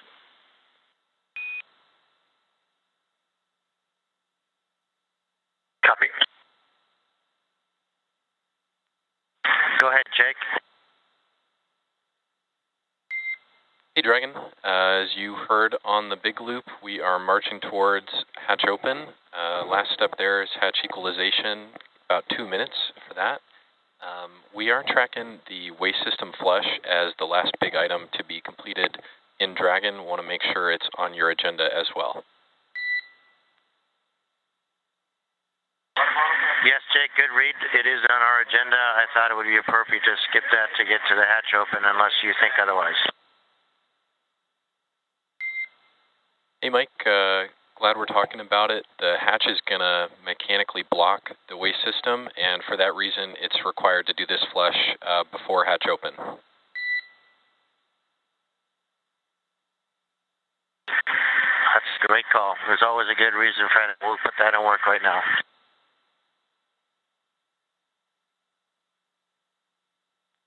Thanks for working through that, Mike.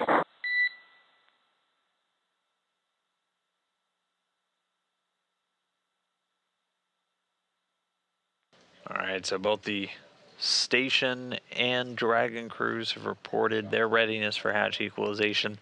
Onboard Dragon, they do have to do a flush of the waste disposal system first.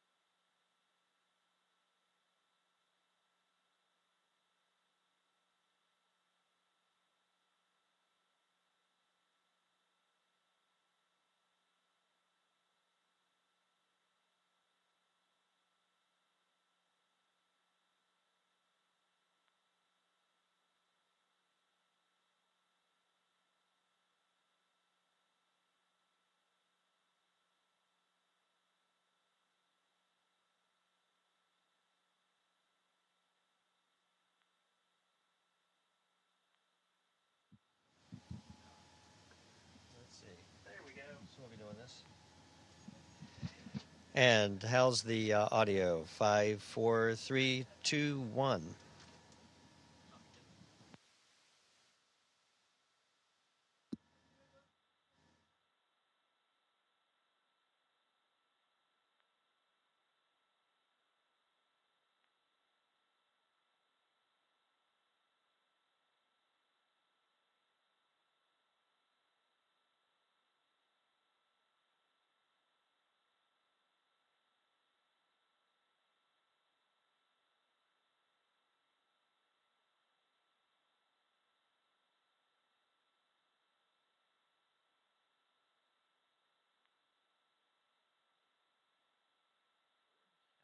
Set up for a formal welcome ceremony with the crew.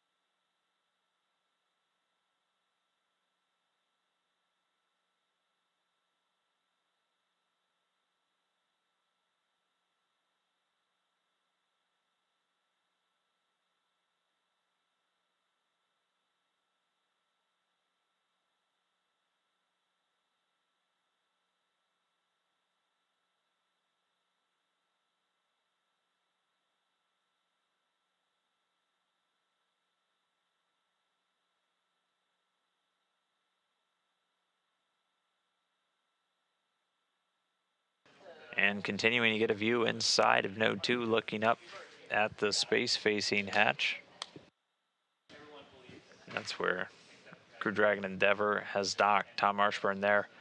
We just heard him do an audio check on the mic we're going to see them use for that welcome ceremony. The station hatch is open, and we were just waiting for the crew on Dragon to do a final flush of that waste disposal system, after which we'll be able to step into hatch equalization. So that's just making sure pressures equalize, pressures essentially equal to each other on either side of the Dragon hatch, and then the MCCX team and Hawthorne will give the Dragon crew a go to begin opening up that hatch.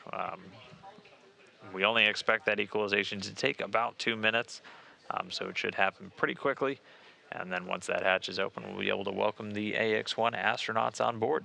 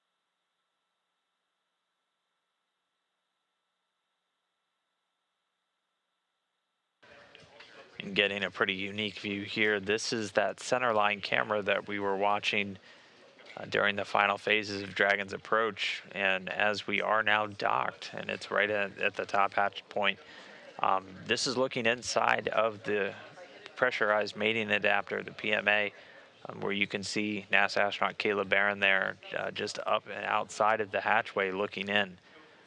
So this was the camera feed that we were working to get routed over to the crew during that final approach, and still turned on at this point, but once the hatch is opened, we will lose this view. But we are just still standing by for the Dragon hatch to get opened. We'll get into hatch equalization momentarily. And as soon as we get into that, we expect it to only take about 2 minutes for the pressures to equalize. And then the Dragon crew will get the go to open up the hatch.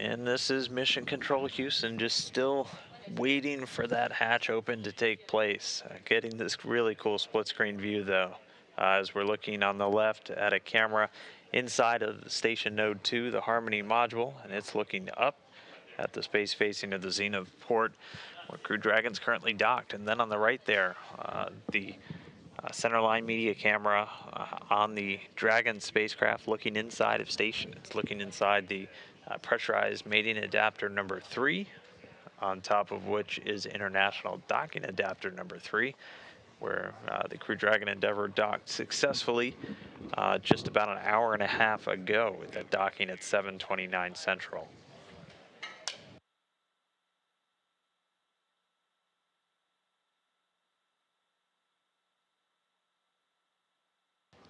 So again, we're just standing by for the hatch equalization to begin. We expect it to only take about 2 minutes, and that's just to ensure pressures are equal on either sides of the Dragon hatch. So essentially in the Dragon cabin atmosphere and in that vestibule and PMA area just on the other side. And the Dragon crew will get to go to open the hatch. There's a decal on the Dragon hatch, which can be opened from either side, but is going to get opened on the Dragon side following the nominal timeline.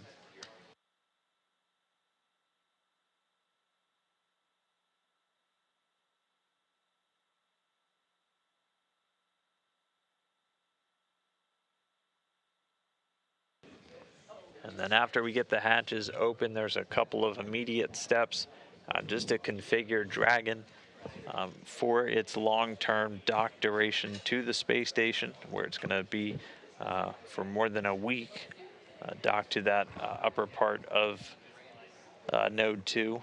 There's a couple of steps they have to take to just essentially prep Dragon for that docked ops. They're going to safe or remove some of the LiO cartridge, the lithium hydroxide cartridge that's used to scrub CO2 from the atmosphere while Dragon's in free flight.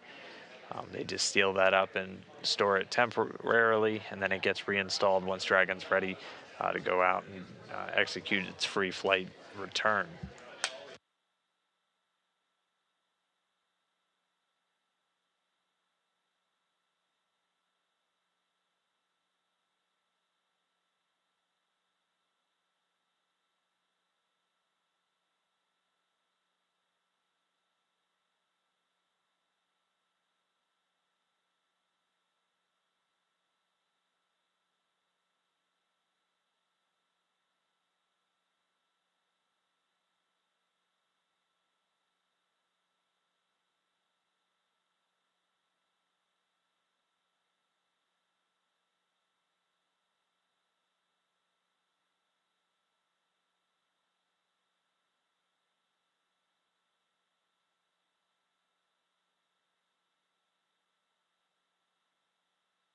SpaceX Endeavour, Dragon to ground.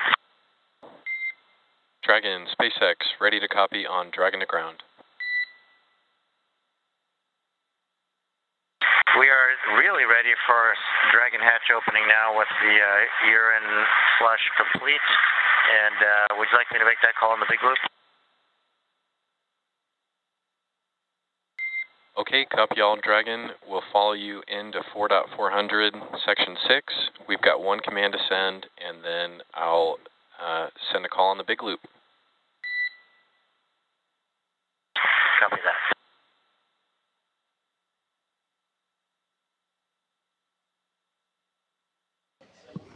All right, and Dragon, now we are ready SpaceX for on hatch Dragon to equalization. ground. One quick note, wondering if we can come on board with cameras.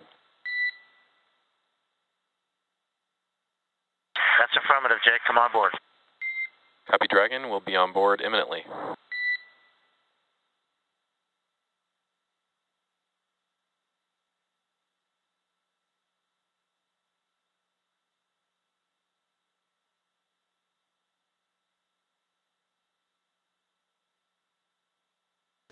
And the camera is being turned on once again inside Dragon. We should be able to join them momentarily. But getting the go as we're now about to execute hatch equalization. We only expect that to take about 2 minutes. It'll be a command sent from the ground to the Dragon spacecraft from MCCX out in Hawthorne. Once that's complete, the crew will get to go to open up the hatch.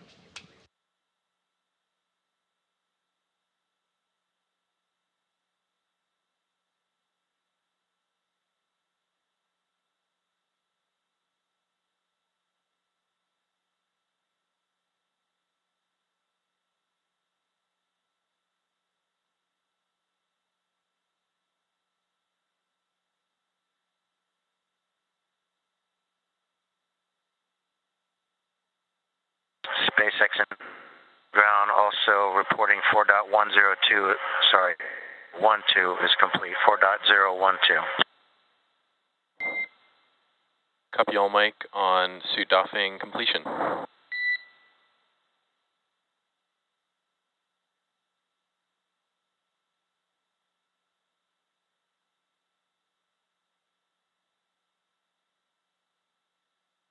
And getting views inside of Endeavour once more, looking over the shoulders of commander and pilot.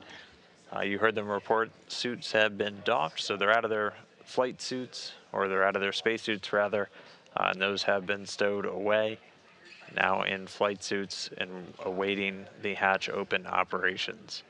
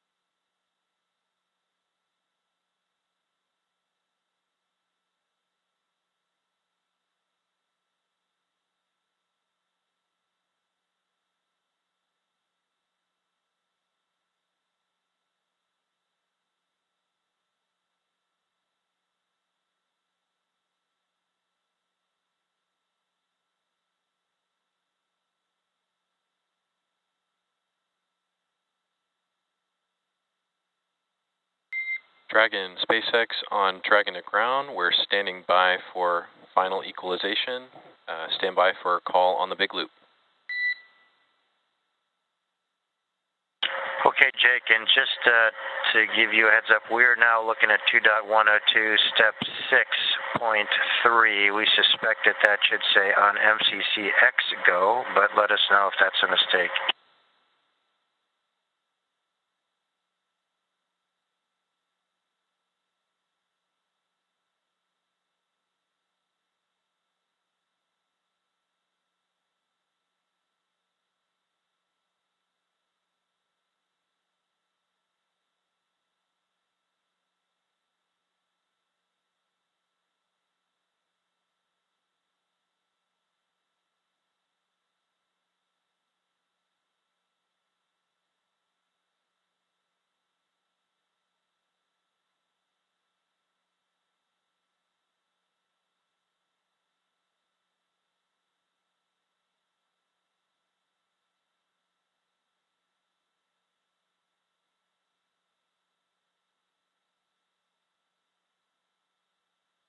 So again, we're just standing by for that final hatch equalization. It'll be a command from MCCX in Hawthorne.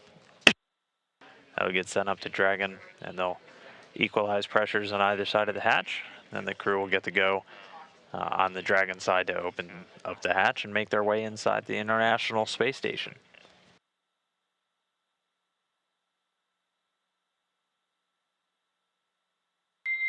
Dragon, SpaceX on Dragon to ground for 2.102 clarification.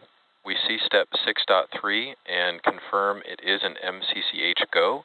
That's after the hatch is open, sort of a handover to the ISS crew.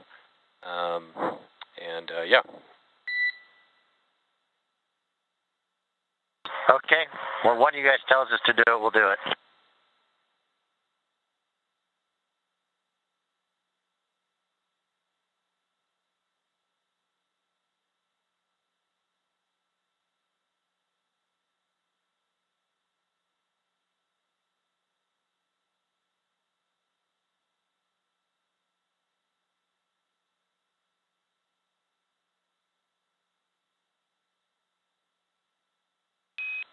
Dragon Station SpaceX on the big loop, go for hatch opening per decal, followed by the remaining actions in 4.400 Section 6.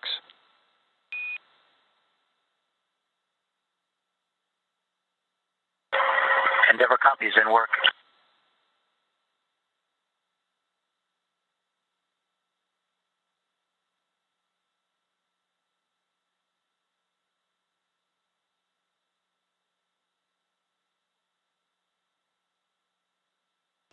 All right, good news there. We're through hatch equalization. The crew's been given the go to open it up.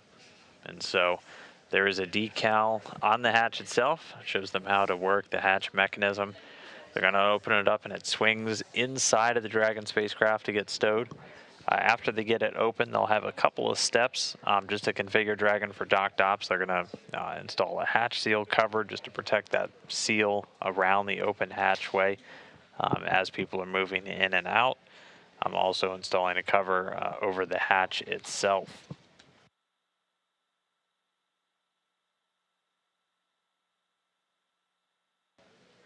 And now we're just standing by for hatch open. The hatch is open.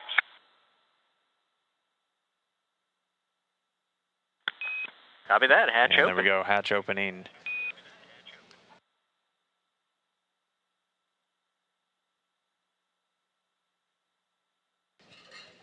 The hatch opened.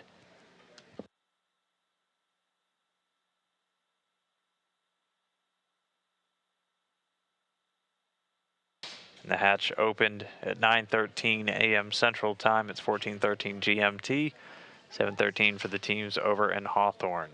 So now they're going to install that hatch seal and a cover over the hatch itself, and then start making their way on board the station. But the hatch is open. Nothing but space in between Crew Dragon Endeavour and the space station.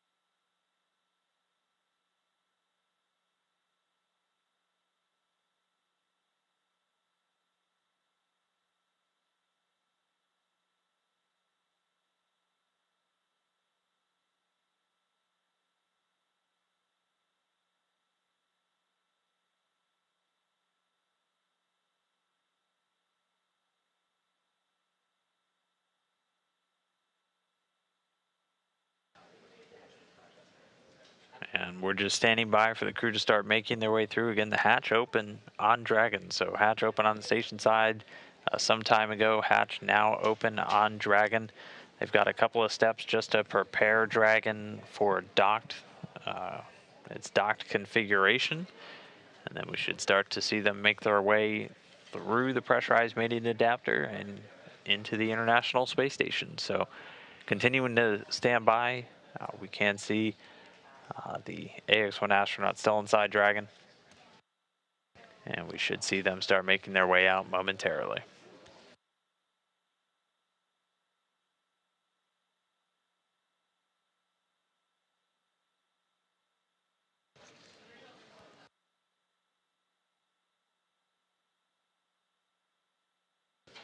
Expedition 67 Commander Tom Marshburn making his way down, and there we are.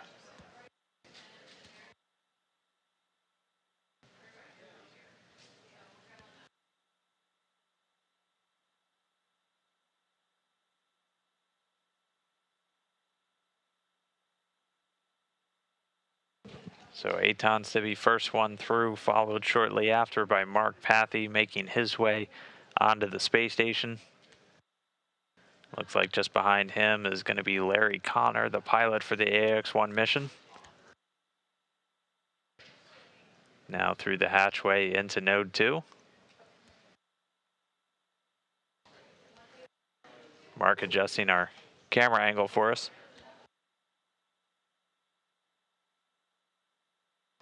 And then making his way out of a spacecraft named Endeavour onto the space station for the second time. No stranger to the orbiting lab, Mike Lopez Alegria.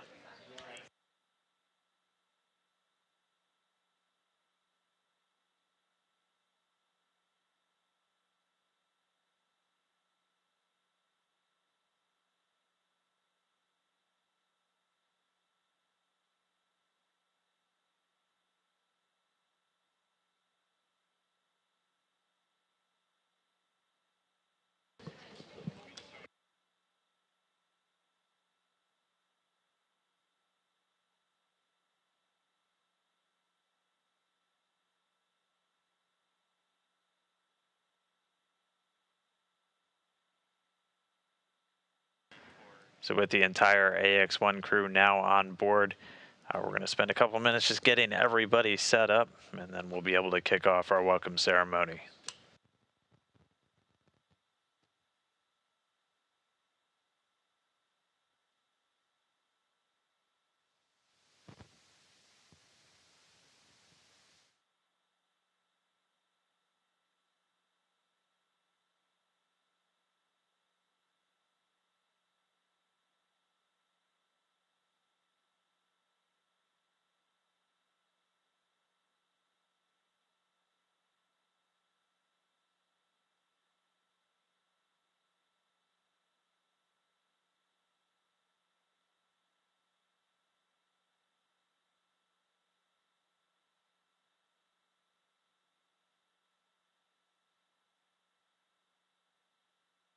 And Houston Station on 2, just checking scene checks and let us know when you want us to go active with the mic.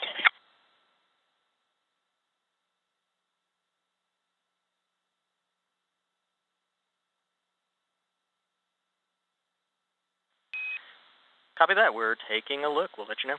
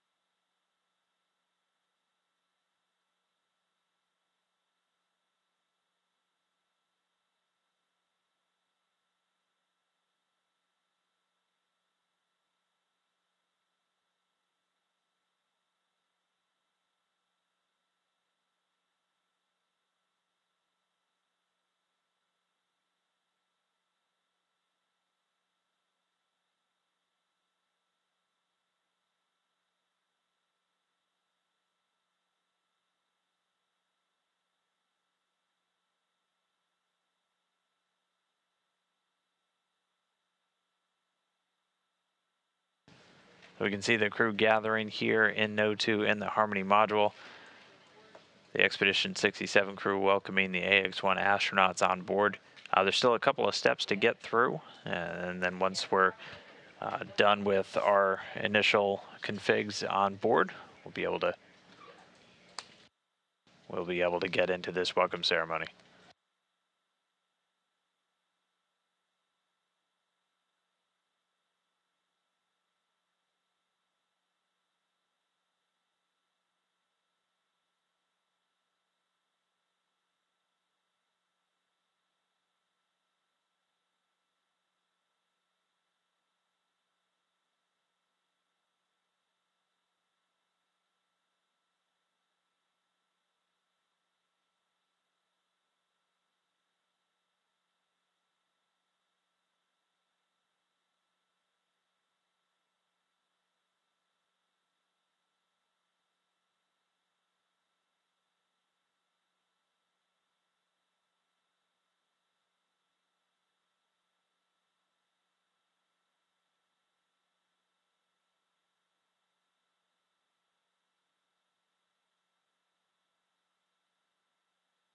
So a short handover now with the video link. It's likely the crew will have a couple of tasks to take before we get into that welcome ceremony, but good to see them all making their way on board. As mentioned, there's a couple of post-docking configurations steps that have to take place on board Dragon, namely sealing up a lithium hydroxide canister that's used to scrub CO2 from the atmosphere while Dragon's in free flight, also getting a hatch seal and a hatch cover on. So it's looking like the crew might get the call to go through those steps, and then following that, we'll be able to kick off our welcome ceremony.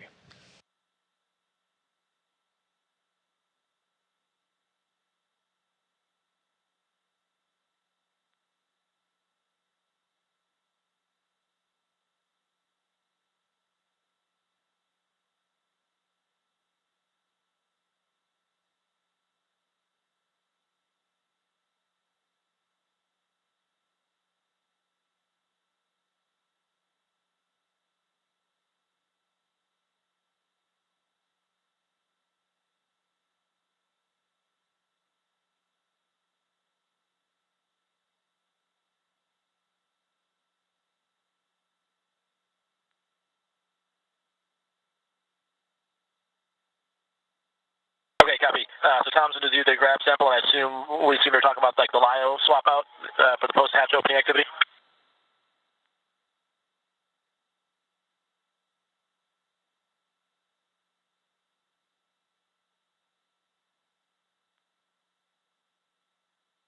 Okay, copy. That's in work, and we'll let you know when we're done.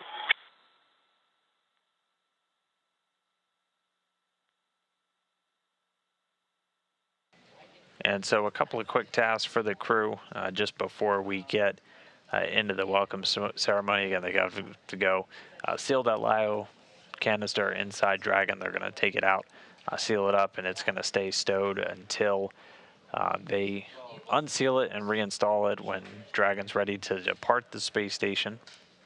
Also getting that hatch seal on.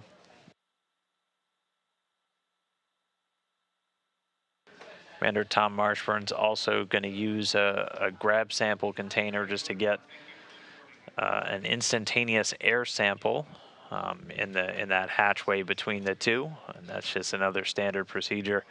Houston and Deborah on the big loop. We're looking for a go from you in section 6, step 1, 6.2 of 2.102.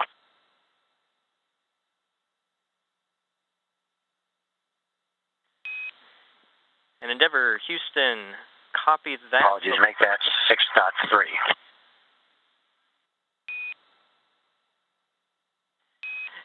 Yes, sir. For 6.3, we concur, but before we do that, we need confirmation from you that you have the IMV duct installation complete in step 6.1.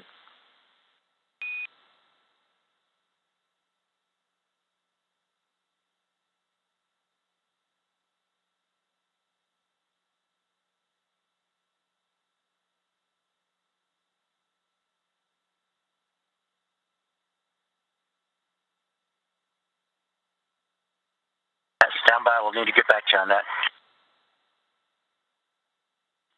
Copy.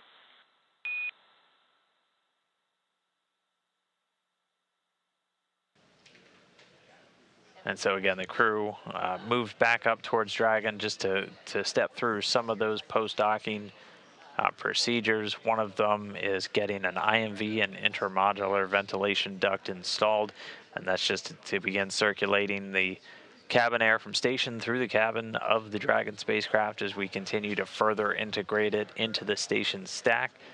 They're also removing that LiO cartridge, sealing it up, and then stowing it, and then getting a hatch cover on the Dragon hatch and a hatch seal cover around that seal, just to give it some extra protection as folks are moving in and out of it over time. And then they'll make their way back into Node 2 here, and then we'll be able to officially and formally welcome the AX-1 crew on board.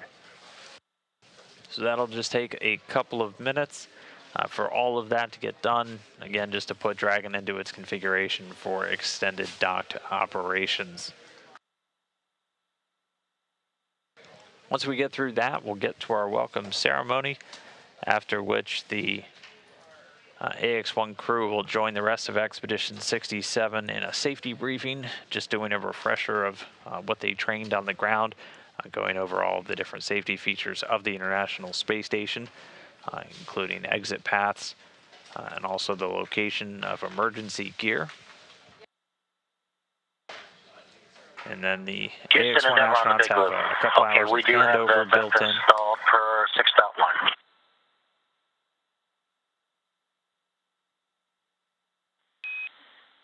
Copy that, Endeavour. Give us 30 seconds. We're going to activate the fan. Once that's done, I'll come back with a go for you in 6.3.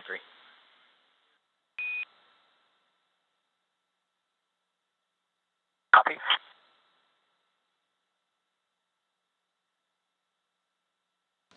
All right, and so they have that IMV, that intermodular ventilation now installed, and so the teams here on the ground in Houston are going to enable it from Mission Control Houston, essentially turning the fan on, and that's just going to give a positive pressure to start circulating atmosphere through the Dragon capsule with the rest of station. And then per his procedures, Mike LA is going to take a look and just make sure there's no debris under a panel on that air circulation, and then he's going to move into removing the lithium hydroxide Endeavour Houston back with you on canister here. inside Dragon. You are go to proceed in step 6.3.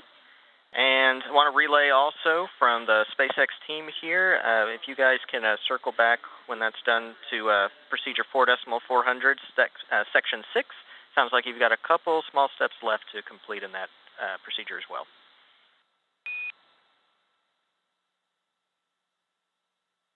All right, copy all, Scott. That's in work.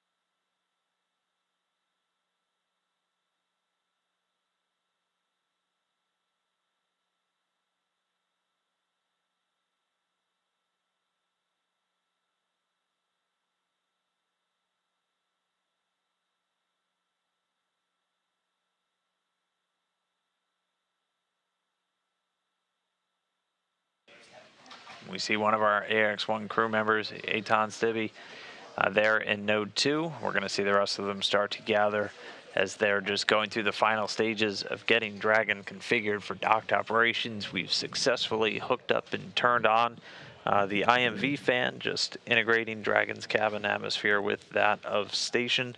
Right now, the spacecraft commander, Mike LA, working to remove the lithium hydroxide canister, which is used to scrub CO2 from the atmosphere while Dragon's in free flight. That'll get sealed up and stored away, and then it'll get unsealed and reinstalled when it's time for Dragon to undock and come home. They have several of these canisters on board to provide that critical life support function.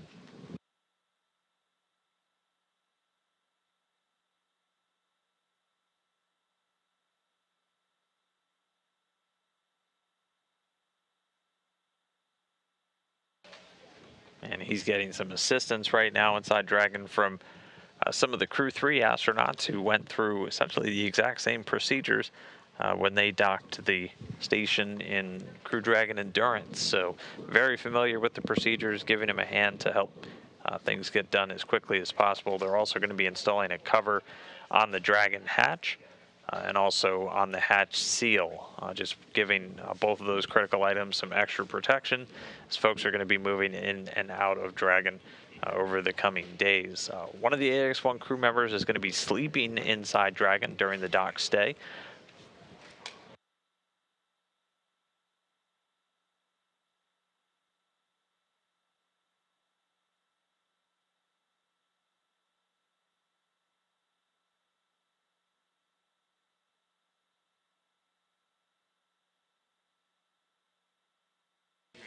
But again, once we get all these steps wrapped up, the rest of the crew is going to gather here in Node 2, the Harmony module, and then we'll be able to kick off our formal welcome to the first private astronaut mission ever to the International Space Station.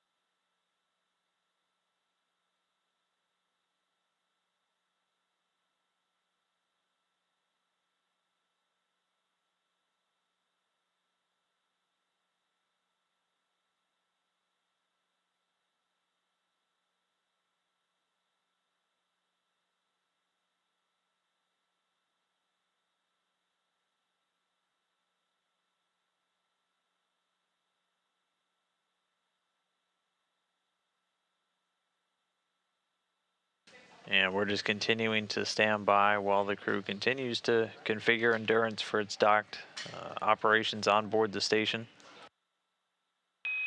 Dragon, It does SpaceX appear that on they've the big loop. successfully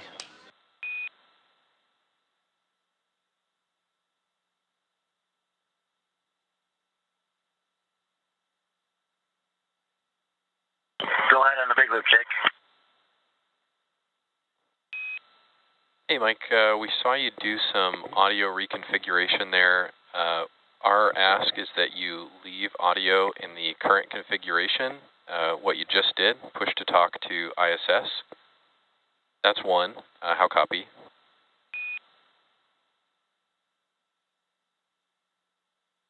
Copy that. Sounds good. Second item is that we're hoping you can step through 4.400 6.9 to disable backup lighting on the control panel.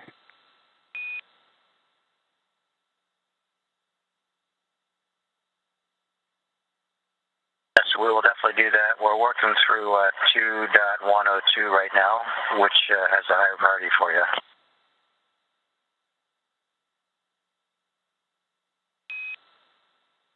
Copy you working through 2.102 as well. Feel free to prioritize that. We have an eye on step 7.2 in 2.102 and letting you know that you do have a go to perform the manual override on the AVV panel.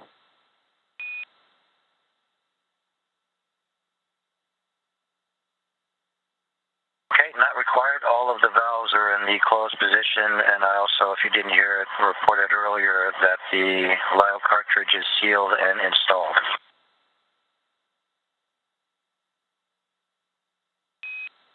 Okay, copy, Mike. Understand all valves indicate closed. No manual override needed.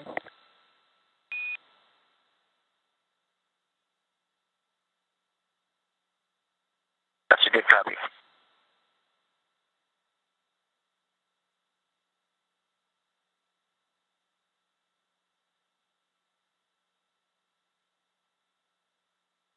All right, so continuing to tick off some of the steps to get Dragon ready for docked ops.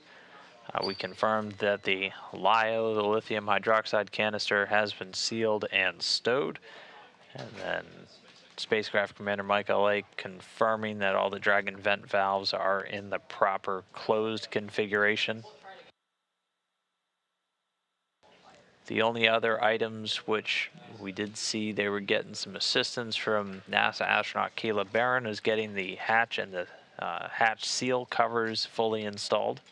And again, those just give some additional protection to both the forward hatch and that hatch seal during the docked operations as individuals are moving in and out of Dragon. Meanwhile, we see half of our Ax-1 crew standing by in Node 2, along with NASA astronaut and the current Expedition 67 Commander Tom Marshburn. And then once we're complete with these final steps on board Dragon, we'll see the rest of the crew move on board. That Dragon arrival configuration is complete for 2.102.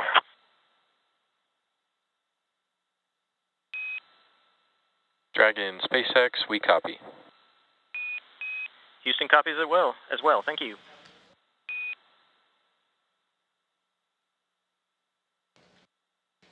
And so that completes all of their steps in their arrival through hatch opening procedures, meaning they've got the hatch and the hatch seal covers installed, all of their tools have been stowed, and they're ready to start making their way out of Dragon and on into station. So we should see the rest of the crew come out of Dragon momentarily and then start gathering everybody inside of Node 2. We have 11 people on board the International Space Station right now.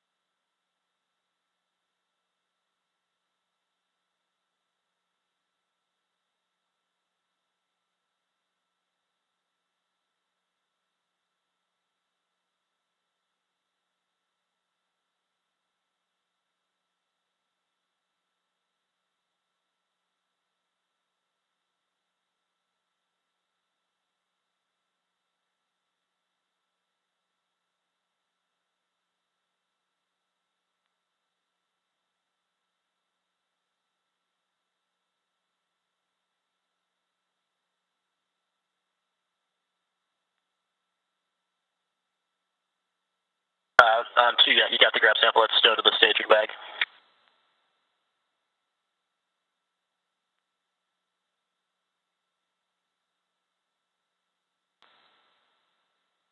SpaceX Endeavour on the big loop. Procedure 4.400 is complete. Dragon, SpaceX, we see the same. Great working with you, Mike. I think this is the last you'll hear from me today. And next call, knock on wood, will be from Mike on the undock.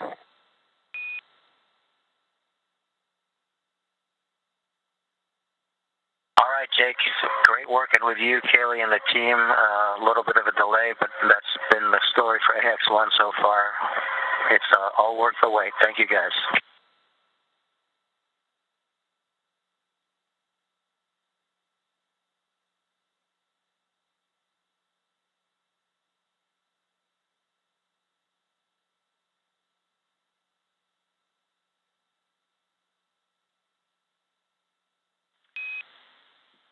Station Houston on 2. We are ready to do a quick scene check. If everyone wants to get in view, we'll do that, and then we can get into the PAO event very soon. Just a heads up for you, we do expect a quick handover to happen at 1450, so just be aware of that during the event. All right, well, we now have Dragon in its dock configuration. No more calls I got from the the handover core at in 1450, Hawthorne at and this we will point. start gathering the forces here into the Handing scene. over now to the Capcom here in Houston as Thank the you. Ax-1 crew join all of the astronauts on board the station.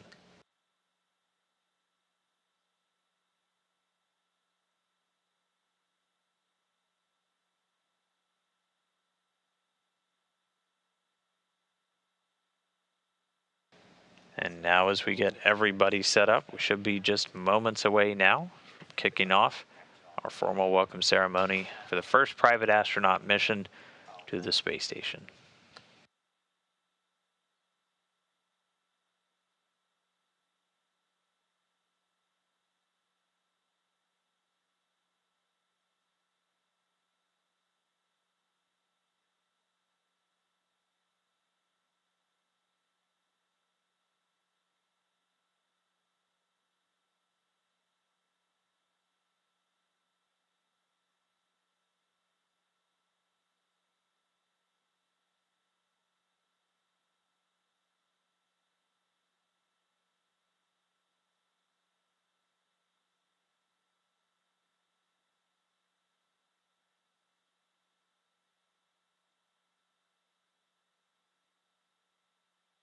And the crew working to try and get our camera reoriented so we can hopefully try and get a view of all 11 people now living on board the space station.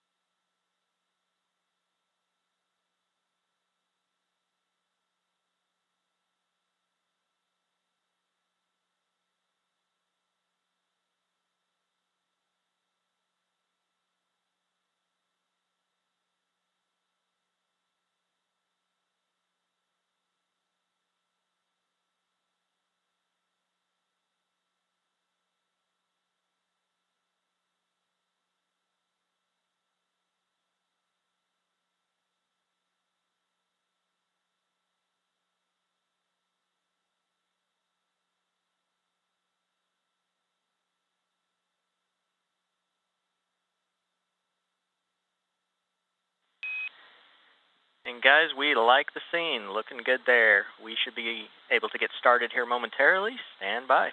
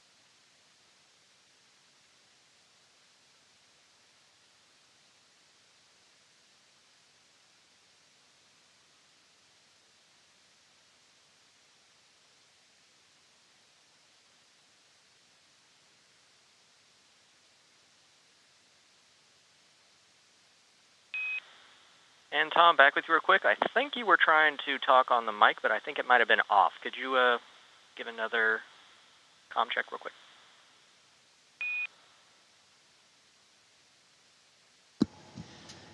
Okay, comm check.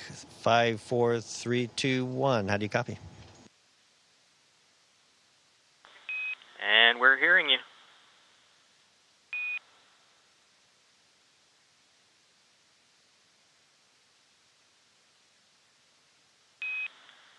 And station, this is Houston. Are you ready for the event? Everybody loud and clear. Station is ready for the event. Kathy Leaders, this is Mission Control, Houston. Please call station for a voice check. Hey, I think we already did that. I think I talked over you, Tom. I apologize. We can hear you loud and clear. Thank you.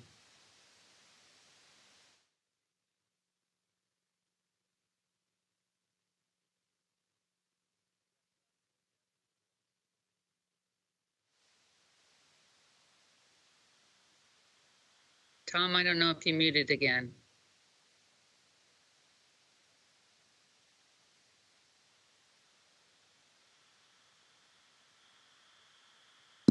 The microphone is on, and we read you loud and clear, and we're ready to speak with you.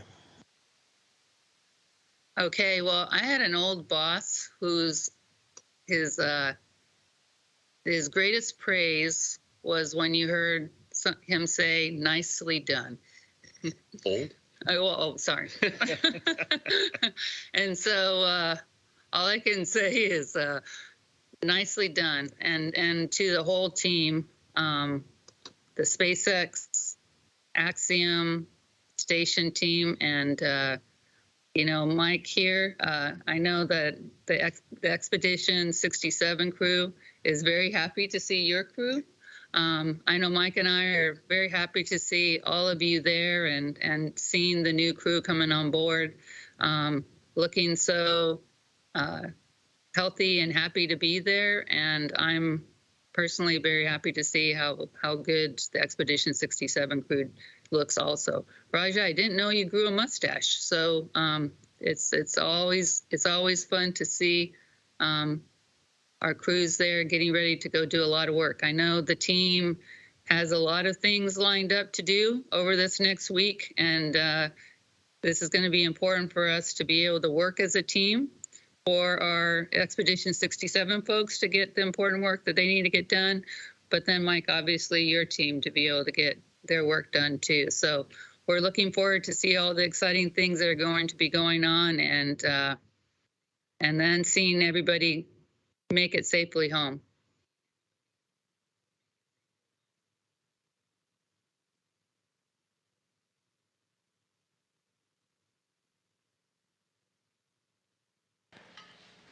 And just a short momentary handover, we'll get that communication back real quickly with the space station and then continue through our welcome.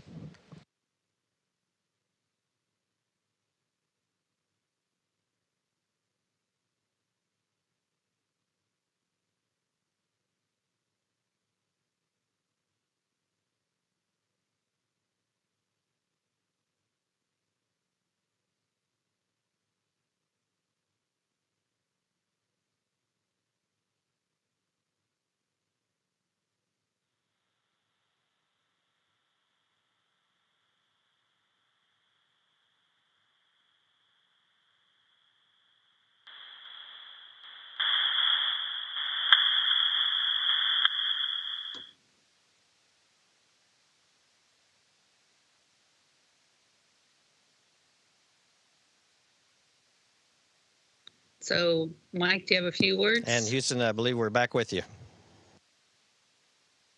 Hey, Tom, this is Seth. Can you guys hear us?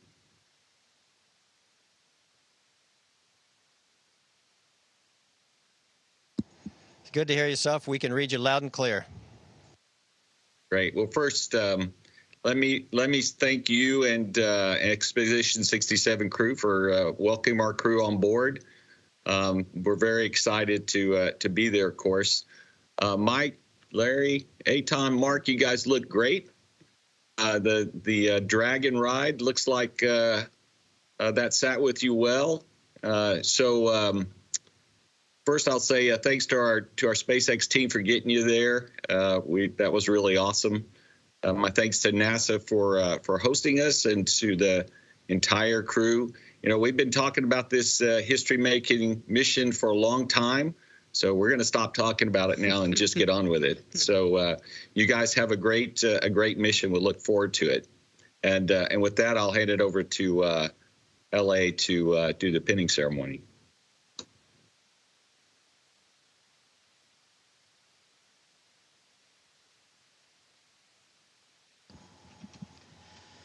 Hey, Mike and Kathy, thanks for greeting us on board. I got to tell you, it's quite an experience. I can't even begin to describe how fun it's been to be in Dragon for the last day and a half or so, watching these guys' faces light up. True story. We had just reached orbit and getting out of our suits, and I was, busy at doing commander stuff, and one by one, I could hear them say, "Expletive deleted," as soon as they looked out the window. Literally every single one of them. And I just smiled a little bit, and then when I got my turn to look at it, same expletive. It's just an amazing experience. Anyway, there's a tradition that when you cross a certain boundary, and that boundary is debatable, but in the United States it's 50 miles, you become an astronaut in altitude. And that happened to these three gentlemen for the first time yesterday. It was a pretty exciting moment. We were in the middle of first stage, but we noted it. And now I'd like to note it a little more officially. There is a very special pin that NASA astronauts wear that is gold and designed by the original Mercury 7. But until recently, there has been no internationally recognized pin. So none of the other five, or I should say other four space agencies, nor do the Chinese that I know of, have a symbol that people wear in civilian clothes for commemorating that they're astronauts. So a little while ago, the Association of Space Explorers, which encompasses a lot of members from 38 different countries of flown astronauts, decided to commission such a pin, and I happen to have three of them in my hand. Tom, would you break them out for me? And when I pin these on, I think the numbers will be 582, 583, and 584, respectively, for Larry, Eitan, and Mark. I hope they will wear these with the pride that they deserve. And then I'm going to let Larry say something while I pin his, etc. Yeah, well, first off, probably words don't describe it. I mean, I'm thrilled and honored to be up here. Thanks to SpaceX, phenomenal ride. I mean, no pun intended, but out of this world. Thanks to Ax-1 for making this dream come true. Thanks to NASA. Thanks to all the crew. Unbelievably welcome. And yeah, we're here to experience this. But we understand there's a responsibility, and the responsibility is for this first civilian crew to get it right. And that's what we're fully committed to, with the support of everybody here at the ISS and on the ground. So it's going to be a busy week of research for us, and I'm sure it's going to fly by. And now I'd like to turn it over to my friend Eitan. I'll take the opportunity. I need to press something. I think it's live. To say a few words in Hebrew on the International Space Station. ברוכים הבאים לתחנת החלל הבינלאומית, פעם ראשונה שאפשר לדבר פה בעברית. זכינו להיות חלק מצוות של 11 שנקרא Expedition 67. זה קבוצת עבודה שתעבוד ביחד, כולנו ביחד נעזור אחד לשני להשיג את המטרות, כל אחד בא עם תוכנית עבודה מלאה, ובהצלחה לכולם, בהצלחה לרקיע. Mark. Thanks, Eitan. First off, I'd like to thank our hosts here at the ISS for the warm welcome. It was really great to be looking up through the closed hatch and see you guys making your way to us, and then to come on board and be so warmly greeted by all of you. That was great. Thanks a lot, and looking forward to spending the next few days. Sorry, I forgot to look up there. Next few days here with all of you, and wow, it's just amazing to be here. It's hard to find the words, but it's been an amazing journey, and I'm not just talking about the last 24 hours. I'm talking about everything that's got us here. It's been amazing, and thanks to Mike and all the folks at Axiom for hatching this plan and getting it going, and to SpaceX and NASA for making it happen as well. Thanks, everyone. And sorry, last but definitely not least, all my family and friends whose love and support made this possible.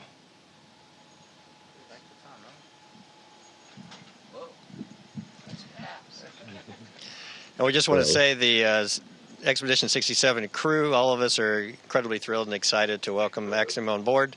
And on this historic day for continued, we expect long-term cooperation with NASA, with our international partners, and with private companies and private astronauts. So we're ready to go to work. Thank you. Godspeed, everybody. Thank you, guys. Have fun.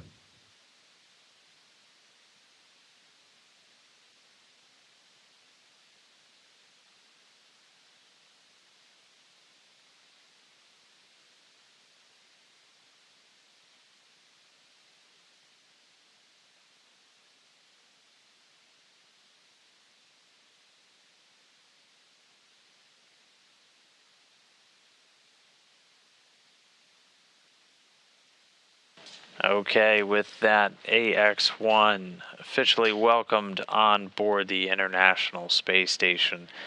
So it was a very successful day. We got a little bit of extra time there as we hung out about 20 meters from the space station, but everything completing as expected. We were able to dock Ax-1 to the space station at 7:29 a.m. Central. It's 12:29 GMT, while they were flying just about 258 statute miles over the Atlantic, getting the hatches open a little less than 2 hours later.